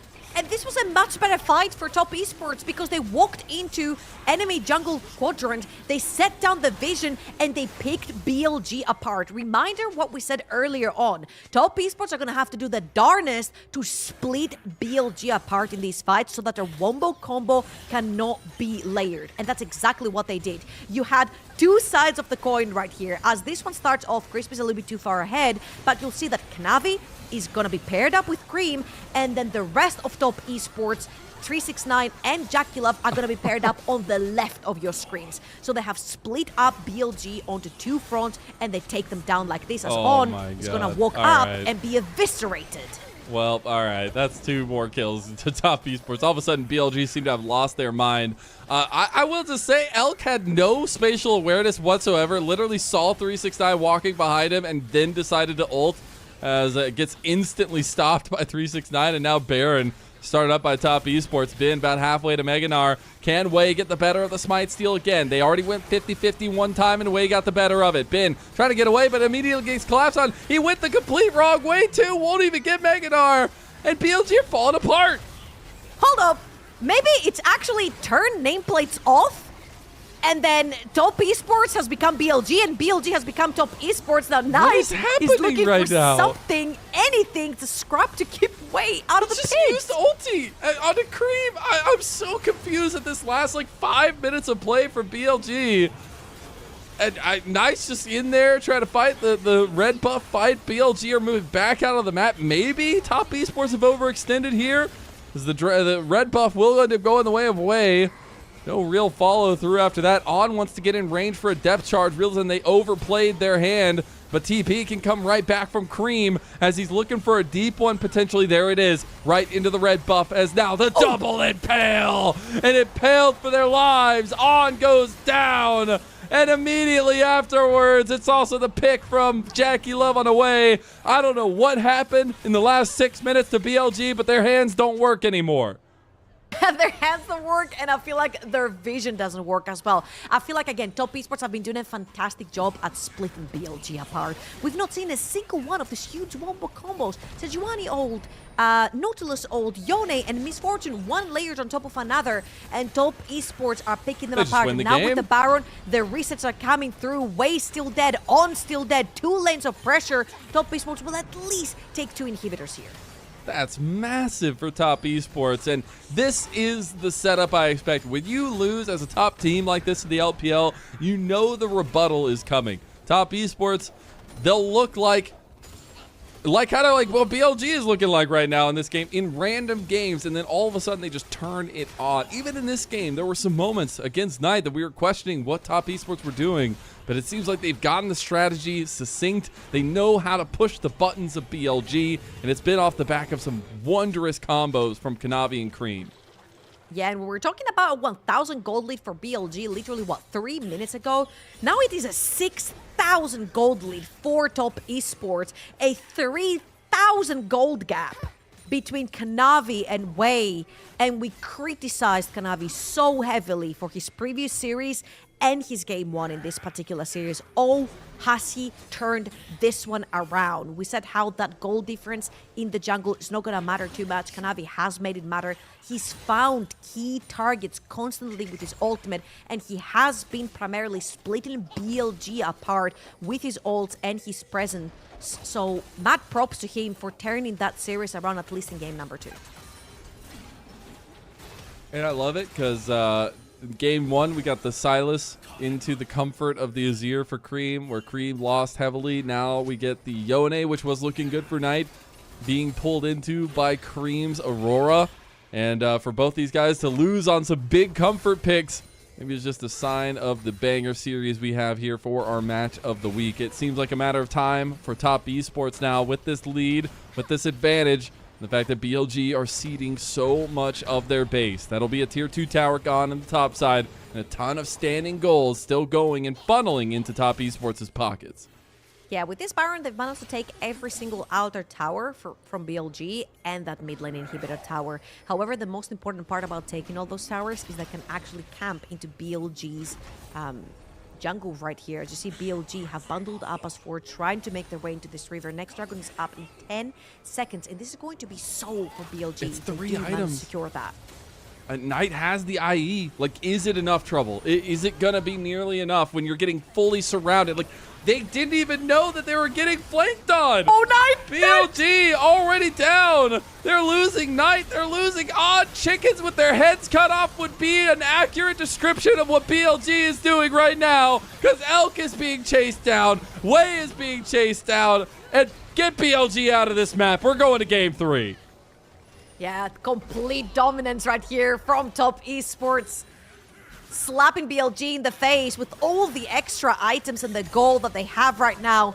Mid lane wave is gonna come through, and apparently Top Esports, it was a fluke game 1. Apparently it was, as they go to clean out game number 2. Our match of the week, it was destined to go to 3 games. Even after that one-sided victory at game number 1, consistency hasn't been the key mark for both these teams, and Top Esports will push us to game 3. Wow, incredible performance by Top Esports. And I feel like it's night and day, right? Kanavi was working with 3 lanes of prior right here. That level 2, the level 3, sorry, from way over in the mid lane, which worked perfectly in game number 1, ended up 180 degrees in this particular one. He greeted for that, didn't grab his scuttle grab, and Kanavi built such a humongous lead. And I feel like that thorn mail really was a big thorn on BLG due to the fact that they were all primarily auto attackers. So even if they were able to bypass that Skarner and get to this backline, the fact that Skarner could just split them apart just did not allow them to layer that wombo combo that they had as a team. And I hate to be super introspective to this, but this is 2 games where it just seems like both teams lost, I guess, coordination. I don't know what it's like. This is 2 games where we've literally seen flanks that shouldn't be possible with the vision that's there still happen.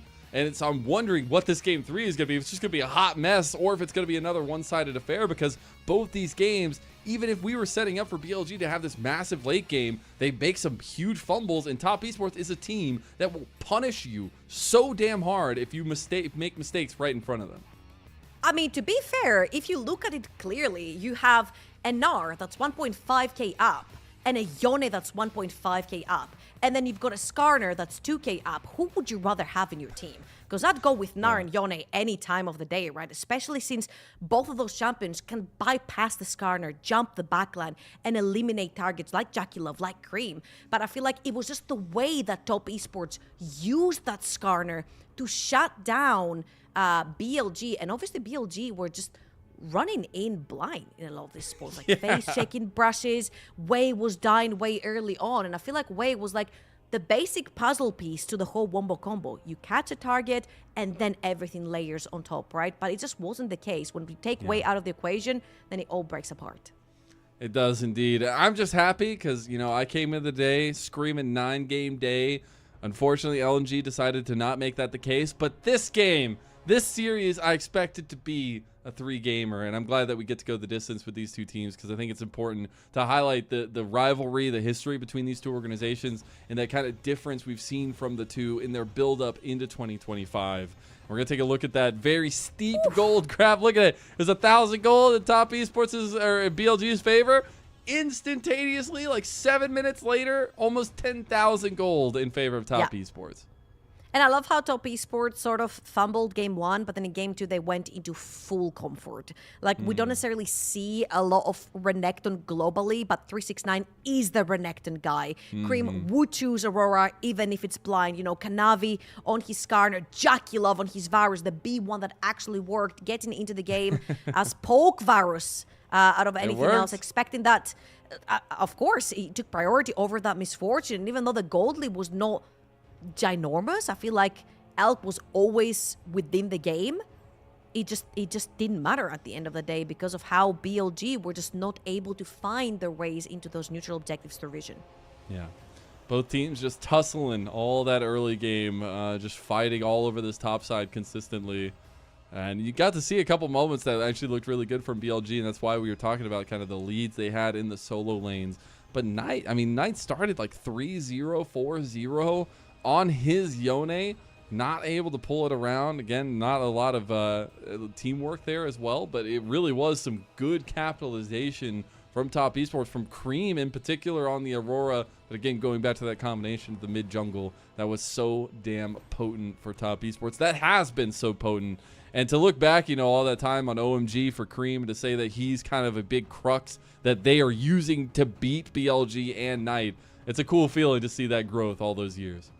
Absolutely, and I feel like this whole series so far, we've only had 2 games, but it has been about the mid-jungle duo. It has been about those level 3s in the mid lane and who gets ahead in the early. In game number 1, we had Wei ganking for Knight on that Sylas. Knight gets that 1 kill. They never let go. They just use that Sylas around the map to take complete control. And the same thing happened right here. But I would say it was mostly Kanavi, and then Cream followed up. But it was a great sort of development for Cream throughout this game because you saw him. He went top lane, he took some kills, instantly TP'd bot lane, played for 369, got a kill down bot. Then he instantly transitioned over to mid, pushed that wave, then they went into neutral objective. He was constantly moving around the map so fast, BLG found it really difficult to follow. I'm just trying not to crash out of that Elk ulti. Literally sees him right behind him. It's like going into a horror movie and saying the killer's right behind you, and you're just fiddling on your phone. Like, you know what's the worst? It's even better than this. It's when you know you're in a horror situation and you don't turn the lights on.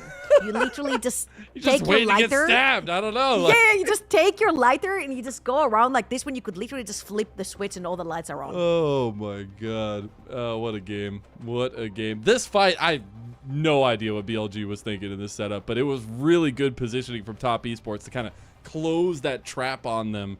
And this was kind of the signaling of the end. Yeah, absolutely. I feel like Top Esports are officially back, at least in that game number 2. Not in terms of, wow, they won, they must be back, but the fact that they managed to solve the puzzle on how to dismantle BLG from what they wanted to do. I feel like Top Esports' biggest enemy have always been themselves, the way that they play around the neutral objectives, the way that they try to force the fights. A lot of the times they're stuck on spectator mode and they lose the fights because of that and the objectives. And right here, they played a lot more proactively. And again, Kanavi, I feel like, was the main cog that turned that machine in that early game and all the way to the end. So who do you think gets MVP for this one? You think it's got to be? Why are you even asking? I just said it. Kanavi? It's got to be. Of course. Well, we'll see who gets it. I think it might be Cream. It is Kanavi. 3-0-10, 72% KP, and a Skarner that actually had a lot of impact. Who cares? Who cares if your Yone and your Gnar are 3,000 gold up? If you've got Skarner, who's 1.5k up, game is won. Screw it. He's been nerfed 4 times. Who cares? Who cares?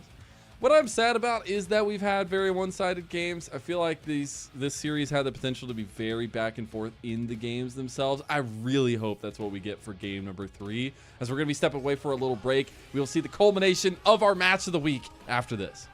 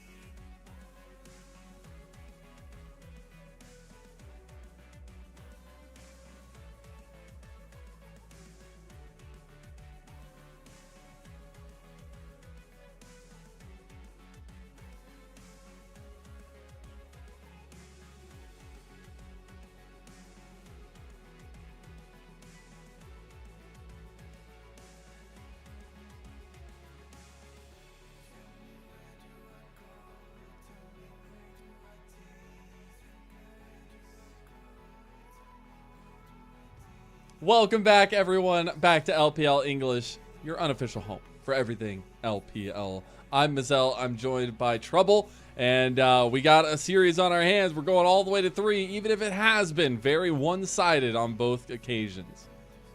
Yeah, I feel like there has been some differential inside the woods for those two teams. Wei had a fantastic game 1, and then Kanavi responded with having a fantastic game 2. And I feel like it shows you how important those two pieces are for both of those teams, that when they do get accelerated in the game, when they are played for, you see how the teams are able to pull apart. Even though they're played for in different ways, right? Like Kanavi was given 3 lanes of prior on his Skarner, and then Wei in game 1 was given a fantastic composition to surround his Vi. And I just think going into this one, it's so interesting. Obviously, you have all the rivalry, all that history in 2024, now even in this year with that kind of swap of positions where BLG faltered, didn't even make it to finals in split number 1. Top Esports take it, have a lackluster first stand, now come back and immediately show that domestic dominance we've known them for. BLG giving them run for their money here, but this is a BLG team who also has known some tough losses this split in particular. And I know our producer Kelsey was talking about the interview at the end of the series, at least the last time around this week, with Elk, talking about how that JDG loss was a big turning point for them and kind of made them lock in. We have seen them lock out a little bit in game number 2, but this is more of that matchup that I want to see here to kind of determine that top 4 placement in the LPL, and especially including Top Esports and BLG. Yeah, if you look over 2024 OG BLG versus Top Esports, you'd say that when they're even in gold, this is a BLG favored game, absolutely. And the thing that BLG shined on the most was their skirmishes and their team fights, and the way that they outplayed, found ways into the objective, found ways into choke points, flanks, etc., etc. I just feel like they lacked that ability in that game number 2. They were locked out of their jungle for way too long, and I feel like even Knight and Bin uncharacteristically did not have a particularly good series. Even though they were both pretty significantly ahead their counterparts, we didn't necessarily see any big Yone or Gnar ults or performances across the map, and that really showed. It definitely did. Now thinking about game number 3 here and trying to figure out exactly what these two teams want to go for. We've seen the Taliyah banned consistently by Top Esports, trying to keep that away from Knight. I wonder if that opens up the rises, things along those lines, because you have to remember it is fearless. If you don't know what that is, if you've been living under a rock, I might call you Patrick Star. It means that anything that has been picked before cannot be played. So we have some big ticket items off the table, but still some things that could be left on the table. I do expect for this BLG team to be on blue side for this game, and then it's going to lean a lot into what we see for them getting picked in blue 1. I'm not gonna lie right here, I think Ezreal might have super high prior, especially with Vi and Nautilus out of the pool, especially with a lot of the engaged supports out the pool, and Ezreal is pretty happy to play against nothing that can pretty much point click him down and lock him down, like the Vi and the Nautilus I previously mentioned. Things like the Taliyah that you've said before. Akali and Hui are sort of in the back of my mind as well. I'm thinking like Akali kind of fits both profiles of those players. Hui a little bit more towards Cream as well, since he does favor this champion. And let's not forget the Galio-esque type of compositions as well. Well, we're getting into game 3 of our match of the week. We are getting the primary picks taken away from Mr. Kanavi himself. They do not want a game 3 clutch performance from King Kanavi in the Nidalee or the Lilia. We'll see that Gwyn banned here as well. Big things still on the table, though. Rumble maybe still needing to be banned by Top Esports on red side. Yeah, absolutely. I think this is definitely going to be the last ban right here from Top Esports. There's no way you would want to leave Rumble open, specifically with things like Jace completely out of the picture and Gwen taken away as well. The Sion is the last ban from BLG. I'm expecting the Rumble to come through. This might be something like even a Corki B1 right here from BLG or an Ezreal. I'm expecting those two AD carries to really take priority in this draft. It's so funny. The reason I giggled a second ago is just thinking in 2025 saying that Rumble deserves to be banned against Bin when he had so many struggles on this champion. But honestly, if you look at these top laners, that's the story of both of them. They both had questions levied towards them on not being able to play certain champion pools and being able to work through those, I guess. There's that Ezreal you were highlighting, turning into super prio for BLG, but now some answers left to give with this 1-2 punch from Top Esports. Whoa. Okay, so the reply right here to Ezreal, since Misfortune is out, is probably the Jhin coming in from Jack11. It's something that he really loves to play. Now, I saw Talia hovered by Cream, and it has been a champion that's been taken out for the previous games. So I'd love to see some sort of Talia plus Lee Sin coming through for that mid-jungle duo. Extremely active in the early game. And again, an AD kind of jungle that you would potentially put on Kanavi to be able to perform on. Dude, the R1 Jhin. What world are we? I'm the biggest Jhin fan out there. But I guess into the Ezreal, it's okay. Ooh. But more so, what that means is that Kanavi wants to carry sticks. He wants to be the one to put this one in the dirt because you have a lot of utility from the ADC role and putting Jackie on the back foot, now getting the Pantheon to Kanavi. I love the Pantheon here for 3 reasons.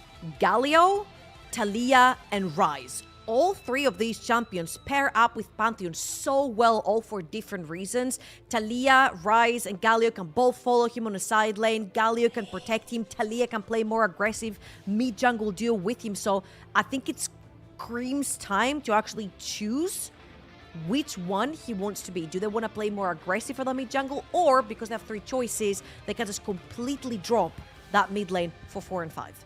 They could. I got so excited because we get Bin's Jax coming in a pivotal game against Top Esports, but of course against 369. I couldn't be more excited. And if this is going to be a Poppy from 369, can still be flexible into the bot lane for Chris, but would be a massive answer in a ton of lockdown into a blink dash heavy team for BLG.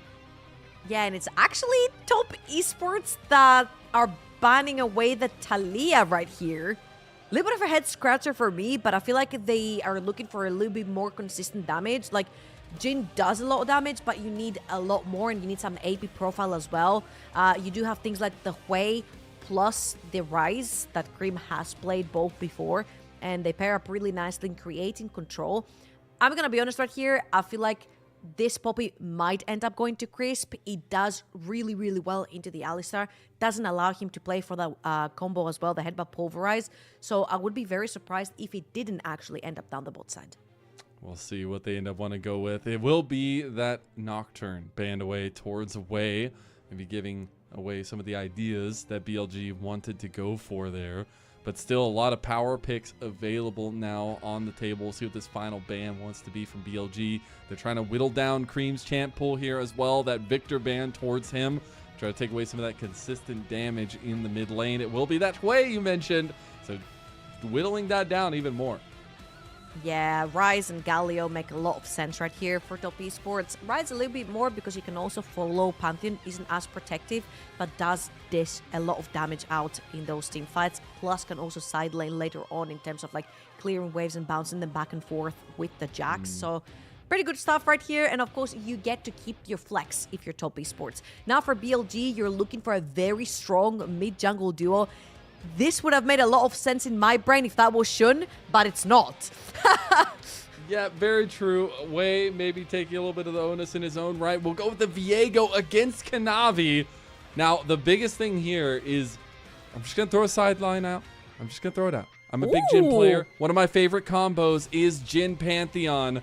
Maybe there's some flexibility. Maybe Kanavi's going to be on the Poppy. We'll see what happens. The Annie locked in, though, for Knight. That is the crucial pick. Yeah, and did you hear the crowd literally roar where that Annie got locked in? A brilliant pick into the Ryze as well.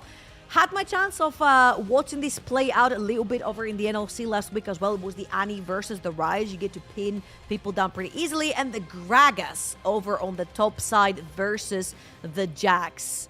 Now, I will say that I've been a little bit spoiled by the bows on the Gragas, and I've seen a lot of bombas throughout this entire split, but I think 369 might take a little bit more of a tanky route here.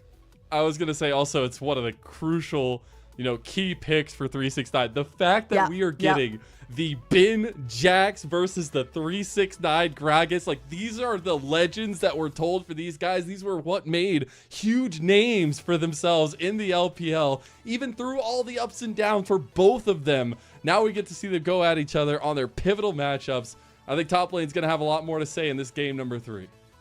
Yeah, absolutely. And also, you look in the jungle, how iconic. You've got Kanavi on a more of an early game-oriented champion with the Pantheon that wants to be able to impact, wants to be able to gank, shut down BLG off the get-go. And on the other side, you've got Wei, a little bit more farm-oriented on the Viego, trying to get towards that late game. But once you do get the resets, the champions you get resets on are insane. Gragas, Poppy, Yeah. Pantheon, all three of them can set up continuations of these fights for days.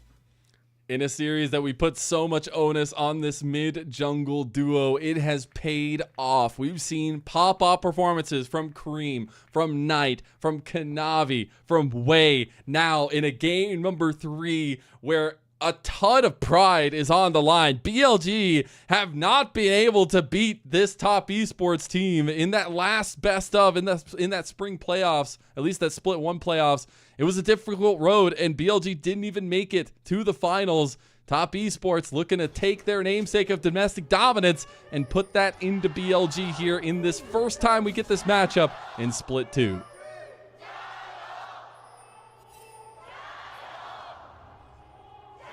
That guy's cheered for both sides. I like it. That would be me. He's like, I'm here for the game. I'm here for the Exactly. passion.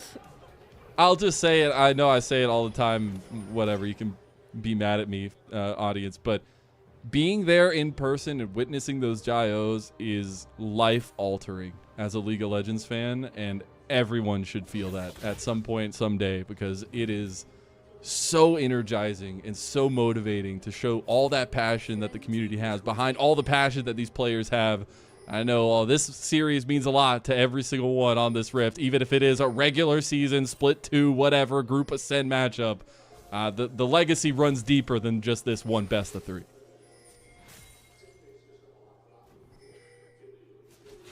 As we are going into our last game. Electrocute, these two dub, teams. Knight wins. We've got another series, of course, after this, so do stay tuned after this banger. But if I take anything from the past 2 games, that these teams are very, very, very willing to fist fight, specifically around void grabs, around neutral objectives, all that. Crisp right here, of course, into the Alistar. Huge value on the Poppy. They locked that in super early when they saw the Alistar as well. And of course, Jhin is another kind of stat check champion early on. Same kind of deal kind of as Misfortune. You get to push that wave pretty quickly. You are a pretty good match into the Ezreal because you can't play within the wave. Poppy, pretty good after that level 2 when you've got that W, or level 3 even as well. It can stop the headbutt pulverize coming through from that Alistar. And as you can see, lane priority over to Jhin. Yeah. And it's so funny to me that in this one, when we put so much onus on the Knight and Cream, and we're talking about their kind of comfort picks being picked out from them or being beaten, Knight whips out the first Annie of the split. It just says, you know, this is what I'm beating you on, Cream. And I think it is a bit of a change from the norm that we were kind of looking at in terms of the mobility out of mid lane. Cream definitely having the better of that, but Knight can still get off some devastating roams. Talking about devastating roams, where was Wei really going? Especially since he got spotted by Crisp upriver. Okay, a little bit of a Emotional delay on his support clear, roam. I guess. Oh, 369. Oh, the solo polo. He's getting close. Bin 369 going at it. Not a lot of mana for 369 though. There's a massive wave. Bin's about to get turned on by all the minions here. Gonna counter strike out of it and get back into it. It's still a 1v1 hot and heavy in top lane. Yeah, this is usually how the Jax versus Gragas goes over in the early game as well. You're kind of tanky with the Gragas. You've got the extra AP there to trade as well with your W. So it's a pretty even matchup, as you can see right here. And every single time Bin dives in or has the counter-strike up, one belly bop, and you sort of push him out of range. Right here, Bin gets to take the trade. There's not a lot of mana on 369, but you saw it on your screens right here, sort of unfold. Every single time counter-strike is up, you just E, push Jax away. Top esports with the early swap. Wei's looking to dive right here. Chris immediately going for it. Sees Wei around the corner there. Just going for, I mean, look at the skirmish damage of this early Poppy support, by the way. And this is so preempted over 2 minutes till grubs spawn. They will end up moving their bot lane towards top. And there you go. There's the stats. First in 279 days. BLG's Knight did play it last. So, hey, it's a comfort. And now in that mid lane play on the Cream 3, man. And that's the beautiful setup for BLG to start it off. And, of course, Knight, the man himself, gets first blood. Whoa, I don't think Cream expected Wei to still be on the map, as he had wasted a lot of time down bot lane, remember, with the roam through the river, and then he went towards the top side looking for a dive. It didn't really happen. Kanavi had already pressed B, he reset, he was already on his camps. So I feel like Cream expected Wei to be on his reset as well. Wei, a little bit off the timing right there with his jungle and his reset, but ends up giving Knight a kill. And I just want to remind everyone that it has been a very heavy jungle diffy when it came to both of these games and how both junglers have played game 1 and game 2. And game 1 that ended with a BLG win, it was Wei gifting over a kill over to Knight. It was indeed. And it's always that first strike that ends up paying dividends.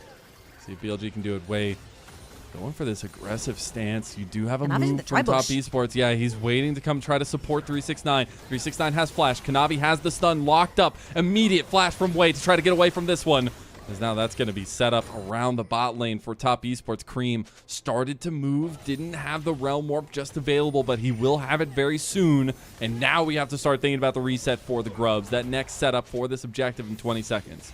What? That's Wei's first back. And he got an entire phage. He was still on the map.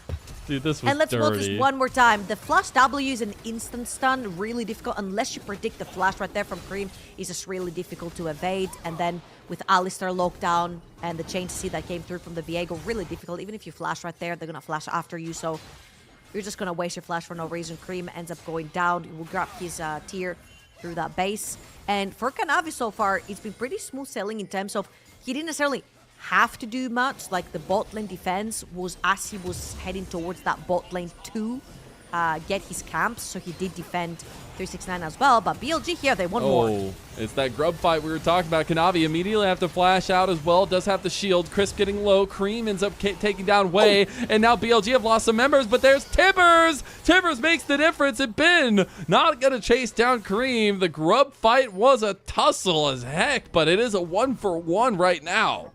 Top Esports opt into a fight as they know 369 had just used his TP to get down bot lane.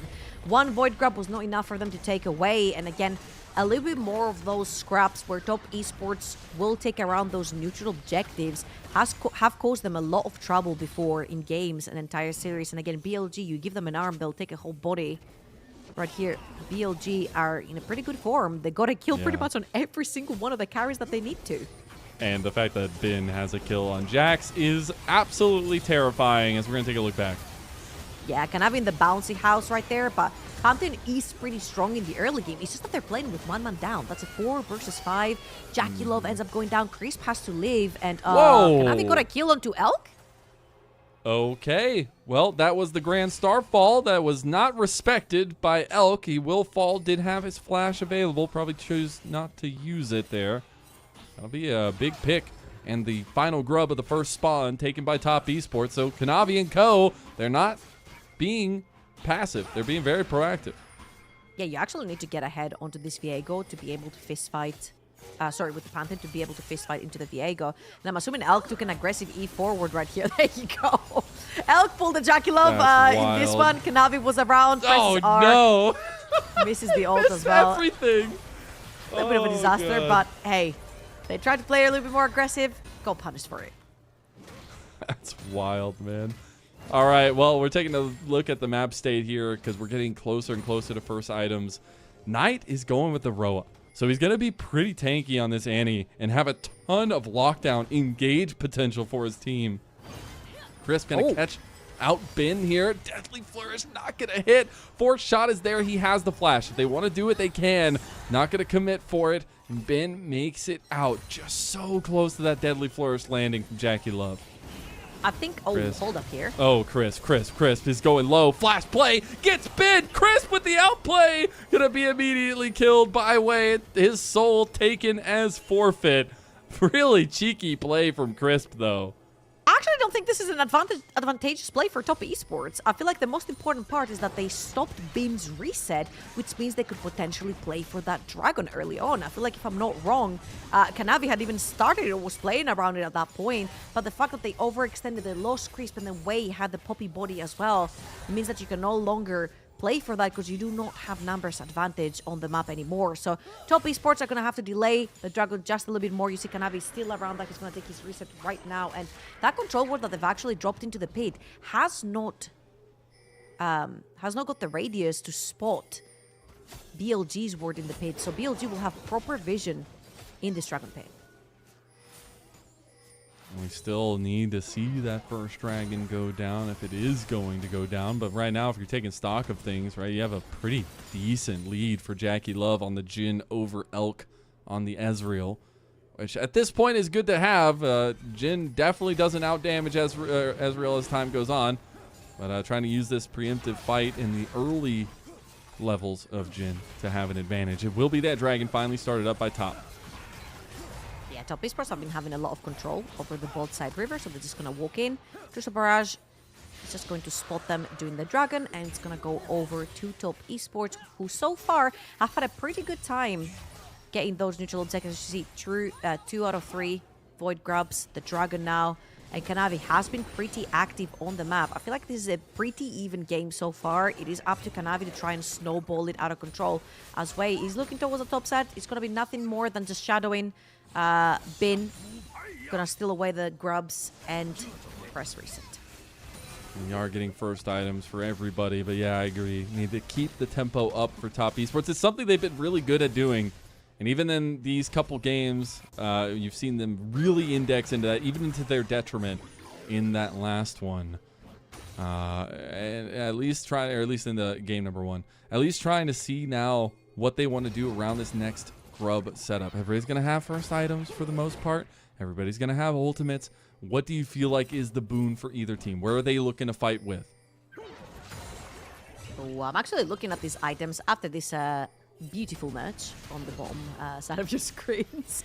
I wonder if Cream actually has his first item completed, because you mentioned all the item completions coming through, but Ryze is a champion that will go Roa and tier, so it delays, there you go, it delays the Rod of Ages spike just a little bit more, since he's got boots as well. So 2 stacks on Rod of Ages for Knight, not quite on the Rod of Ages line for Cream yet. And right here, top esports, I feel like they're going to have to try and use that Pantheon to get a pick and block BLG out of those neutral objectives. As you'll see, they have to use Viego invisibility plus that Alistair to try and get some control to walk inside this river. And now they're going to TP Knight in as well. And bring everybody to the party here. As BLG going to be the first ones. Yeah, why not? Hey, we got 2 top-heavy teams looking at taking a 5-on-5 for this next grub fight. Elk trying to push out mid lane a little bit, try to get that cannon going, but the first grub goes down. Cask in, combo out. Top esports looking to pick off Bin, but he counter strikes his way to safety. Will end up falling to Kanavi, and now top esports can run rampant in this front line. As Elk trying to pepper down some shots back on Cream and Co. Wei, again, is this crux. If they get resets, they will run away with this fight. He's trying to get his first one onto Crisp. Is going to find it. The Heartbreaker down. Grand Starfall in. On is not going to go down just yet. Fourth shot goes wide. Wei goes in. He's going to look for more resets. Is on Jackie Love. And Wei is having his way with this one. Gets locked down. Nice move from Jackie Love. And now Wei's about to fall to Kanavi of all people. 440 smackaroos there to top esports' pocket. And Elk has to run away too. That'll be Grubs going their way as well. They lost one of them, but they will be on 4 total. 4, 1, and 2. Pairs up really nicely with his Jhin down the bot lane. Kanavi is having a fantastic game in that game 3. Again, for top esports, very aggressive. And I kind of want to watch the replay and see what happened tonight, because I feel like he had a pretty good position in that bush down towards that pit as the entrance to the river. But it didn't quite end up in a big Tibbers fight. And right here, we're going to get to watch this again. Cream and Jackie Love a little bit overextended right there. And I just want to see what happened tonight. He'll just flash W and ends up getting knocked out by Crisp. That's exactly what I needed to see. So the second that Annie gets pushed out and Tibbers with her, This is where top esports actually get to come back in. Jackie Love never threatened right there. You see that Kanavi dives a little bit too far deep, and Cream actually takes way onto Jackie Love. The ultimate betrayal from his mid laner, but with the peel of 369 and Kanavi, they free Jackie Love off of way. And man, I just have to say, I am so damn happy to see 369 and Kanavi combined again. All that time on JDG, then 369 came home to top esports, because you have to remember, this is where he initially spent so much time before moving to that JDG roster. And Kanavi, we were wondering what happens next for this guy after spending so many years as the guy for JDG and one of the best junglers in our entire league, nay, the world. Now in his new legacy with top esports and saying, give me the sticks in game 3, knowing they picked Jhin R1 to set up Kanavi on this Pantheon, and he is paying off so far. Absolutely. Again, Pantheon is a pick that does fall off the later the game goes, so Kanavi needs to absolutely accelerate his lead just a little further here. You see already the trade it takes with Wei on that Viego, way more than having trade with him. The problem is Wei is always useful. If he finds resets, it makes the biggest difference. Gonna Heartbreaker out as he gets pushed away. But that's why you can't discount Wei, even though Dragon is being started up now by top esports. Elk goes to mid lane, and that'll be 2 dragons in a row for top. Wei got baited a little bit there, but how good the trade was onto Kanavi. But Cream was around, Jackie Love was around, Crisp was around. You can't just really face it just like this 1 versus 4. Ends up having to burn his ultimate as well. Can no walk back in. Second dragon going over to top esports, and now the stacking begins for top esports. They've got pretty much free reign over the bot side of the map, as you have seen, and very close to that second item for Pantheon as well, which is going to truly hurt. Road of Age is very important. Completed for Cream. He can get to start stacking it right now. And even though we said, hey, when and if Viego gets a reset, the follow-up ability is fantastic.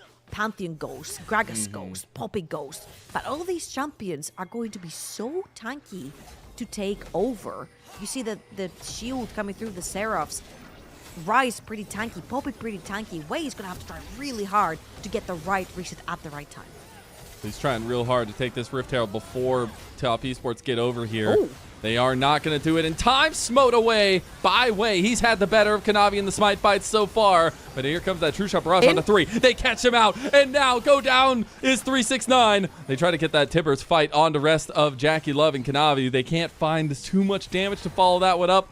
But that's a big pick-off as well as the Rift Herald there to the side of BLG. Now the reset's coming through. Jackie Love getting low. You got to get out of there, bud. He's about to go down. The Mystic Shot goes wide, but they still get the kill anyways. Cream is on the flank, but the Heartbreaker has come through yet again. Kanavi will make it out alive, but BLG, they are looking to use this comp and use it well. Looking at Ben in mid lane. Take this outer turret too. Love that BLG cutthroat. They walk straight through the jungle, cut off Jackie Love, and end up taking a couple of kills together with the mid lane tier 1. And again, that is a composition that scales super well into the late game. The Viego, the Jax, the Ezreal, absolute machines in terms of producing damage in the late game. And again, 1 reset is all Viego needs to actually step up. Talking about Viego and resets. Cream. I think he's in a lot of trouble. He does have that phase rush, but it's going to run out. Okay, Knight not willing to chase down just in case there was teammates coming to back up Cream. Did have that stun. Does not have Tibbers, though. But it's still a very tense game state right now. We're going to take a look back at that fight. BLG, really nicely done. Yeah, and I feel like Chris right there missing the ult or actually hitting it on Elk. It means that he didn't knock out anyone. It's a proper 5 versus 5, and then they funnel into this choke point. Cream is on the flank, not necessarily really with the team, cannot output a lot of damage. And then Jackie Love and Kanavi take the wrong pathing towards that mid lane, especially when you see Bin onto that mid lane tower. You know BLG are going to be cutting you off through the jungle. Jackie Love ends up paying with the ultimate price. Everyone, fortunately for top esports, else, other than Jackie Love, gets to walk away for free. Conceptually, like, I know we talked about the draft for top esports and we really like what is kind of going on. They went with that focus onto Kanavi on the Pantheon. But to put Jackie Love on the Jhin, I know he's had some of the incredible Jhin performances so far in this split itself, but it really is more so not giving him tools to be able to be that hyper carry that we know JackeyLove can be, and I'm wondering if that's going to come back to bite Top Esports, because this early advantage is not nearly the advantage they would want to get this bridge over. Cream's scaling is awesome. 369 is going to be great, but Jhin and Pantheon aren't the most valuable champions to have going into 30 minutes. Who are you and what have you done with Mazel? Because you sound I like know. me from Hey, last I'm year. just saying. I'm just saying. What? Sometimes it looks really good. It's funny because the game that JackeyLove won on the Jhin, it was like super late game, and he was just cleaning up team fights, which we could see. But whenever we get to team fights late game, one kill goes down, which is always going to happen. Wade's getting resets, and that's hard to handle. So Top Esports absolutely. need to have a much firmer grasp. I don't mind the Jhin here due to the fact that he's pretty good into Ezreal lanes. And also, if you look in BLG's composition as a whole, they're technically pretty quote-unquote squishy. However, they have a lot of elusive ability as well. Very slippery Viego, very slippery Jax, get into the backline with the right flank. You can pretty much push Jhin way out of the team fight. And right here, Top Esports are finding themselves in the same situation where they cannot get control over their own jungle to try and walk into these neutral objectives. You actually need to pair up as a 5, to bundle up, to group up as 5 rather, for Top Esports. But if you walk into an Anti-Burst as 5, that's your fight done. Yeah, that's a terrifying prospect here. We are getting ready for that next dragon. Another Chemtech Soul. Wei trying to stop this stacking that Kanavi has started building up for them. But it is going to be a full-on fight looking at this one. Grand Starfall is available. Every tool is available. Flashes across the board. Except on the supports. We just saw that one burned by On. Now going on to the Dragon. Goes BLG. They want to start this one up, but you have to think they have been on the side. They have been on a flank. Cream needs to ban Mark here to stop him. Kanavi trying to go for another 50-50. We've seen this before, and Wei has gotten the better of it. Look at the crisp keeper's verdict. It's not going to be enough. Kanavi in the pit, 50-50, and it goes to JackeyLove. He steals it away with the 4th shot, and now Top Esports will be on sole point. What? So cool, calm and collected. They used the satchel since Chris' ult didn't work to push everyone from BLG away from the dragon, and the second the cask landed, everyone spiked on the dragon to give that smite over to Kanavi, putting Top Esports on sole point, and the instant TP towards the top side of the map to try and potentially stop BLG from rushing Atakan. This is, of course, the Atakan that viewers really like to see. It's the Atakan that forces more fights because you get the extra GA as well. However, Knight right here could be in trouble. He does have Wei around. Grand Starfall coming in. Wombo combo at the ready. Knight goes down to the execution by Kanavi with the spear bin all by himself and gets Deadly Flourish, gets locked down, and another kill goes the way of Top Esports. Onto the Atacon they go, and the lead in firmer grasp have never been. BLG in a lot of trouble. They're sinking ship now here with this lead going the way of Top Esports. They're trying to get this Atacon fight. Oh, On, what have you done, my dear, dear friend? As Wei is going to get out with his unstoppable. On survives as well somehow. Cream trying to go for the kill with the Realm Warp, but the Atacon was the journey all along. As there is the curtain call being used out by JackeyLove to try to get the rest of the team away. Oh my God! Sniper sell JackeyLove. They get the Atacon, they get the kill, and now 2,000 gold in the lead is Top Esports out of seemingly nothing. Can you count to 4? On failed math right there, ends up being the recipient of the 4th shot from JackeyLove. And where is Top Esports and who is this team right in front of me? An incredibly great catch on the side lane by Top Esports using Kanavi as the engaging tool. Bin, that was a very late TP. He ends up completely isolated in between 5 members. And look at this, the second they see that Wei is very close to this Atakan and the Atakan's going down, they turn instead. They use 369 and Cream to try and zone out the remainder of the BLG members as they burst down the Atakan to try and collect that. And not to mention that, and the 4th shot, of course, finding On, but also the way they played around Dragon. So calm, so collected, so patient for Top Esports, which is something that they haven't necessarily been praised by when it comes to neutral objectives. And this is still prime time for Top Esports. We talked about scaling for BLG and things along those lines. They're still way off of that setup. We were talking 30 minutes coming up for them. So Top Esports trying to utilize this strength as quickly as possible. Kanavi has done a really good job. And now with these GAs, they can just play recklessly with their lives. Going into a 5-stack, Keeper Verdict going to separate away on. Is it going to be enough to get any kills here, though? Cream and Jackie Love are looking around the corner. The rest of BLG just trying to stave off this aggressive stance from Top Esports, maybe even looking for a little bit of something on the back end of it. But it is still about 2 minutes till that ultimate fight of that Dragon Soul for Top Esports. Yeah, and you actually have Atakan for the next Baron spawn. It's only going to be a couple of seconds, but if you play towards the top side of the map, if you're Top Esports, establish some vision and allow BLG to actually get in and scout, you need around 30 seconds before, 30 to 1 minute actually, before the neutral objective spawns to take control of a side of a map, and BLG are nowhere near the top side river. So Top Esports right here have free reign to set up around Baron and actually bait BLG to come into them since they have the setup. Very important purchases. Seeker's Arm Guard for Cream. He is going to have another layer of survivability through the stopwatch in his inventory. And he's starting to scale himself. Now the play is on the 369. He still has the Atacon GA for 1 second, but it's going to go down right as he's going to go down himself. Knight going to get the CC chain, and there you go. Locked down from heaven. 369 going to throw out the cast, but it was all just a party affair in BLG's honor. That'll be the side lane turret focused down by Cream and Top Esports. They won't get much else of it. Even that Baron not going to go their way.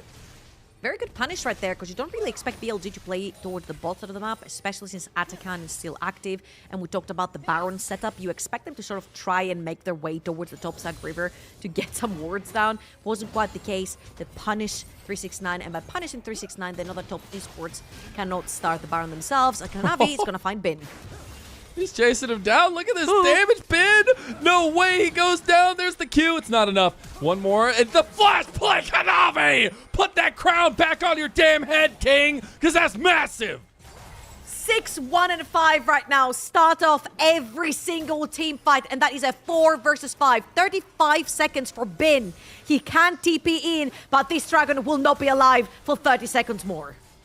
Kanavi had ran the LPL for so many years as a part of JDG, was always a constant in the top conversations in the world at Jungle. We had asked what this Top Esports version of him could be after that first split, after winning in his split with a new team. He truly has had some ups and downs, but man, when he is on, he is on. As On is going in himself onto 2 members there, but he's locked down now. He has to back out. Elk trying to get some pop shots on the side, but he's getting a little low. That's aggressive. Arcade shift in. Jackie Love getting locked down. Wei can't get him. Wei can't get the resets. Finally, Jackie Love goes down, but Bin is left between 4 members of Top Esports and falls to a double kill to Kanavi. Top Esports are feeling so confident. Jackie Love actually did it. Jackie Love and flashed forward to try and get the kill. The rest of Top Esports, of course, defending him, but this is only 2 members of BLG. No smite within them. There is still flash and T-burst from Knight. And let's see if BLG can actually find a pick, find a way to get in. By Elk pressing his B button right there, I'm gonna think the answer is absolutely no, but he's actually gonna stay. Knight is looking. He still has that T-burst. Flash T-burst. There's 4 members in this pit. He can't get out. He's just going to turn on to Chris. Chris may be the martyr here. Cast comes out from 369. Baron secured by Top Esports. True Shopper House goes completely wide. They get the Baron. They get out. They have Dragon Soul. Top Esports now 6,000 gold in the lead. Have a dominant control over this game in Kanavi's 2,000th game in the LPL. Wow, 2,000 games and about that 6,000 gold lead, half of it is on Kanavi. This is a jungle differential again, this game from Kanavi. What a fantastic early game performance. Transitioning and bridging that mid-game to late-game gap with that Pantheon, now with the Guardian Angel as well. And if it was easy before for Viego to get any resets, it's going to become even harder right now as he has to kill Pantheon twice. And look at that Kanavi. He has his 3-item power spike right here. Takes it straight onto Bin. Flash Q to get him out of the picture. Actually, flash W, sorry. Yeah. And he's out. The biggest thing is they are just capitalizing on the moments that really matter. We gave BLG kind of that 30-minute marker to really have an influence and start pulling back this scaling factor away from Top Esports. But Top Esports have utilized their strengths in the moments they need it so well. And here they go yet again. Though Chris overextending a little bit. Here comes Kanavi trying to go for the resets, trying to go for the damage. Elk is getting low, flashes out, and that means everything's coming to hell in a handbasket for BLG. Cream going forward, can't get the prison there, but it's still a next push coming in. The minion wave is here. The Baron buff is aplenty for a minute and a half at Top Esports. They're going right back to their dominant ways. They're going right back to their big brother ways over BLG, and they're just pushing down the middle of the base. And that's going to be at least that one inhibitor, and I'm wondering, they have no other waves, so the only way is forward.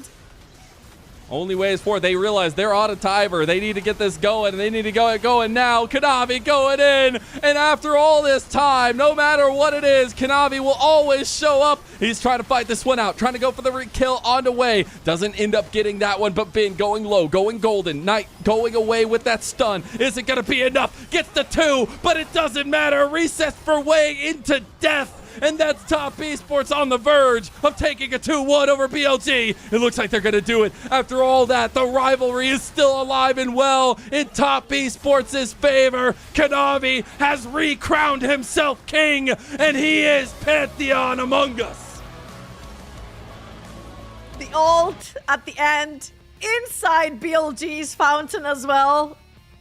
To show who's really boss in this series, I'm expecting a double MVP to come out of Kanavi in this one. And even though we very heavily criticized him for his previous series, for his game number 1, and rightly so, he came back stronger. That Skarner performance to enable his team in game number 2, and of course that Panther performance to enable himself to carry that game number 3. I mean, what a brilliant mind. The pathing, the side lane action, just the pure 1v1 ability that he brought in with the Pantheon, just taking it up to the top lane 1 versus 1. What a fantastic aggro game from Kanavi.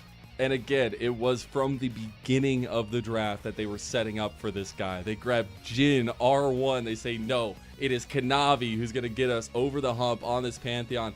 They had a timer. I mean, there was a world where if they didn't have as much of a lead, that scaling comes online for BLG, and their team fighting is so damn good that you just can't fight it. But they kept getting picks in the side lane, getting picks in the in-between, and utilizing this Pantheon for Kanavi so damn well. And this has been the nature of Top Esports. I mean, we can talk about them a little bit more positively first. They have had BLG's number this entire year, going from back-to-back performances of championships for BLG last year, facing Top Esports, and now Top Esports have completely taken the spotlight from them. And it's been amazing to watch them grow into this roster. I mean, it is a team that took a little bit to come together, even after some of those good performances in Split 1. And it's been really nice to see them do work. They're 6-1 now, joining anyone's legend at the top of Group Ascent. I mean, I'm looking at this game number 2 and game number 3 and the way that they were setting around these dragons and the fights that they primarily wanted to take, and it just looked flawless, right? The vision was there, the setup was there, the flanks were there, the picks were there as well, because they were playing with a Pantheon, right? You want to get a pick and then you want to make a fight. And it looked flawless. I feel like there were 2 particular fights, one with the cask from the Gragas, everyone gets thrown away. That's where the burst the dragon, they get out. Then they get a pick onto Knight in the top lane. They turn it into 2 picks. They turn it into Atakan. They played based on what they had within their vision. And again, this has been a case for Top Esports for the longest time, where they're either just gonna go all in like wild animals and fight every objective that's ever thrown in their way, or they're actually going to play textbook League of Legends. And when they do play that textbook League of Legends, they look so damn unbeatable.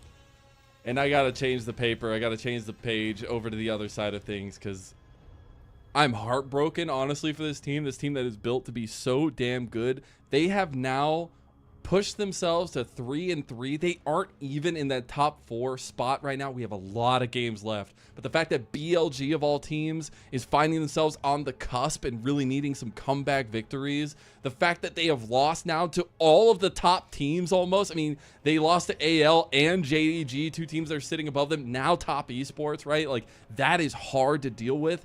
And it just seems like things are not functioning for this team that should be on the highest of highs with the roster they have. Yeah, and I feel like I'm gonna go back to what I initially said about BLG. I just don't think they're as dominant in lane anymore. Elk and On used to be bot lane kingdom. They'd pick some of the most aggressive bot lanes out there. They would challenge you on the 2v2 and take your head on straight up. And I feel like it just hasn't quite been the case. We've got Bin on his Jax. Didn't quite end up doing anything. He was ahead with Gnar, 1.5k, Knight the same.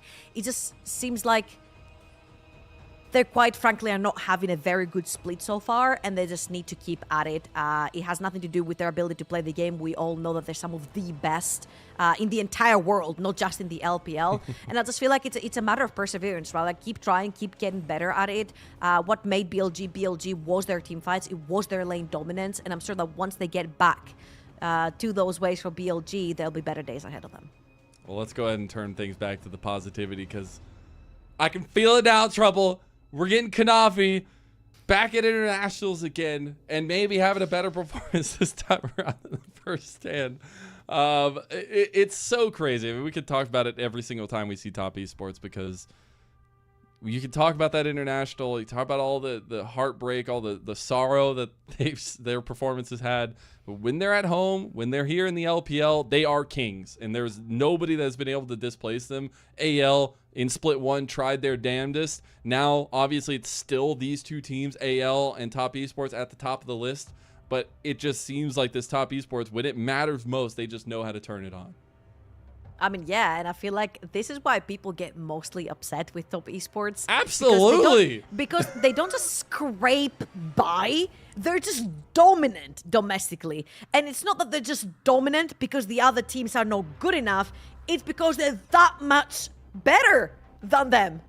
And this is the whole why, and like you kind of want to shake them like, please perform internationally, because we get this domestically and it looks clean and it looks dominant. And I feel like if they can replicate that into internationals, we're gonna have a very, very good showing come MSI, I guess, if top esports actually make it there, which they are a big name to make it there, right? I feel like if they come up with such a showing, we're gonna have like not just a great LPL season, but a great international as well. All right, so who gets MVP? Is it King Kanavi? Does it get 2 in the night? Of course he gets 2. Yeah? What? All right. Yeah. I think he rightfully deserves it. I just think when you're on a timer like that, like we've seen Pantheons be useless in the later parts of the game, but you need to know when to put your pressure in and how to utilize it, and he did so beautifully. 90% KP on that one, and a 12th MVP for Kanavi this split, and that's a pretty massive number for a guy that has been a crux in the LPL as a jungle for so long. I'm just going to say there haven't even been that many games. For him to get 12 MVPs so far is actually insane. But again, Kanavi, no matter whether he's in a team named JDG, Top Esports, or Carmen Core, it doesn't matter where he goes or wherever he will go. It's just that he has always been the main moving cog in any machine that he's put in. And that if he's having a good game, there's no way in hell that that team will lose. Yeah, exactly that. Well, that's it for our second series. Our match of the week is over. Top Esports take a 2-1 victory over BLG, but our League of Legends night is not done yet. It is a 3-series night in the LPL, so don't you go anywhere. We have NiP taking on the likes of FPX. We'll see if the FPX dream lives on. We'll see you there.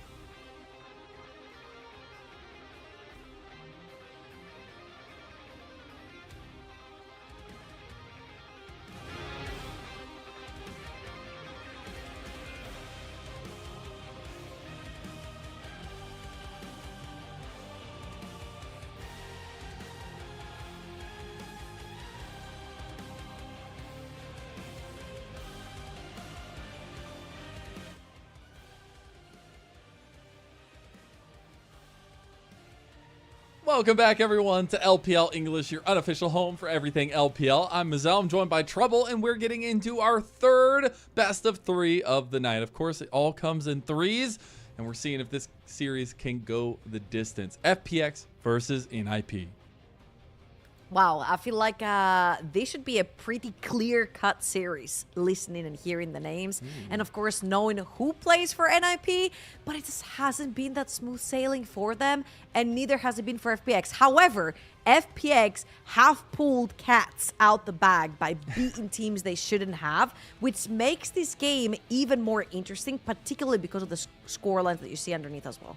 Yeah, exactly that. You have 2 teams, one's going down, one's going up. The controversy can be absolutely crazy. FPX started off 0-4 in the split, and then now find a 2-win streak over the likes of Weibo and JDG. We're going to take a look at this roster. It is one that is filled with developmental pieces for FPX, specifically built around Care in the mid lane. But I don't know what has happened to this team. They got it together, and it's looking damn good. I mean, I feel like Assume especially has been talked about a lot, even last year, where he was on Ultra Prime, if I'm not wrong. And I feel like he was one of the stars of the roster. Either Ultra Prime or TT, I'm really sorry, I cannot remember. And then Sheer had a really good performance last year. Care is looking really promising, and I feel like it's exactly what you said. It's just a bunch of pieces brought together in a developmental phase, and now the development is starting to show through. Yeah, we won't talk about the time on EDG for Assume, but it will. The Rare Atom times were definitely something of a little bit of a kicker for Rare him. Atom, my god, yes. Rare Atom. They Sorry. don't exist I'm so anymore, so you know it's fine. Care, though, he's been playing a lot better in the mid lane. I think it's been really fun to kind of watch him grow into his own role, providing a lot of utility with the team as well. But still going to need a big performance from him, a good combination with him and Shadow here tonight against this other mid-jungle combo that we have going on with NiP on the other side. A team that opposite trajectory is starting to hurt a little bit. Lost to TT of all teams and Weibo in their last 2 series, and they just haven't been able to put it together. But Doinb, he needs to return to the form that got this NiP so hyped in the early parts of the season. Absolutely, and especially since through a lot of their wins, it has been about Leave, and if Leave has a good game, NiP does pretty well. Knowing Doinb and how good he is on a lot of his push and roam champions, together with Aki, we just haven't necessarily seen a lot of that synergy coming to fruition, and it feels like their early games are particularly really bad, and it just happens that they're so bad that a lot of the times are so unrecoverable. And even though Leave does go a lot of the times above and beyond, and he does get a couple of kills, he just can't become a 1v9 at that point. Exactly, and I will just talk about Doinb a little bit more. We know this. We've talked about it every time this matchup has come together, but this is a guy that knows FPX like the back of his hand, winning in the LPL and then going to win the World Championship with this team. It's been a long time. Even listening to Chris, who was the last member to leave the organization, he says, you know, when he goes back to face FPX, it's all different team. It's a different management. It's different everything. It doesn't feel that nostalgic, but you have to remember the good times, and you have to remember this Doinb FPX roster that really blew this guy up on the map. Yeah, absolutely. And as a European, it also hurts to see that lift of the trophy right there. The 0-3 was not very fun, man. I'm not going to lie. However, this guy absolutely revolutionized the way that mid lane was played. The Nautiluses, the Malphites, like all the unconventional stuff that ended up working throughout an entire world championship.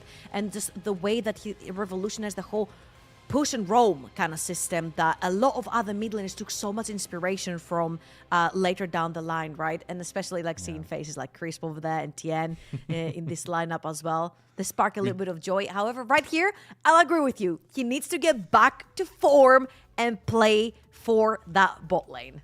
I'm just saying, he just lost to Tien. I think Tien got the better of that relationship there. But this is the man that came in after Doinb left FPX. Care has been the piece that FPX has been built around, this developmental guy who has finally started to bubble up to the top in terms of where FPX are hoping for him to end up. But this matchup is so important between two guys that have very differing track records, very differing stories. But Hold up. in the moment right now, the win is the most important. Who can explain the last bit? I FPX can, fried because rice? Yes? there was it's a meme because there was a chef for FPX that made this fried rice for Doinb, and they made a little content video when they were going up against him the first time, and they were asking because Care was now eating that fried rice, and they were like, Doinb, do you remember the fried rice? They've both had the legendary FPX chef's fried rice, and we'll see who gets the better of it now. Yeah, shout out to Kelsey. Absolutely. Okay, you see again that these two mid laners are very similar as well, very high kill participations as well. So I feel like not only is it a legendary matchup because one replaced the other and then Doinb moved on and now had a hiatus and now joined NiP and now he's back in the LPL and he looked very promising over in Split 1 and everything. So people were like, Doinb's back, but no quite. We've seen a couple of inconsistencies as well. So looking forward to see this particular match because I wasn't expecting to say that FPX looked like the team, especially after the wins that they pulled recently, that could potentially take down NiP. And the reason why we got so hyped about this team is because of some of the performances we were seeing from Doinb. Not only his kind of unique pick styles that he's been bringing out, but it was the execution you were seeing off the back of it. It was these wacky picks, but also a lot of meta picks that were working out for them. But we've seen a lack of that cohesion here as of late, it feels like, and especially him and Aki just being off center from each other. But you still have these great moments that made NiP one of the biggest threats in Split 1 of the year. Yeah, and as you can see, a lot of these fights that I'm now watching, which look like incredible highlights, they are started by the duo you just mentioned. Is Doinb and Aki finding picks together, playing as a duo on the map. And I feel like if those two click, they can really make something truly magical happen, especially in the early game. I feel like Aki has been a jungler that throughout his career in the LPL has been criticized. He was actually, benched for a little bit from NiP last year, then he was taken back into the main roster. NiP chose to keep him for the split as well. He's had some fantastic moments. It's just the synergy that needs to continuously be built up together with Doinb. I feel like Doinb as a player is a very particular case of our mid lane, and it takes a little to get to know how he wants to play the map, but he's also very fired up, man, and that sort of is very contagious on the Rift once he gets going. And we're going to take a look at Care close before we get out onto the stage here very, very shortly, as Care has been on a come up, at least in terms of his resources given by the team, but his distinction as being a ton of setup for this roster and consistency at mid lane has led to FPX finding massive wins, including this incredible series against JDG that they took them down 2-1, and it was off the back of some monumental performances from Care, from Shadow, and finding that consistency that we had lacked from them for the first 4 series we saw them play. Oh, absolutely. Care is one of the main factors of why this series ended up being a win for FPX. And just a reminder right here, BLG lost to JDG, FPX beat JDG, and this shows you how close in general the whole LPL is currently, but particularly for Care to be able to pull out picks like a Kassadin into a team like JDG, into Scout, was absolutely monumental. We're talking about weird, wacky picks when you're going up against Doinb, right? But Kassadin is not necessarily a pick that we do see very often, and when it comes to the third game and you want to pick something that will take... that will take a lot more effort, sort of pin down how to play against, such as like the Kassadins and the likes of these kind of champions. It's actually really cool to see that Care can pull those stuff out. I think it's going to be super important tonight. A lot of emphasis on that kind of mid-jungle duo, just like in last series, which honestly pays out because we have a lot of damn good junglers, a lot of damn good mid laners. Surprise! No more lane swaps. Mid-jungle duos matter. Yeah. Now we're getting into things. Before we get into the draft, we obviously have the side select 1v1, and we have skill position versus jungler. It is Leave versus Shadow. We'll see who ends up winning this one. Leave versus Shadow. We have an 80 carry?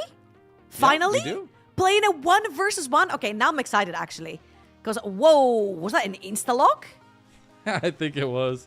What happened the last time we saw an Okay. insta-lock tonight? I don't know. I was just saying. It might have been a loss. And it will be the Akali versus Darius matchup for the Darius. 1v1. So we're getting a little spicy here. Okay, who said 80 carries can't play bruises? Kelsey.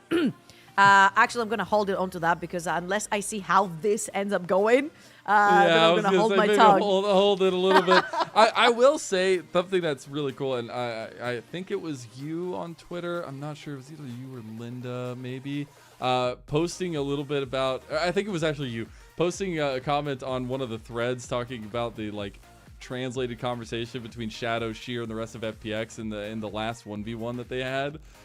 This team is wholesome as hell, man. Like, honestly, I didn't expect it, but, they're all cheering on Sheer even though he's losing to Yorick, and, it's so cute to hear them all motivated and, cheering each other on, and now Shadow gets his chance after Sheer played, the last 3 1v1s, and now Shadow gets to have his little bit of fun with it, insta-locking the Akali, I guess. I'm not going to lie. I feel like side selection in a best of 3 is very, very, very crucial. Because yeah. if you get blue side, even if it goes to 3 games, technically you end up having 2 blue sides, which are favorable on paper, of course, right? Followed by BLG just performance. lost. But I just feel like seeing the players on this 1v1 sort of stage where, look at it, Leaf is already chatting. He's already in his era map. It's probably paused and he's already chatting. Love it. Well, we're on to the Rift. Instant snowball! We got the snowball! Let's go, Leave! That's my goat! Okay, Leave and Zika. Top tier players in the LPL of all time for me. Go ahead and put them in the Faker, I think somebody was named, was put in the Hall of Fame. Let's go ahead and put Leave and Zika. Who is this guy? Does he play Snowball? Yeah, Faker. I've never seen Faker take snowball in a 1v1. I'm just saying. Not gonna lie though, Darius is one of those champions that has a very hard time sticking onto you. A lot of the times we do see the ghost coming through, Deadman's Blade and stuff like this. Like anything that will give you mobility to try and stick onto any champion. So the snowball right here, if you actually manage to stick it onto Shadow after the Shroud is down, then I feel like you've got a pretty good chance of taking favorable trades right here. Akali does not have fun into bruisers. Akali likes really squishy champions, seen as Leave was in that 1v1 potentially. Shadow was expecting something like a Corki or maybe a Varus to come through or something along those lines. Isn't quite the case. Leave. Leave's been practicing the Darius in the off time.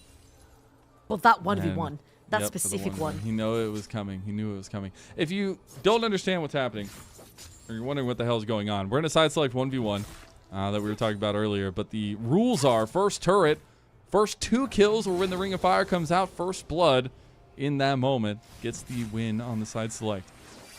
And you can back, you can do everything you like.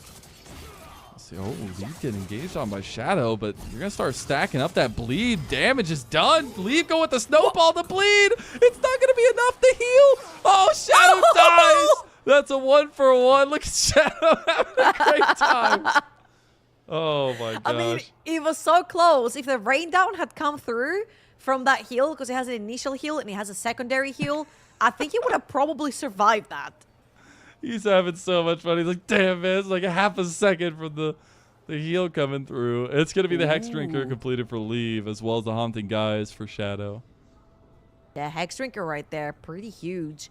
Considering how this trade could have easily gone Leave's way. Reminder right here that Shadow has a double combat summoner, whilst Leave has sacrificed one of his combat summoners to try and stick onto Shadow. A champion in general, Akali, that is not very easy to stick on. Oh, bomb plating's Now that down. Missed the snowball.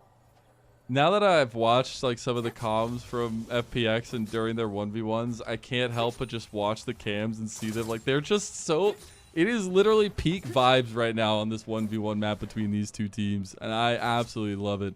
Though those vibes are going to soon turn into harsh realities of getting that blue side for game number 1. So I'm trying to buckle up a little bit more here. Now that we've had first kills for both sides, means one more death is the victor. Now, usually I would say how these 1v1s go.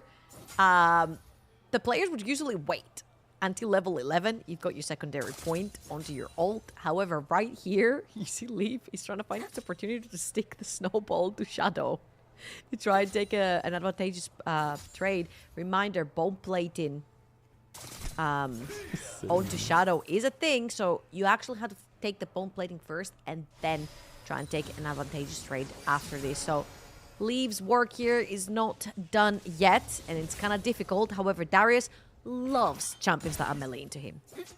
Yeah, I'm going to say if Leave can survive the kind of initial burst from Shadow, he's just going to outright win the fight. But I'm going to laugh so hard if when it comes down to this final kill, if it's literally just about the bleed in the 1v1 and who dies first, because that'll be the important part, because it does seem like both guys want to take it a little bit more reserved and wait for that ring of fire. Yeah, usually that level 11 is kind of huge, right? Because you get the second level into your ultimate, and by then, they usually have a full item as well. So having more mortars right here for Leave would be huge, get more AD. The shield's pretty substantial as well. And for Akal, of course, having a completed item into the Darius, a lot more burst as you're playing an assassin, heavy AP. So about 3 more levels, if I can count correctly. Yeah, 3 more levels. Oh my god, I'm like, what's 11 minus 8? Numbers, what do they do? Sorry, I'm gonna wait till 7 a.m., man. Understandable. Understandable. It's Hey, I studied maths. That's the I got ready. I got ready for 9 games, and LNG denied me, and I will forever be upset with them about that. But I do expect this series to go to 3, especially with the recent performances of FPX and how they've been kind of playing as of late. It's been really fun to watch, and honestly, they've given us some major upsets in those top 4 positions as well. Handed losses left and right now to Weibo and JDG. Now, we're getting closer and closer. Trouble, we got those first items. It was Riftmaker for Shadow first. That Maw is completed for Leave now as well. Yeah, Riftmaker pretty good for extended fights right here, especially since you kind of want to evade Darius. The second he pulls you in, Riftmaker starts stacking. That's a little bit too close to Leave's tower, but the pack, the heal pack, is going to be there for Shadow. Bone plating no longer a thing, so if Leave manages to connect onto Shadow, he could be able to get an advantageous trade. Doesn't have the snowball yet. Level 10, yeah. I'm telling you, that level 11, that's where it's at. All the time. Got about 40 seconds or so till that ring of fire comes in. Shadow looking for the all-in before that level 11 mark starts going through. Perfect execution in. Leave getting low. It's Shadow. Who says junglers ain't got mechanics, baby? He just broke his mic for that one, as you love to see it. And Shadow ends up getting the 1v1 win somehow on the Akali. Talking about how important, you know, the mid-jungle duo is, having Shadow win that 1v1, even though it was versus enemy AD carry, doesn't matter. Now I know why AD carries do not play bruisers. Now it makes sense. Thank you, Kelsey. It's all full circle. It's all full circle. Shadow's hype, man. He's feeling himself. And honestly, that leads into the next point that I want to talk about, because LPL is so heavily momentum-based so much of the time. And this change of momentum was like a dip into a cold ice bath for FPX. They've all of a sudden looked like a completely different team. The vibes are high on all the content, on all the setups that we see from them. And they're going full force into an NiP who is struggling. Yeah, absolutely. And I feel like Leave is kind of the player that thrives a lot in terms of having the proper mental and being confident. I mean, I'm not gonna lie, losing to a jungler in a 1v1 is not the nicest thing ever to happen to you. However, of course, both teams are prepped for both sides, blue and red. Now, again, the disadvantageous side is that when you are on game 1 on blue side, even if it goes to 3 games, you get at least the chance to play 2 times blue side. NiP will not have that chance in this particular one, as FPX choose blue side, of course. However, again, it wasn't a term of, hey, which side has NiP played on? Why haven't they been good? Has it been the side? No, it has been primarily the link between Doinby and Aki, and we want to see that work primarily so that it can bleed towards the bot side, and Leaf can get some pressure alleviated off of him in terms of carrying. Yeah, and I think Aki is going to have some very consistent picks against Shadow. Shadow also hasn't been the most consistent. I think both these junglers can kind of get lost on the Rift occasionally, But depending on how they want to put their early focus, and if Leave can get ahead in this bot lane 2v2 in any way, feels like it will upend the map in some ways. But now that we're getting closer and closer to picks and bans, I do want to see how much prevalence is going to be on this mid jungle setup, and if both junglers are going to be willing to kind of test the waters and go with something more aggressive in the first game or so. I mean, they're both kind of known for playing the more aggressive stuff, the Pantheons, the Viegos, the Lilias, stuff like this. The thing that I remember Aki most from is his Wukong. Obviously not something so prevalent right now in the meta, but these sort of aggro AD picks that can start fights, things that skip to mind when you talk about those is things like the Vi and the Xin Zhao. Well, there's that first pick. Immediately, B1 is the Vi for Shadow. See what that answer is going to be on the other side. Already the Xianji and Bessa, which will be a massive one, paired up with the Sejuani there for Aki. So already having that kind of permafrost combo. Could we see something potentially like a Yone come through that mid lane for the side of NiP? Pairs up really nicely with Sejuani. Yes, you only have 80 profile damage on the side of NiP, but on the side of FPX, you don't primarily see any heavy tanks. Sun has been banned out. Bot lane is not very tanky because Nico was just locked in. Jungle is not tanky. Vi's been locked in. So there you go. Yone is a no-brainer. A damn good comp from NiP right now. They have all kinds of dive, all kinds of setup right now with their first three. I do like the Nico as a defensive tool, but also maybe some setup. But they need something to kind of make this composition stick on the fights. As we get in the second phase, though, we already get the ban towards the Akali of Care, a tried and true classic for him. It's also the Ziggs ban over towards the Leave. Yeah, just hold on a second right here, because I think FPX are... let me copy your homework, BLG, but trust me, I will not make it very obvious. That's exactly the composition that BLG were playing earlier on. Of course, not with the addition of Sylas, because he has been banned out by FPX, but you've got other picks, like the Ari, like the Talia, that pair up super nicely with what FPX got going on. I wouldn't be surprised if we saw something like a Corki or like any kind of pick that was the bot lane. It doesn't matter if NiP go full AD here, because there's not enough armor carriers on the side of FPX unless Sheer choose to go for an ultra tank top side, which could potentially be, in my head, something like a Cassante or an Ornn. I want to see if they want to go with something that's more conducive to the environment, or if they want to go with more utility for Leave. They'll save the counter pick for him. They'll grab that Nautilus. So it is all forward engaged all the time for NiP, and the Camille comes out for Sheer, of all things. I mean, it might just be a Zai angle right here for Leave. He's got so many champions jumping on top of him that I do not see how any other champion survives, including the Ezreal. I mean, you've got point-click CC from Vi and a lockdown from Camille. I mean, it's either a Zai or you accept your fate here. Dude, we don't get this very often. Most of the time, it's a dive comp into a comp that loves taking into the dive, or like a lot of counters. This is literally just two dive comps. Just fight each other, go in, just attack. Like, literally it's both teams just want to go forward. And an Ezreal. And an Ezreal. But honestly, he can play safe. So, but the fact that we have...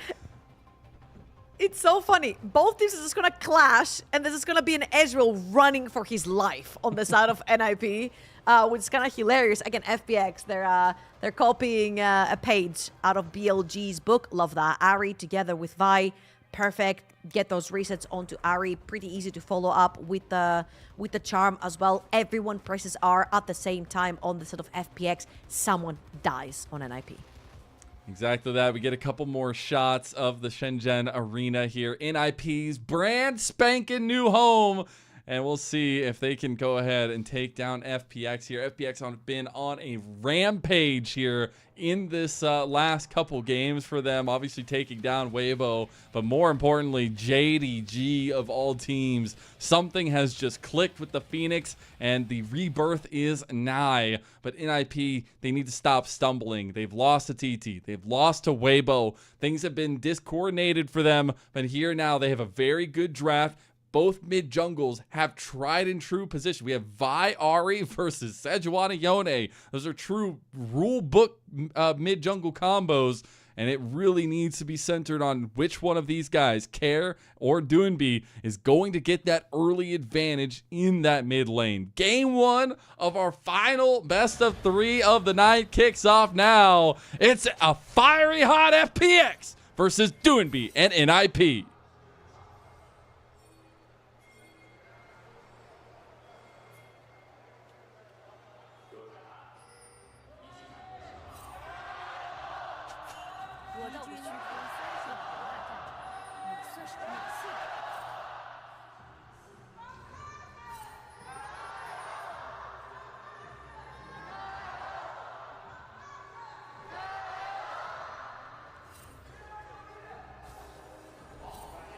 Let's go.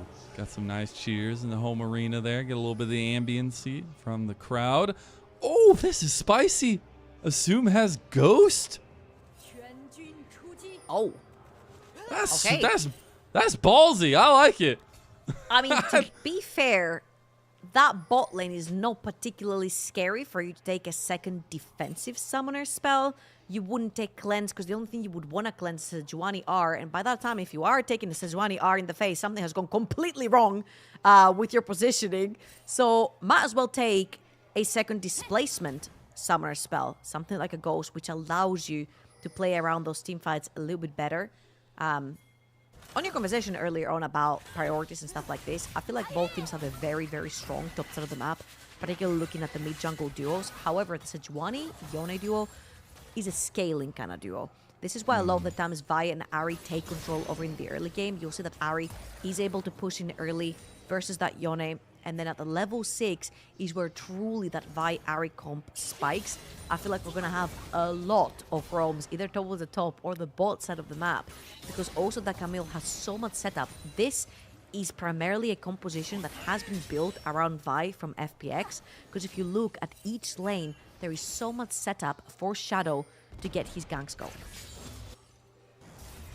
Now we get a little bit of the map set up for both sides of things. It will be this kind of same side start for both of them. At least getting into this early clearing path here for Aki as well.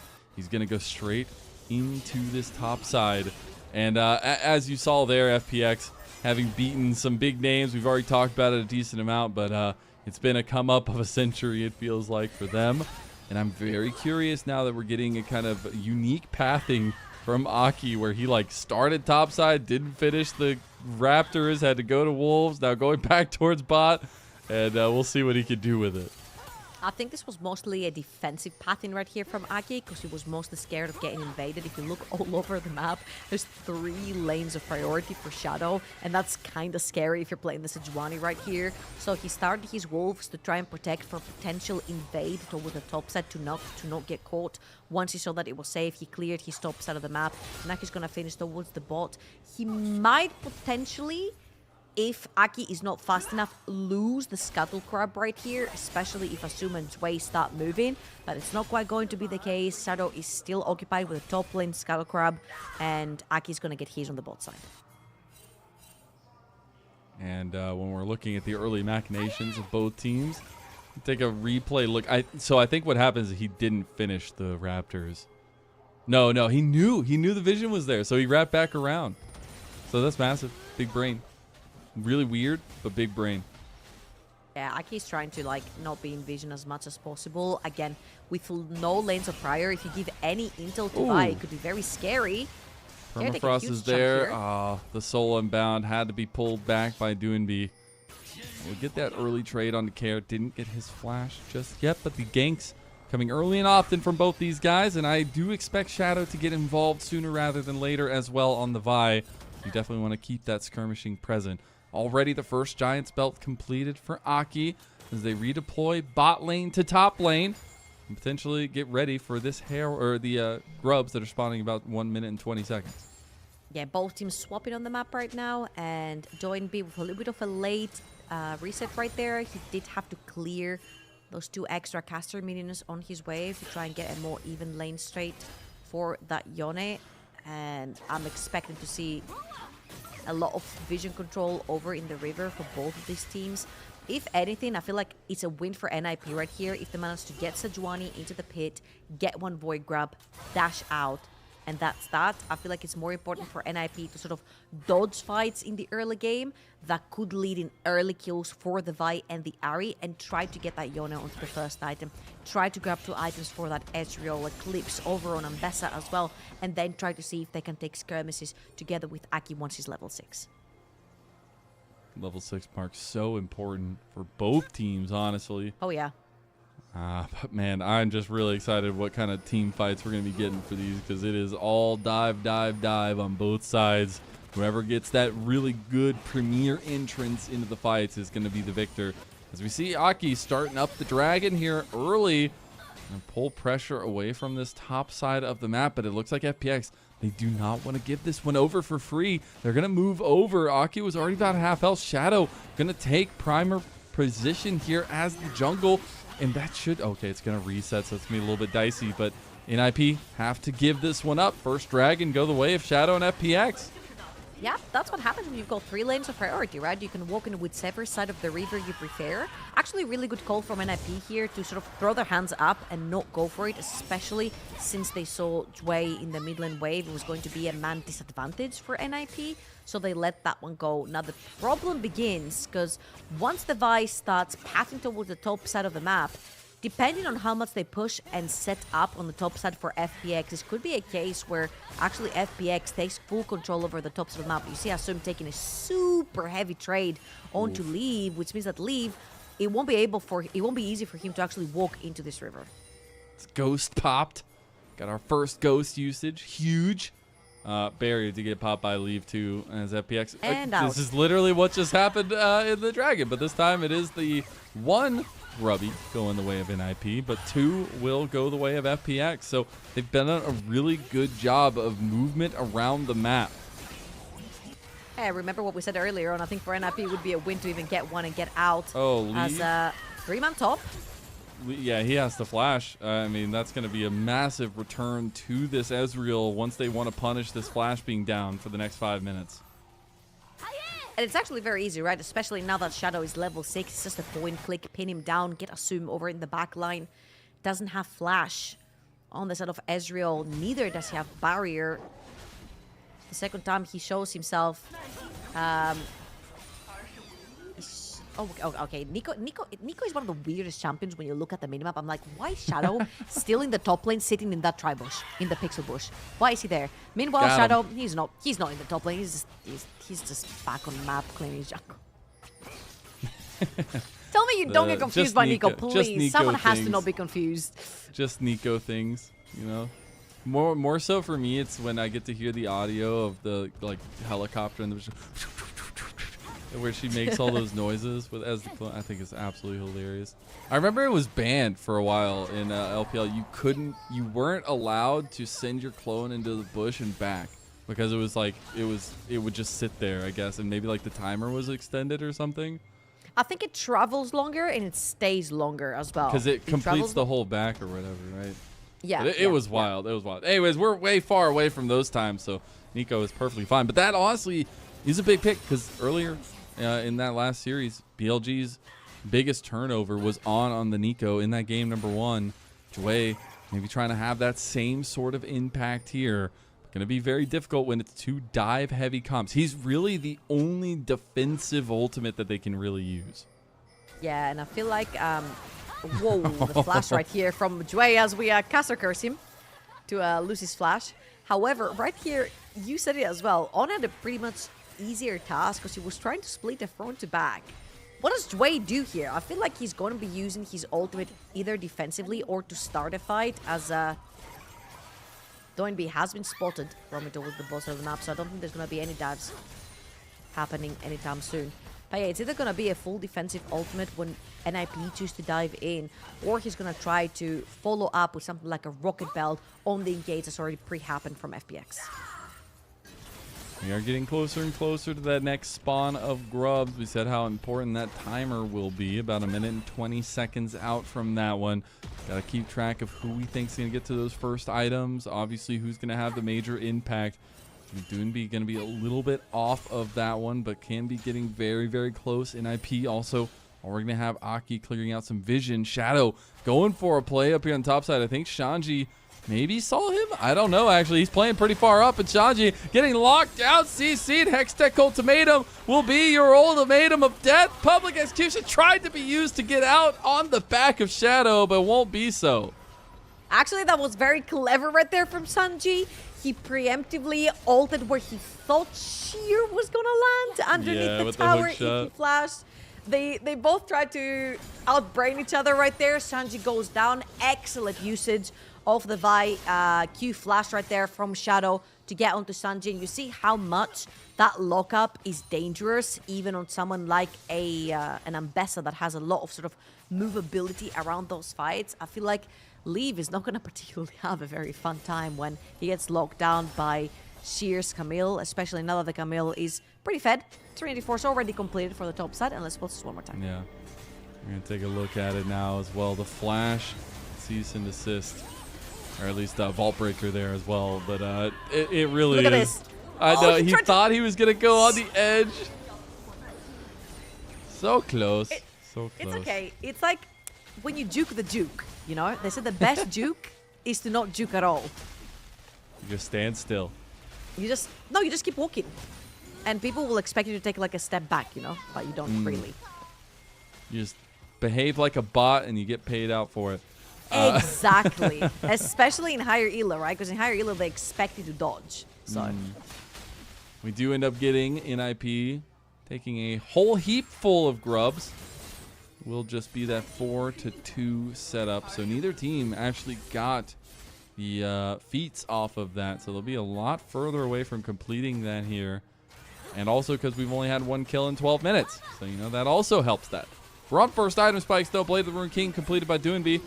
See if Care can get a nice charm. Dredge line buffer there. We'll get PP God out of harm's way. Dragon started up by Shadow. He is on vision.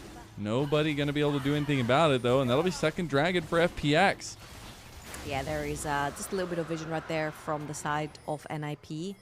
But they don't really have the bodies to commit towards the bot side river. They're rather playing to shadow Doinby on the top side of the map. Again, I feel like types of champions like Azir and Yone are very similar in terms of what they do in team fights and what they like to do in that mid game, which is get isolated on a side lane, grab a couple of grab a couple of tire platings with the help of void grubs, if you will. They do have 4. Why not put them into use?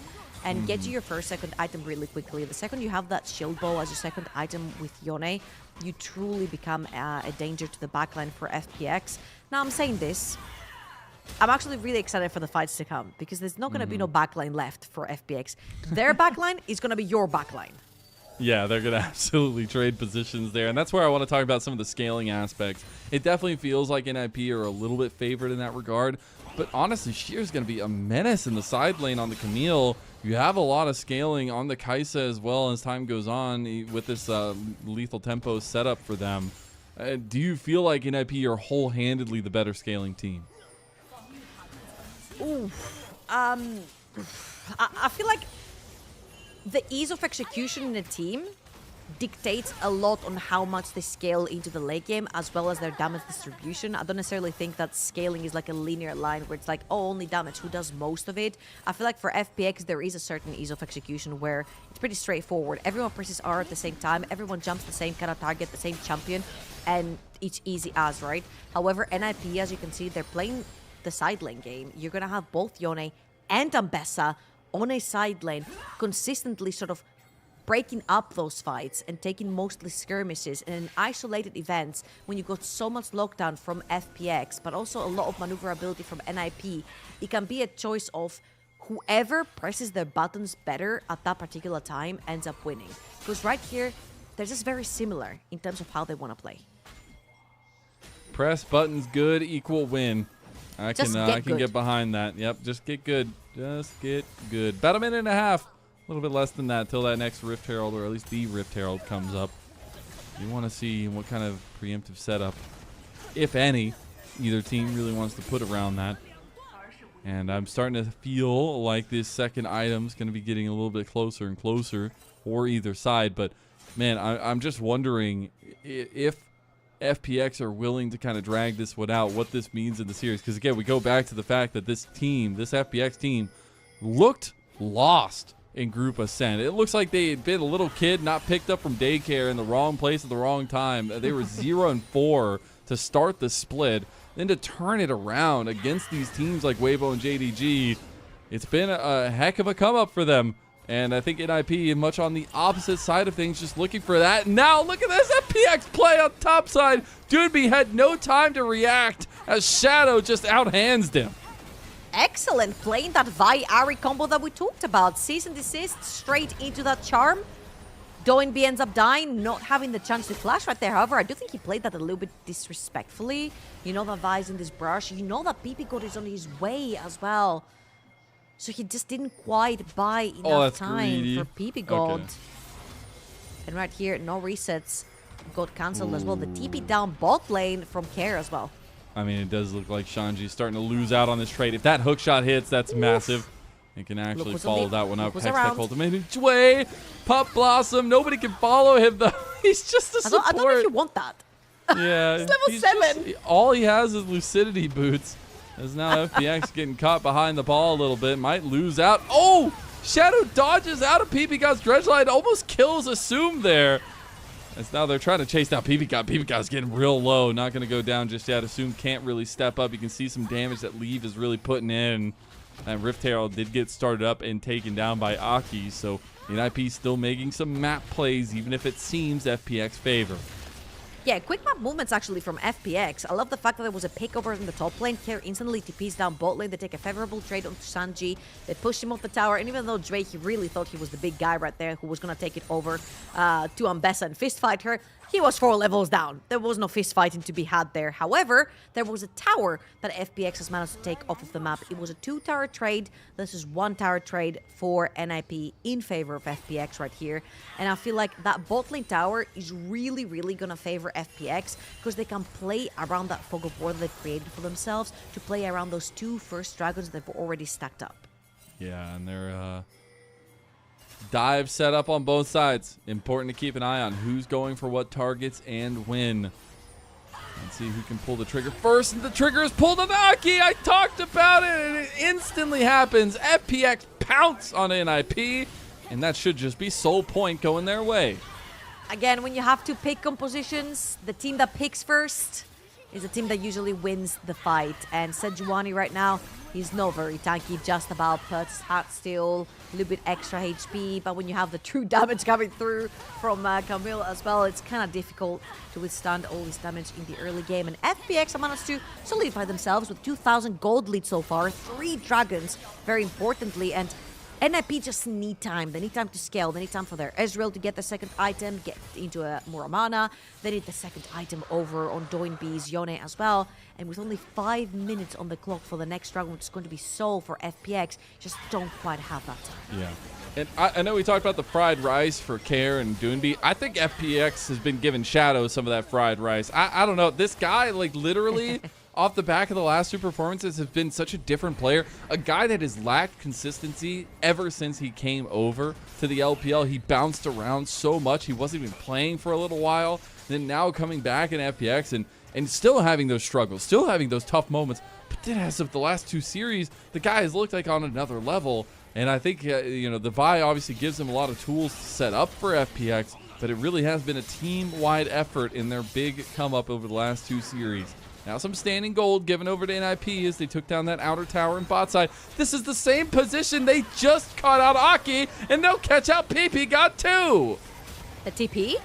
Oh, public execution. They get Assume. He's down. And Doonby came over with the Rift Herald, goes for the play onto Sheer. Pop Blossom onto 3, big combo. They get the Tangle Barb 2, and Leave is already down. Now CC chain onto Doonby. Doonby's about to fall, gets a 3-man Q3, but he's down 2. Shanji is following, but it's going to be Aki they focus on. Aki gets hook shotted, goes over the wall with Sheer, but Sheer and Care and the rest of the company are right behind him. And Care finds another one. That's 7-2 in the lead for FPX. NiP overextend, FPX cut him off immediately. They just have so many tools for re-engage. I feel like Care had 3 stacks of his ult this entire fight. Because he was using them, he was getting a reset. He was using them, he was getting a reset. Let's watch this one more time. So they're going to commit, if I'm not wrong here, Flash and E from Zwei and the ultimate from Vi. Perfect. Well, they've used a lot of tools, right? Wrong. Camille just comes in, locks in Assume, as Sanji will lock in Assume, sorry. And then Zwei goes back in to lock another 3 people, and then Sheer dives into the backline, and you're like, surely they have no more tools. They do! Camille locks in Doinby, and look at that. Care still has 3 stacks on his ultimate, and they get to chase Aki wherever he goes through the wall. So, it's like, just as you think FPX have used enough, they've got even more. It's a pick composition for a reason. This kind of compositions need to get ahead in the early, and NiP, even though they do have a pretty good dive comp themselves, they kind of need the items in that mid to late game to be able to bring that into fruition. And Care is on one. Like, I know we've seen this matchup a lot between these two guys, but Care is actually lighting this series up in this early game, in this first game, rather. It's really nice to see from this FPX team who's been on this miraculous come up here this whole time, but it really is some moments of questions for NiP in those fights, and especially kind of those entrances we see from the sides of things and those pincer maneuvers. Now, we do have Atacon on the table, but I don't think that's the focus, because about 1 minute and 45 seconds is Soul for FPX on a Mountain Soul to boot. This team would be so hard to take down if they have Mountain Soul, especially in the side lane, so NiP really need to contest. Ooh, NiP, if they want to contest, this is not the perfect timing. 2 item spikes everywhere on Ezreal, on Yone, on Ambessa.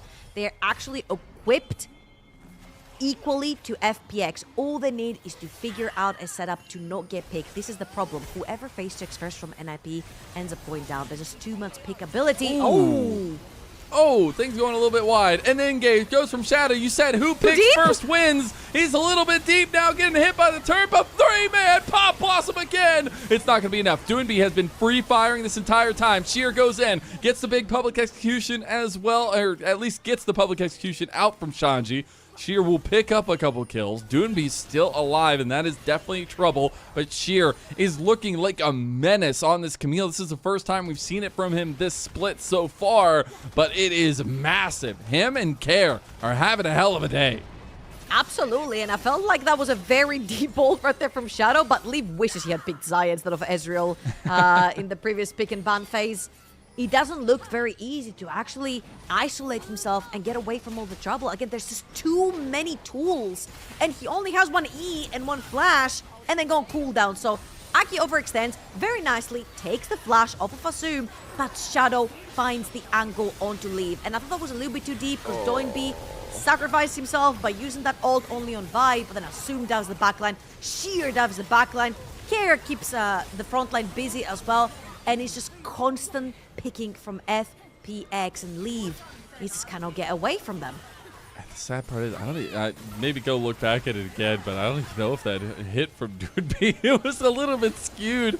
And Doinby's having some rough ones, man. He's having some real rough times on this Yone, but Dragon is started up in NiP. They can't stop. They can't get away from this fight. Sheer getting locked down, going out with the hook shot. Dragon is going to be secured by FPX. That's Mountain Soul. Look at the shields, and that influences the fire to rev up the heat, and a 5-man Pop Blossom from Zwei. That's FPX putting to bed the ninjas in pajamas. Nighty-night, little boys, as that's a massive and clean total ace from NiP.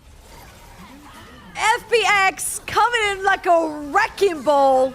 Pressing R at the same time might sound easy, but it's not easy to execute. FPX have won themselves these early game advantages. We said top side of the map was going to be huge for them if they managed to play through that, and manage did they do.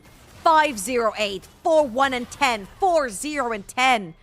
Almost 100% kill participation between mid and jungle for FPX. And we said that this was going to be majority of what makes those teams move. And look at that. Pipigor has such a bad time walking through that choke point. Mind you, there is no Yone ult, so the big wombo combos are not there. And then Leave gets caught in the front line. Everyone goes back. But the charm from Care leaves Leave unattended in the front line. And what a fantastic 5-man ult right there to solidify the deal. FPX are just way too far ahead. I mean, that was so massive from Dway. Just able to get that last little tick with the proto belt. Now Sheer finds another angle onto Aki, and the rest of PP God and NiP are about to be just dusted. Cease and desist from Shadow goes in. Public execution on top of him under turret. They do get the pick back, but I think FPX are starting to round the horses here. Sheer getting low. That turret is pretty wound up, and FPX pretty dicey. Tango Barbs do connect, and Shanji trying to find some frontline access. Fate Sealed goes wide. Doinb gets caught out. And that is everybody from NiP have to run away. There goes Assume. Oh my God, that was bold. Takes down Doinb, but Care now looking for the resets. Gets the Spirit Rush, gets the charm onto Shanji. And here goes Leave down with the rest of them. Everybody chasing down. That's going to be the flash out. He does survive. Care going golden. The turret's still there. FPX going to take this tier 2 and walk away. Yeah, I can feel sort of like the vibe that you were mentioning about FPX because they're going a little bit too hard here. Assume just dives into 3 members of NiP. Sure ends up getting one down, but NiP are dying to get kills right now. They're dying to get shutdowns, anything going for themselves. So if you overextend and the shutdowns start coming through for NiP, this could be a way to get that Yone back into action, to get that Ezreal, that third item, to get Ambessa a little bit more so she can be a threat. FPX surely ahead right here. They're 8,000 gold up, but it didn't look the cleanest, I want to say. But right here, they can establish some vision behind enemy lines towards that Baron.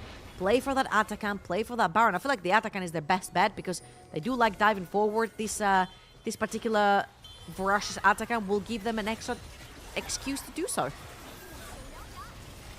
And just some really good combinations so far from FPX. Again, this is a team that has been on fire these last 2 series. Now going into a potential third as PP God looking for a flank is caught out. This is, you can't approach like that against a dive comp. You're just gonna lose your life. Maybe he's alive though. Pop Blossom onto one that time, but look at Leave going down to everybody diving onto him. Now Shanji is the next to fall, and it seems like NiP can't even get a single kill here. It is 23-6, and FPX looking for a potential end as Sheer goes into the base.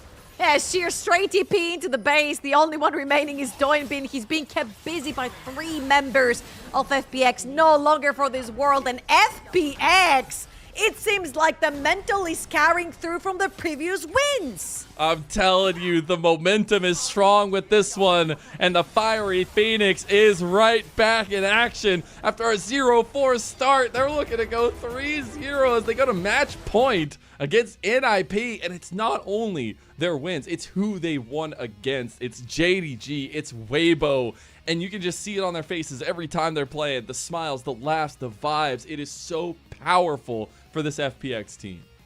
I mean, let's be honest here, right? We were talking earlier a little bit in the green room. We're like, hey, this NiP team should be fighting for like at least a 4th place. And then we'll look over at FPX and we're like, technically, by the book, this FPX team should be fighting 5th to 8th place. They're not on the top teams that we have in our books. Coming in through a 2-win momentum, playing that early game into NiP, absolutely dismantling and not letting go. They didn't give them a smidge of chance to come back into this game. I love the way that they build the composition again around Shadow. And this is a testament to how much they do study around their drafts, because I feel like a lot of Vi's that we see are sort of like what I call the naked Vi, just dives in on its own and just dies. But right here, it was like everyone with Vi. Yeah, the thing is they had a tried and true comp. They executed it well. The fact that Shadow was just throwing himself at these engages as soon as he saw somebody caught out. There were multiple times in those fights where they just instantly turned, swivel of the head, and pray down. It's been really, really nice to see that kind of cohesion for a team that maybe wasn't expected to have that level of cohesion, especially against a team like NiP. And if we're going to turn an eye on NiP, we're just asking, what the hell? Like, what, this combination, this Sejuani Yone, it looked so good. Dude, be missing multiple ultimates. And this was the crux of the conversation that I wanted to talk about for NiP, is we are just getting the not as influential Doinb that he was in split 1 and even in the beginnings parts of this split. Yeah, it just seemed like he didn't have a really particularly good game onto the Yone. He really did struggle to find his angles, his side lanes, his picks, no roams, no flanks. It just was a very lukewarm, I want to say, game from NiP. They just expected things to happen for them, and unfortunately they just didn't put any effort to just make it work for them to get on the side lane, to try and get more XP, more CS for the Yone, and it just didn't hit the mark. And neither did he hit the mark for the top lane. Like, as you can see, the damage is lacking severely from any side when Sejuani is very close to two of your primary carries in terms of Ezreal and Ambessa, primarily Ezreal, who's blowing up damage meters purely through poke, right? It just looks pretty grim. Yeah, that's the most difficult part. And you said it well in the game. It's like, who gets that pick first wins, and it oftentimes was FPX just pulling the trigger. I think Shanji had some decent moments. I know this one's going to live rent-free in his head for sure, but this, for me, was just a signal that Shadow is feeling himself. Not only winning the 1v1, but out-handsing the flash of Doonby there, and then multiple times like this, catching people in the in-between, right before the dragon fights, right outside of the dragon pit. And some of the fights got a little dicey for FPX, but it was moments like this where they just all turn tail. It's really nice. I feel like this was my favorite fight of the entire game because the engage kept coming through for FPX. They kept using just one ultimate pretty much for every single member of NiP and catching them out, whether it was the Nico ult, when there was the Ari R charm, whether it was Camille jumping in and locking you down into her ultimate, and it felt like NiP had no choice. And I just want to like point this one out. Again, we're looking at the draft and we're like, hey, Xayah could possibly be the only champion that doesn't care if the rest of her team leaves her alone in the backline. Ezreal doesn't do that. He's a very slippery champion. But into Vi, where she has a follow-up point, click, CC type of vibe, this is very difficult to run away from. You just can't. Yeah, it's very difficult. And this is going to be in the FPX history books here. 5-man Pop Blossom. The little extra move with the Proto Belt at the end. Incredible. Okay, actually, it's called Rocket Belt. Whatever. I don't know which season you're from. Proto Belt. I don't like change. Hey, I'm a nerd, okay? I'm still living the era of Gunblade. So, yeah. Yes. There's that. The good old era of Gunblade. We And actually Deathfire had Grasp. skill. We actually, yes, true. We actually had items that did damage. We did see, though, again, just really clean stuff. I got to ask, though, who gets the MVP for this one?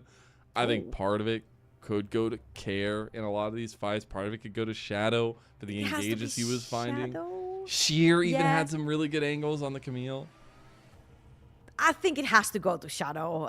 He made the Vi work. He chose the angles. It's about support focus. A 5-man Pop Blossom is really fun 5-man when other Pop people Blossom. set it up for you. I'm not gonna deny that.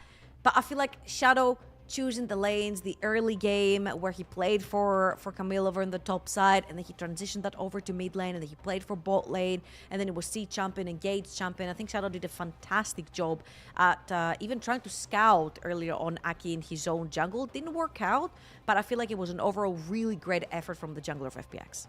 Yeah, we'll see if he ends up getting that one here, especially against Aki. Both these guys went with very skirmish-heavy jungles, and it only worked out for one of them this time around. Not able to get the piggy off the ground, and I do wonder what that next iteration of the jungle matchup is going to be. Obviously, we'll have time to talk about that going into the next game itself, but yeah, I'm so torn. Like, I do feel like Shadow deserves part of it. But man, the 5-man Pop Blossom, like I don't think you can walk away from. Okay, Shadow, whatever. It's fine. 83% kill participation, and I feel like when you truly do make a Vi work, there's like a true feeling of accomplishment. It's not the Would you easiest say it's champion. viable? Oh, just throw it to break. We'll see you on the other side for game number 2.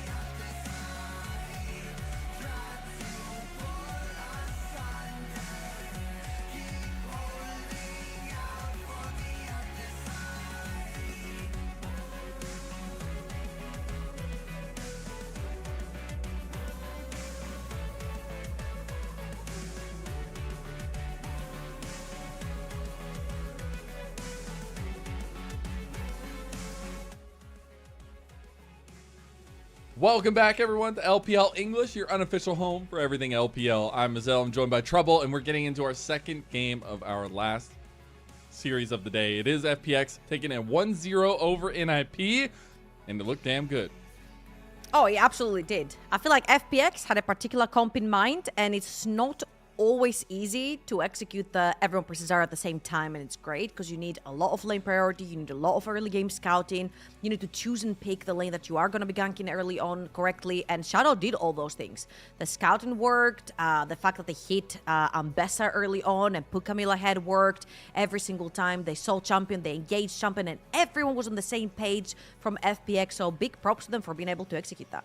Well, we'll see what happens in game 2. Before we get to that, we got to have a little bit more fun. If you've been here all night, this setup is going to be a little bit new, not new to you. Have you heard about MOBA Trainer? A new app that teaches you League of Legends. Who'da thunk it? With a series of puzzles, too. Just boot up the program, work through the puzzles every day to improve your game knowledge. You select a puzzle from this map that our producer Kelsey is lovely showing to us, and you answer the questions, you unlock more features. And let's go ahead and do one right now. We were in the using lane priority bucket. So we're going to go ahead and go back to that, I do believe. And thank you, Kelsey, for going to click on that one. And we're going to continue learning. And we're going to try to use this prio. Let's learn. Let's learn. I'm ready. Using fog and moving from mid lane. Reeker. Okay. So, hey, somebody you know. Of course. LEC mid laner. Playing for SK. So we got to see what the decision is going to be. We're looking at coming out of vision and using the shadows. Ooh, push. I can't quite see. I'm trying to see the minimap. I think Ornn has ulted. Gragas has ulted. I can't see where Draven is. We got about 7 seconds. I think you should move to River here. All right, we're going to River. Let's choose it. Go to River. Screw it. Go to River. We didn't make it in time. Just hit the little X. The little X. Yeah, there we go. Let's go. Who cares? Who cares about the time? It's not working. Budding. Oh, okay. No. Well, we're going to try to quit out and go maybe rejoin it.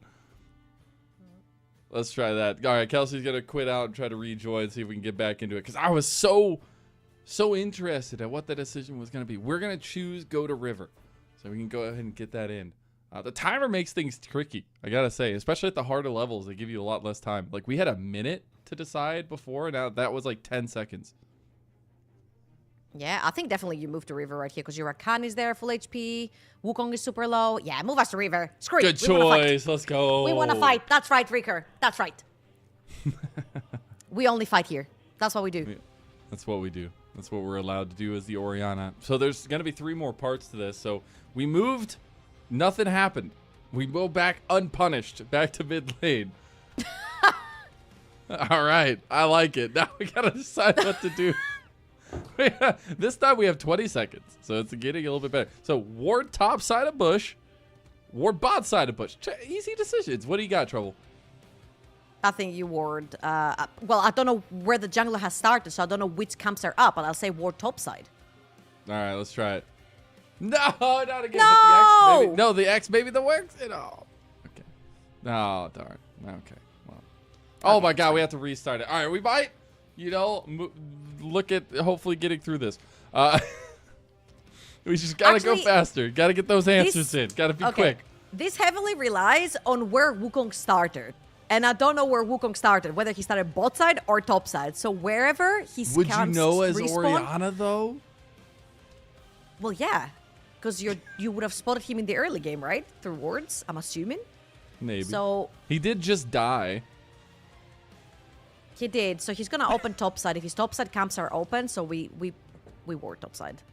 All right, we walked again. We did the thing. We walked towards the objective. Nothing happened. We walked back. Now we're gonna go ward top side. Bam, easy. Does now it's a bad choice. It was a good choice.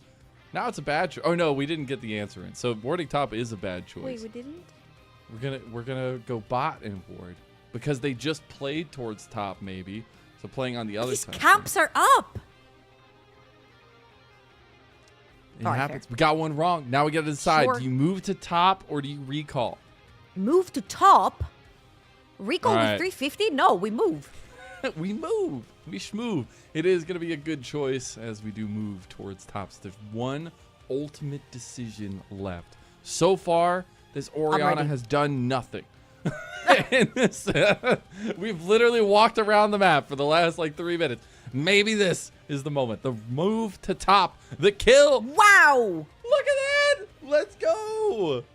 All right. Hit the turret. Recall. Return to mid. We have to go Okay, quick. that's on Which you. one? That's on you. Go, go, No. go, go. That's on you. Hit the turret. Why not? Use momentum. Okay. It's going to be a bad decision. Good choice. Unpunished. Unpunished. Never Easy. punished. Never punished. Never punished. Thank you, Reeker. I'm glad we're on the same mindset. Thank you. Thank you.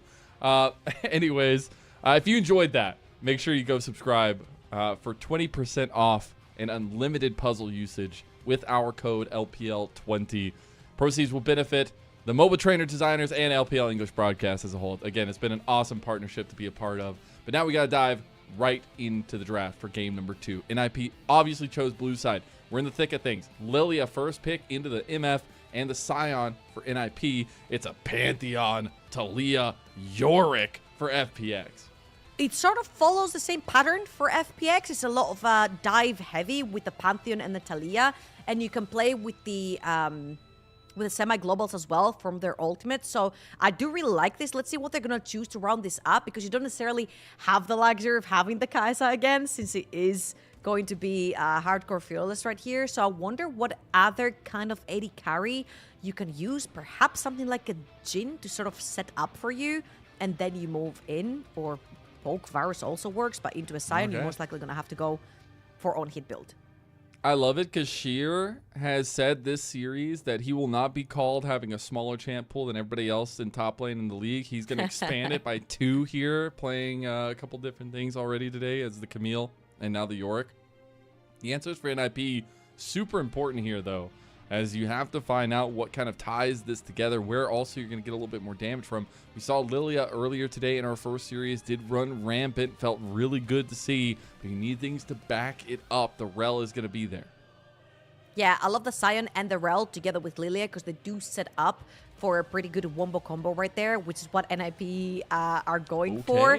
Now, where it comes to the Sylas, I love this because you can steal one of the 2 semi-global ultimates right here and actually join a side lane. So I'm not opposed to Sylas right here. However, the dashes are going to become a little bit difficult into the Talia. You do have a little bit of a problem with this. And the Poppy locked in for the Rel to stop any type of engage. Now, again, FPX, they've got a pretty strong mid-jungle duo to play through, which they also did in game number 1, and it really came into fruition in that early game. Again, this is going to be their weapon of choice in that early to try and bridge to that mid to late until that on-hit Varus comes online.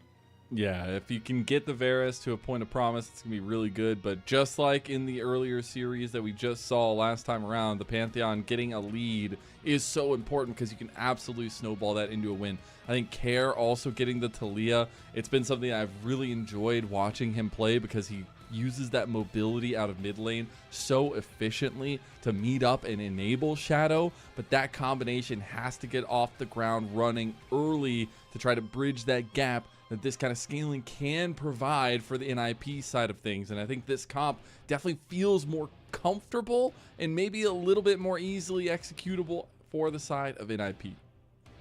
I'm getting a little bit worried because usually when you see Varus versus Misfortune, you want to play for more of the poke orientation to try and push in that lane. However, this time around, when there is a side in the game and you're kind of worried that your early game might not take off as fast as you were wishing, and suddenly the sign is a brick wall in front of you, who actually kills that type of champion? So this is what I'm wondering to see, if that Varus is actually going to go on hit or if he's going to play for lane dominance.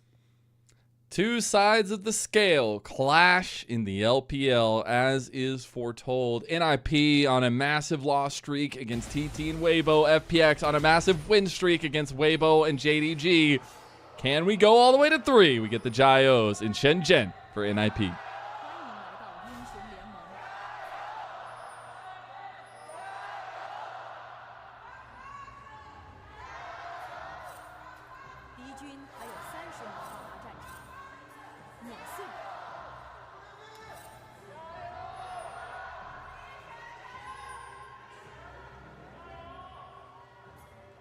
Crowd's getting rambunctious. I like it. FPX, we're looking for a little bit of gameplay in top side. We're going for a level 1. NiP was also going for a level 1, but on the other side. Shocking. All right. I'm looking at Aki and Doinby in this particular game for NiP, particularly because they did prioritize Aki right here. It was a B1 Lilia for Aki, so you're expecting to see great things. B1s are very important, and so is blue side. This is why it has a pretty high win rate as well. So let's see if they're going to be able to unlock that Lilia. Chue is going to walk into 2 members of NiP right there, and it is going to be actually the little tempo virus to be able to take down that Sion later on. However, that means that your bot lane is not going to be as strong in terms of push. It's going to be pretty tough. I think once Ray gets level 3, it might be a little bit easier, but doing a good job putting some damage down a little early. There's that steadfast presence, locking down PP God.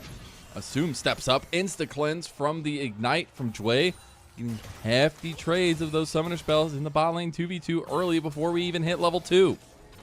Yeah, and I think PP God are very close to hitting that level 2 right here. So you see Assume and Jue. They're going to play a little bit far forward. One more creep, and that's going to do it. And there you go. Full control over the bot side of the map. You see that Aki is actually pathing towards the top, and you have Shadow on the other side doing the complete opposite. He's going to ping now his blue buff, so these 2 junglers are most likely not going to meet, at least not in the early game. Oh, the wall bang! Assume going for the play, flash in there, and that's the 2v2 won by FPX. Leave had no idea what was coming. Jue calculated it from afar. Oof, absolute disaster right here for NiP. They had everything going for themselves. They had the priority down bot lane, they were pushing in the lane, they were winning the trades. And Jue finds the angle to punish down that bot lane, Assume with the first kill right here. And again, on-hit Varus doesn't do that much less damage in the early game because he's still pretty packed with AD, and the extra longsword is going to amplify those Qs in terms of trades, so it's still pretty potent. It's just not as strong as a Comet Varus in terms of poke. But right here, having that extra acceleration in the early game is definitely going to help Assume and Jue in this lane. It's just a case of not overextending right here, since they are both missing all their summoners. All I'm saying is Jue is angry that he got a 5-man Pop Blossom and didn't get MVP in that last game. He's like, I'm going to get MVP this time. As he makes that great flash play onto Leave. That does set up the bot lane for success, but now you have to continue to try to push that tempo. And FPX move Shadow down to the bot side. Maybe they go for a dive or a play on the Leave. If they put down Leave. Again, we said it from the beginning of the series. Leave has been the reason why NiP wins any games that they win. The question was trying to see how Doinby and Aki can be more of an influence in this game than they have been in recent memory. And Leave being shut down this hard early, and even more so now with the flash play for Shadow, they knew exactly what they're doing. The slow from the hail of arrows, and Leave will be bursted down again, this time by Shadow. FPX off to a 2-0 start. Shadow's had a banger of a series so far. What a fantastic read right there. Hiding and charging his stacks as well behind the pit. A lot of the times, a lot of Pantheon players are getting criticized for not actually charging their stacks before they get into a fight. But he did that flawlessly right here. And as you can see, PP got and Leave. They're like, nah, we get the heck out of here. Screw that. Going over towards the top side of the map. 1 minute and 20 for the next spawn of Void Grabs. As you'll see, Assume and Jue are going to push that bot lane themselves as well, and most likely rotate towards the top side. And Assume and Shadow have been in a pretty good position to carry this game. I just want to remind everyone of what Kanavi could do on that Pantheon once he got a little bit fed in that early game for top esports, and Shadow is a pretty good path for himself as well. Yeah, I think it's so difficult when you don't get that early gold on the Pantheon. When we see the duality of the Lilia getting ahead in that earlier series on the day, and you wonder what this champion can do when it gets a lead in the jungle. But if you can keep that pressure on by FPX, it feels so damn good in this kind of in setup for mid game when you get to those first items. And now, particularly with those little incremental advantages, propelling that into the grub start. I mean, we have the first grub spawning about 20 seconds. We do have that adaptation from both bot lanes towards top.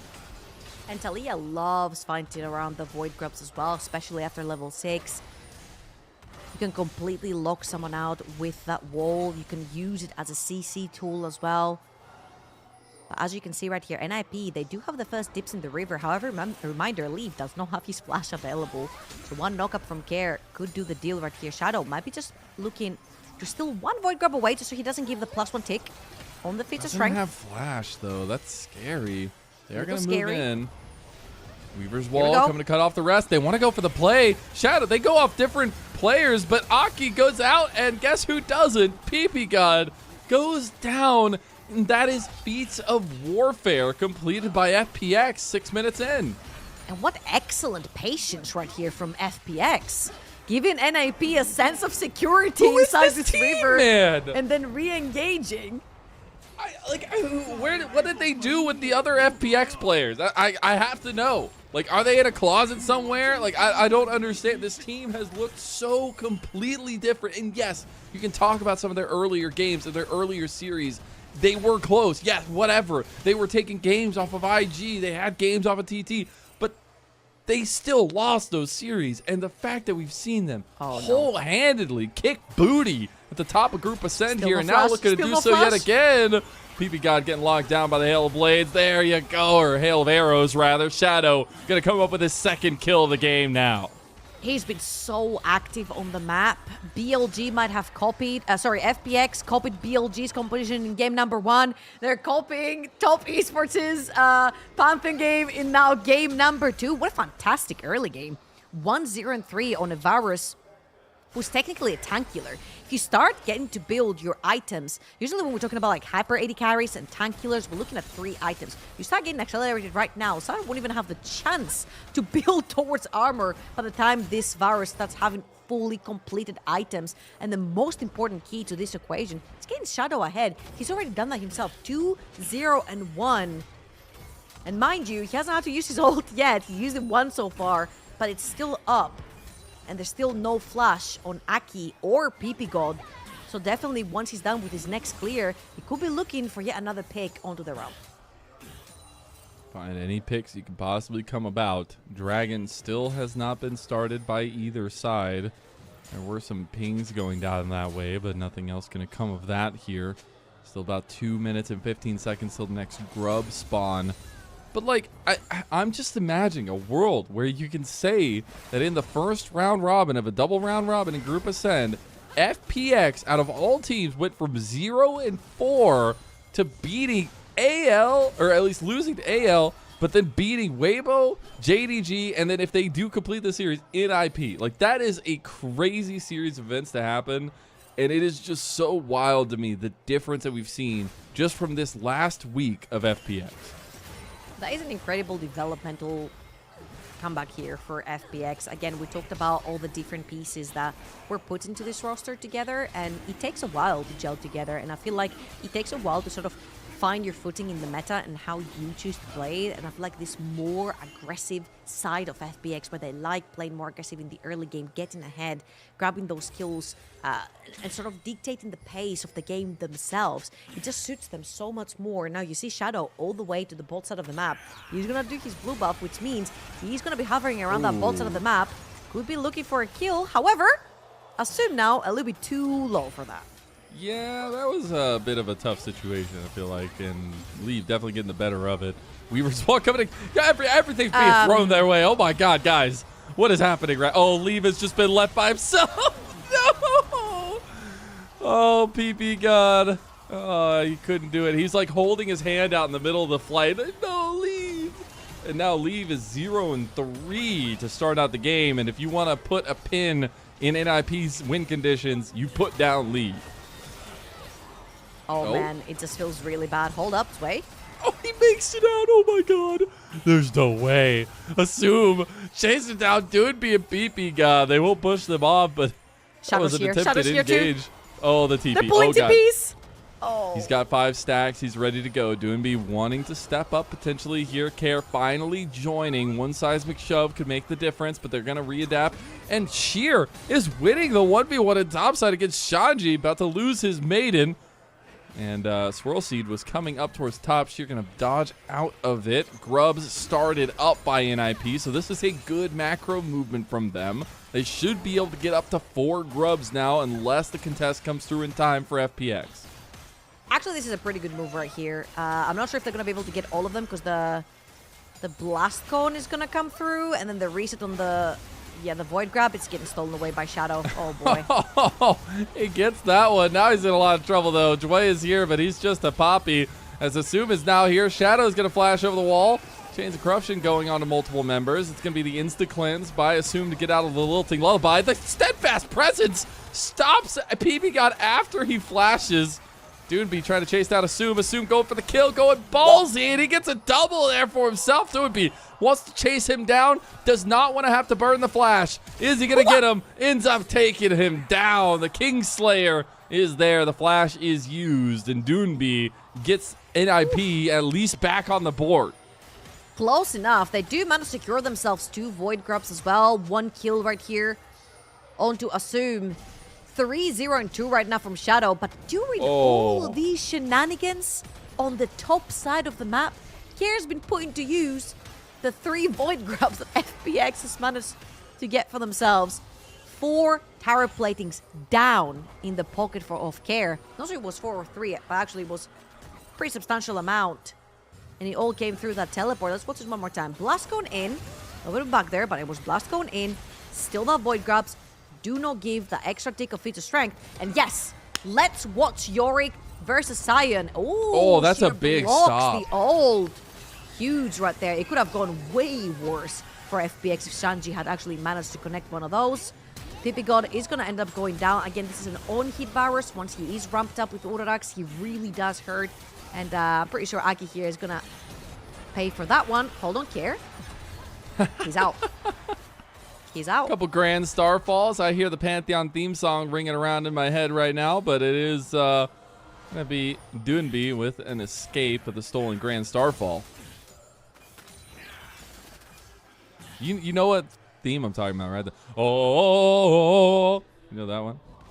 That didn't help at all, I'm sorry. That didn't help? What? It's like one of the most iconic theme song videos from all of Riot Games. You know the Is like, that the Lux? it's like, no, it's the Pantheon one. Where he's got like the flaming helmet, and they've got like, oh man, you gotta go watch it. We should just pause the game and go watch it as a stream together. But it is. Let's not. No, we're not. Okay, fine. Guess there is game to play. That is still a 3-0-2 start for FPX's jungler Shadow. 3-1 for Assume. Very strong individually. Still want to see them push forward though in this advantage because we said obviously their early to mid game is very strong. We gave the timer last time we saw the Pantheon about 30 minutes, but that was a much harder scaling team composition. Still feels like we're waiting on those 2-3 item spikes for NiP. Is Leave getting caught yet again? FPX didn't think that Asub was actually going to hit that ultimate, by the way. They literally were walking away as the Chains of Corruption hit, and now they will have to back away, but Leave had to burn the flash.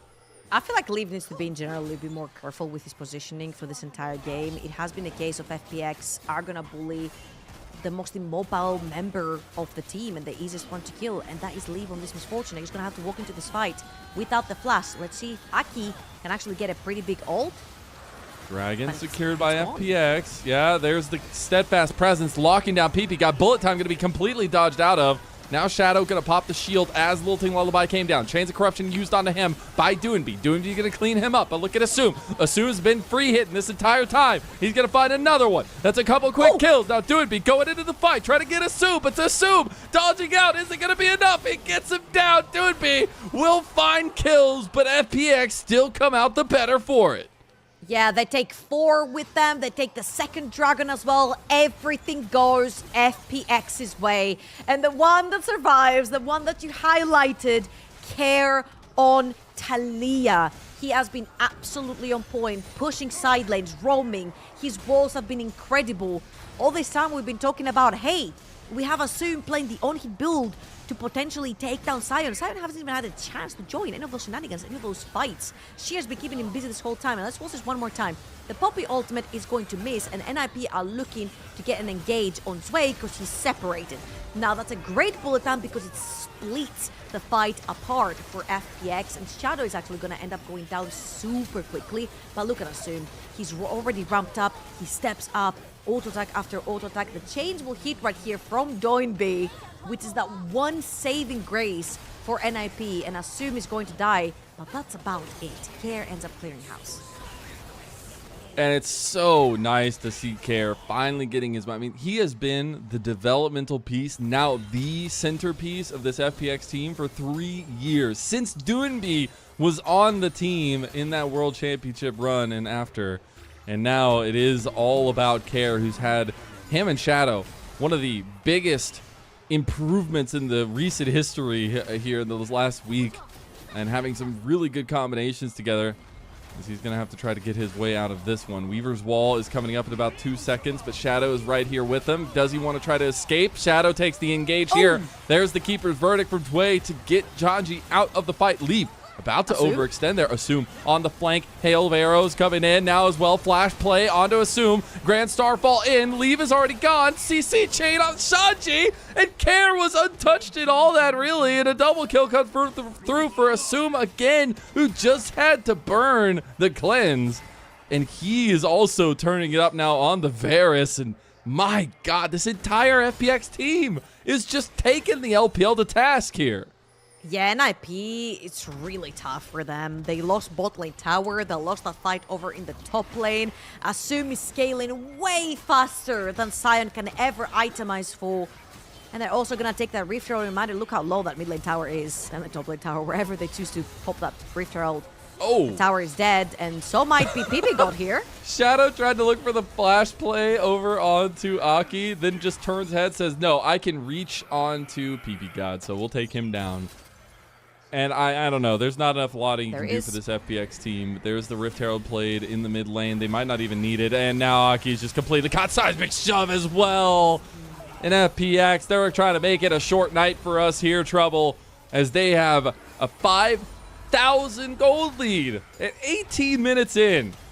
I think this is very well deserved for them. They've played their early games so well. Reminder that when we first started chatting about this series early on, before it even began, we mentioned how terrible NiP's early games have been, and especially versus good teams that are willing to take complete control of the game through that early game. You can't really have a bad early game, and right here, everything has gone bad for NiP. Sanji finds Care, but Care is too tanky, can't get him down as Sion. And then as FPX are keeping everyone busy from NiP, Superman comes in, Assume, with his 2-item build right there, absolutely demolishing through those HP bars of NiP, and it's just not going to become any easier for them right now. Sure, Pantheon falls off, but at this point you're so far behind. It's going to take at least like a couple of miracle full win fights for NiP to turn this around.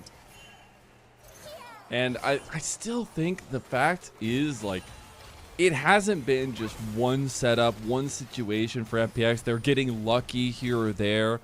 Like the Weibo series, sure, whatever. Weibo's a little bit hit or miss here or there. The fact they took down JDG the way they did, like that was the moment your eyebrows perk up and you're like, okay, FPX, what do you got to give me? And now we're seeing back-to-back performances like this, right? Trying to go on a 3-win streak and put NiP in a 3-loss streak themselves. Now Dragon is coming up. That would be sole point for FPX. Trying to stop that in any way is NiP, but Care going ham here with the Weaver's Wall. Aki's left out. Leave. Maybe getting caught out by Shadow, but he's all by himself now. Aki also all by himself. Maybe this is exactly what NiP needed. FPX get completely lost in the sauce. They do end up losing both junglers on the map. Dragon spawns, but neither team really could start it. Oh, Assume's just going to do it. They had 2 different focuses right here. One was on the left side of your screen and one was on the right side of your screen, and Shadow ends up going a little bit too deep. I feel like it starts with Care initiating the play and then he misses the knock-up, but then Shadow had already committed in the ult, so there was nothing really he could do but play the fight. And yeah, Assume and Sway kind of bailed. They went towards the right side. It was a crossroads. They split. Still came out victorious somehow because they do have extra gold and extra items in their inventories, which we haven't really had the need to even talk about it. Let's watch one more time. Kier goes in, he'll put down the rocks, he'll miss the W right here onto Doin B, but Shadow had already committed at this point, and Asumi is like, I spy a Lilia, let's take him down instead. So Shadow ends up paying for his AD carry, being a little bit greedy for kills. I mean, he could have had more kills if he went straight, but hey. True. Very true. Results-based analysis, and that's what we really like here in the LPL. It is I mean, just at this point, I don't think there's anything else in this game. Yeah, I agree. It is all red. If you look at the gold differences on the bot side of your screen, it is all FPX and fitting. It is all in red for the fiery redness that this team has been recently. And an 8-2 assume almost on 3 items on this on-hit Varus has been very, very strong. 100% KP for Dway, by the way, who I'm still saying is fighting for that MVP. He said, I'm so sad I didn't get it for game number 1, and he is trying to make sure he gets it for game number 2. This Poppy pick, literally only for Doinb and PP God, and for some reason, he just always finds them. It's perfect. Now NiP is trying to find FPX right here. Aki does have his flash available for a huge ult right here, but he'd be diving into 2 items on each FPX member. And I will say, I do agree with you. Dre has played a fantastic game, but so has Asun, and so has Care. So I'm not gonna lie to you. I think support players have it really tough, because when your carries have really flashy and good games, it's just so hard to outshine them, man. Now, NiP have spotted the Atakan going down, and Care is already in. Okay, we're not gonna... Just don't look. Oh my god, what is happening? Don't look. Don't look. They Don't just look. all Don't look. really wanted to use their abilities there. FPX getting a little bit zealous with their Just don't engage. look. And now Atakan's going to reset after all that hard work that FPX had. So, a little bit of a fumble of the bag, and Aki looking for an angle now. They still have to deal with that top lane 1v1 that's happening. Absconda duck, not going to go through for Doinb onto Jway. Does look like FPX want to back away from this one right now. Yeah, I mean, they've already used a couple of their cooldowns. No Talia wall, no flash on Zway to kind of make a play. Aki? He's going to have to go golden. Karo's about to light him up right there. Will survive for a little bit longer as Dway got out with the use of the Hex Gates. He definitely has watched Arcane. Doinb going to start up the Atakan. Actually, pretty brave move there, or at least bold move to try to stop it from getting leashed. But it'll just be started up, and unfortunately, FPX just have held the hand of NiP down on this bot side. They're going to move some bodies over. Doinb going for a solo onto Care with the bullet time over top of it. Care gets out. The shield comes through. The flash is there. Doinb bites the dust before Care does. Whoa. And that fried rice must be tasted real good for FPX right now. Lead flashes forward. Misses the auto. At least can't get in range for that double tap. But the Atacon had been leashed for NiP, so they'll come away with that one at least. Wait, they're coming back. They're coming back. Shadow's ulting in. Grand Starfall, they want to steal the roses, but Shadow's in way too deep by himself, but maybe buying enough time as Care shows up, and Shadow gets the execution kill with the spear. They'll take all of the flowers, all the roses, and Care with this non-stop aggression, man. He's going to get the cleanse out of lead and the flash earlier. I'll give it to the aggression, but I love these W's have gone various ways from Care. Like, he's very eager to make the play, but not everything is landing. It's wild. However, they are very, very proactive on the map, and still 6,000 gold in the lead. They end up getting the flowers from Atakan, which is what counts, and apparently a very free mid lane tower as well, as no one was there to push it but the creeps for FPX. So thank you very much, 6th player for FPX, for taking that one tower down for the team. And right now, FPX in a very commanding lead. I want to see, there should be, assumed, with a 3rd item completed for sure. There we go. Wit's End in the bag. And that's what I was saying when I started saying that this Varus is going to be itemized faster than Sion can itemize armor on himself. 2 items for Sion right there. I don't think you can withstand 3 item carries of Talia and Varus on hit. But we'll have to wait and see. There is still yet to be a fight with Sion in the front line for NiP to see if Leave can actually get some damage to stick. Leave's going to need a massive bullet time here because we are on Soul for FPX if they take this dragon. They're going to start up the fight. Sheer is locking Shanji into that top lane matchup, so it's just strictly been a 4v4. And so far, FPX love those odds. He preferred it goes through, but he has the Grand Starfall, so he can rejoin. And here it comes. PB God getting low. They take down Leave, and he didn't even need to use it. I mean, he has it about 4 seconds, and that's a double kill already to care. Soul going the way of FPX, and I just don't know what to say. NiP look like they have had nothing go right for them in this entire series. I mean, I'm not gonna lie to you, the whole purpose of having a Sion is so you can use him as your front line, you can use him to face check for you. Sheer, he might be the only thing for NiP. He might actually get out of this one too. Not quite. He has the rest of the team there. Seismic Shove, I don't know. Trouble. It's looking a little bit dicey here. Shanji's getting low. Sheer's still alive. Aki getting ran down now. Sheer's still alive for a little bit longer. Healing so much, but he finally goes down to doing B. Meanwhile, the Baron was the take by FPX that entire time. 26 minutes in. They have the Soul. They have the Baron. And now an almost 7,000 gold lead. I mean, at this point, Assume might be thinking, I might as well have gone poke. It would have been a faster game. It would have been easy priority down the bot lane. And it would have been a lot more heavy push in the waves because he hasn't quite needed to use the on-hit build. Sheer has been keeping Shanji locked on that top lane or wherever they choose to be as PP God oversteps his welcome, instantly ends up getting punished. And I think this is looking as good as done for NiP. I don't usually say this very often for games, and they do have a pretty good scaling team. 5 kills onto Doinby, but I just don't see a world where Sion actually gets to join the team, and by the time he does, it's just a 2-item Sion with a couple of extra belts. Thars is gonna melt through him. And you've got Morella and Omicron now completed for Care. Utilitarian setup for him. Chains of Corruption can go a little bit wide there for Assume. TP play. Here comes the unstoppable onslaught. A little deep from Shanji, but he actually can't find anything there. And now bullet time on the 3. That's actually massive. Magnet Storm there, but Care stops Leave in his tracks. The spear from downtown from Shadow. Aki going for the lilting lullaby. Can't even get it off. He didn't even have it. He just went for the play. And what has happened to NiP as FPX looking to go on that 3-win streak, and they're getting closer and closer, almost a 10,000 gold lead now, and Sheer cannot be stopped in the side lane. FPX are picking up 4 versus 5 fights, knowingly that Sheer cannot join them. It doesn't have the TP. They're going to take a pretty free inhibitor over in the mid lane, and there is another wave joining Sheer down the bot lane, but they have the eyes on the prize, baby. No way, they just end the game here. We talked about all the series victories for them.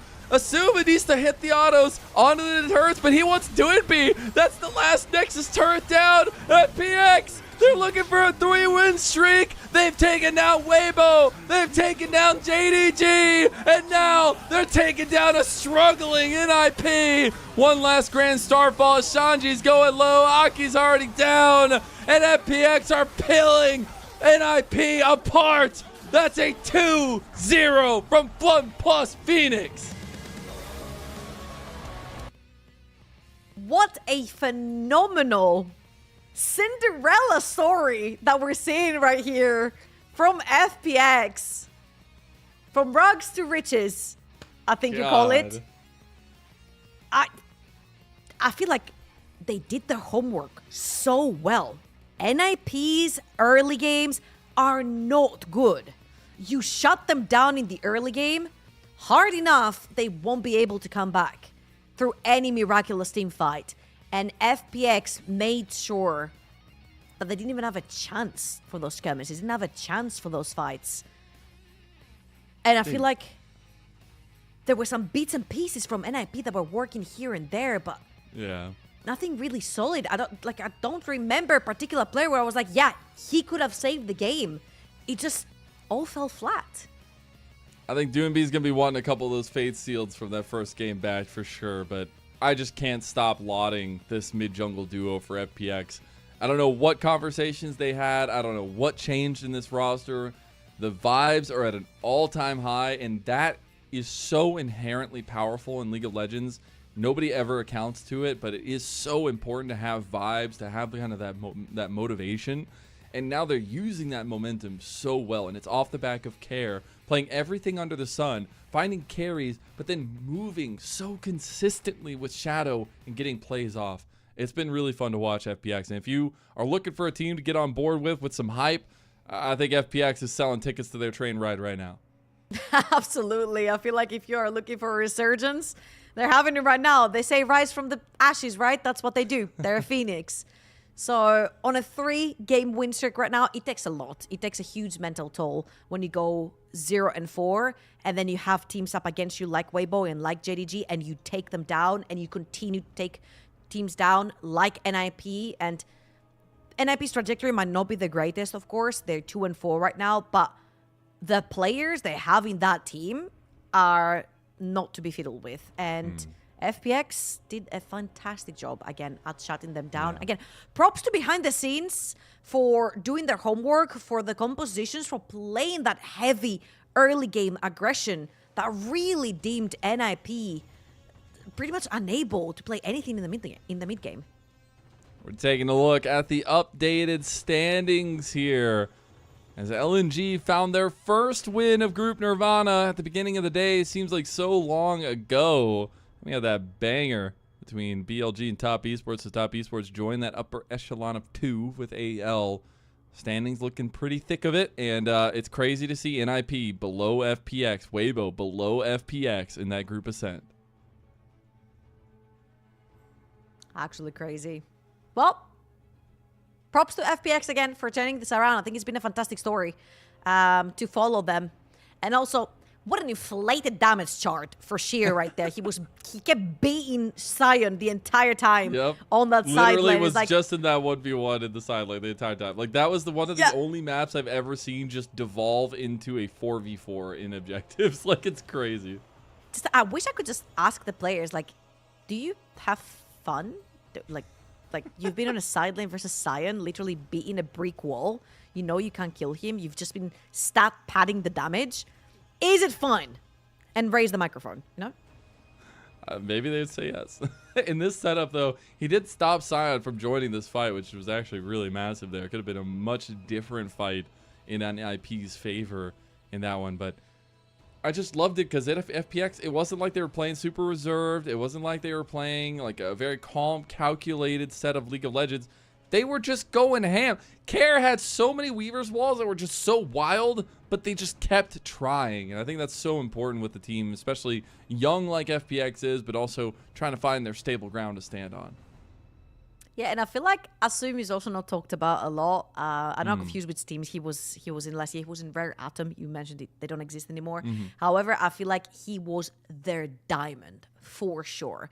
I remember particularly a Kogmo game versus Top Esports where he was a shining star. Like, he was the only member in his team that could actually bring Top Esports down. Pure 1v9 mode. So to see him shine so bright in laning phase from Dway, but also play aggressive with the lead that they have accumulated for themselves, speaks about how a player in general likes to play the game when they're ahead, when they're behind. You sort of gauge their ability to play more aggressive and actually take that extra step, that E forward, quote unquote, on Ezreal. I feel like Asum did this a lot of the times, and this is where you kind of like, I don't want to say you limit test, but you can limit test when you're that far ahead and see where you can take it. I think that's the most important thing, is just seeing how far this can go. Because I think a big caveat we have to enter into here, and yes, NiP is 2-4. They have 18 series to play. There's a lot of games left and a lot of movement in the standings. So all these early games, they matter for sure. We still have so much for NiP to show us and see if they can get themselves back up into that upper conversation, because FPX are taking their place right now. Rightly so. Excellent resurgence from the side of FPX.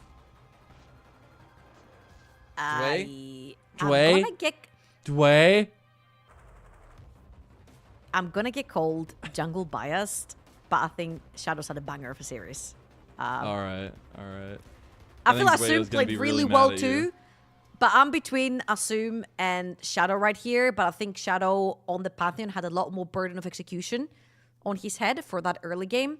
And therefore, again, he just keeps making the right choices in the early game on where to be, how to be, when to gank, when to not. And it ends up that FPX very heavily rely on him for that early game. Yep, they do. And I'm very curious who's going to get it. Again, it wasn't a singular performance from anybody really on FPX. It was a lot of good performances from everybody. Even Assume maybe deserves it in this one, but could maybe give it to Sheer. Maybe give it to the whole team. Just put FPX across it, you know? Everybody gets participation trophies. Give it to Sheer for not falling asleep. Deal. Again, he did like 20-something. Yes! There you go! Let's go! You know, that's a holdover for the 5-man Pop Blossom. It was the 5-man Pop Blossom plus the Poppy performance that got him the MVP. Unfortunately, for support players, you need to have more than one good game Yeah, to you have get to the have 2 MVP. good games. You gotta start then you get stacking one them, you know? MVP. Yep. Well, that was an absolute pleasure here, Trouble. Before we get going and before we do the coffee read, do you have anything to say about this day? Do you have any thoughts taking away?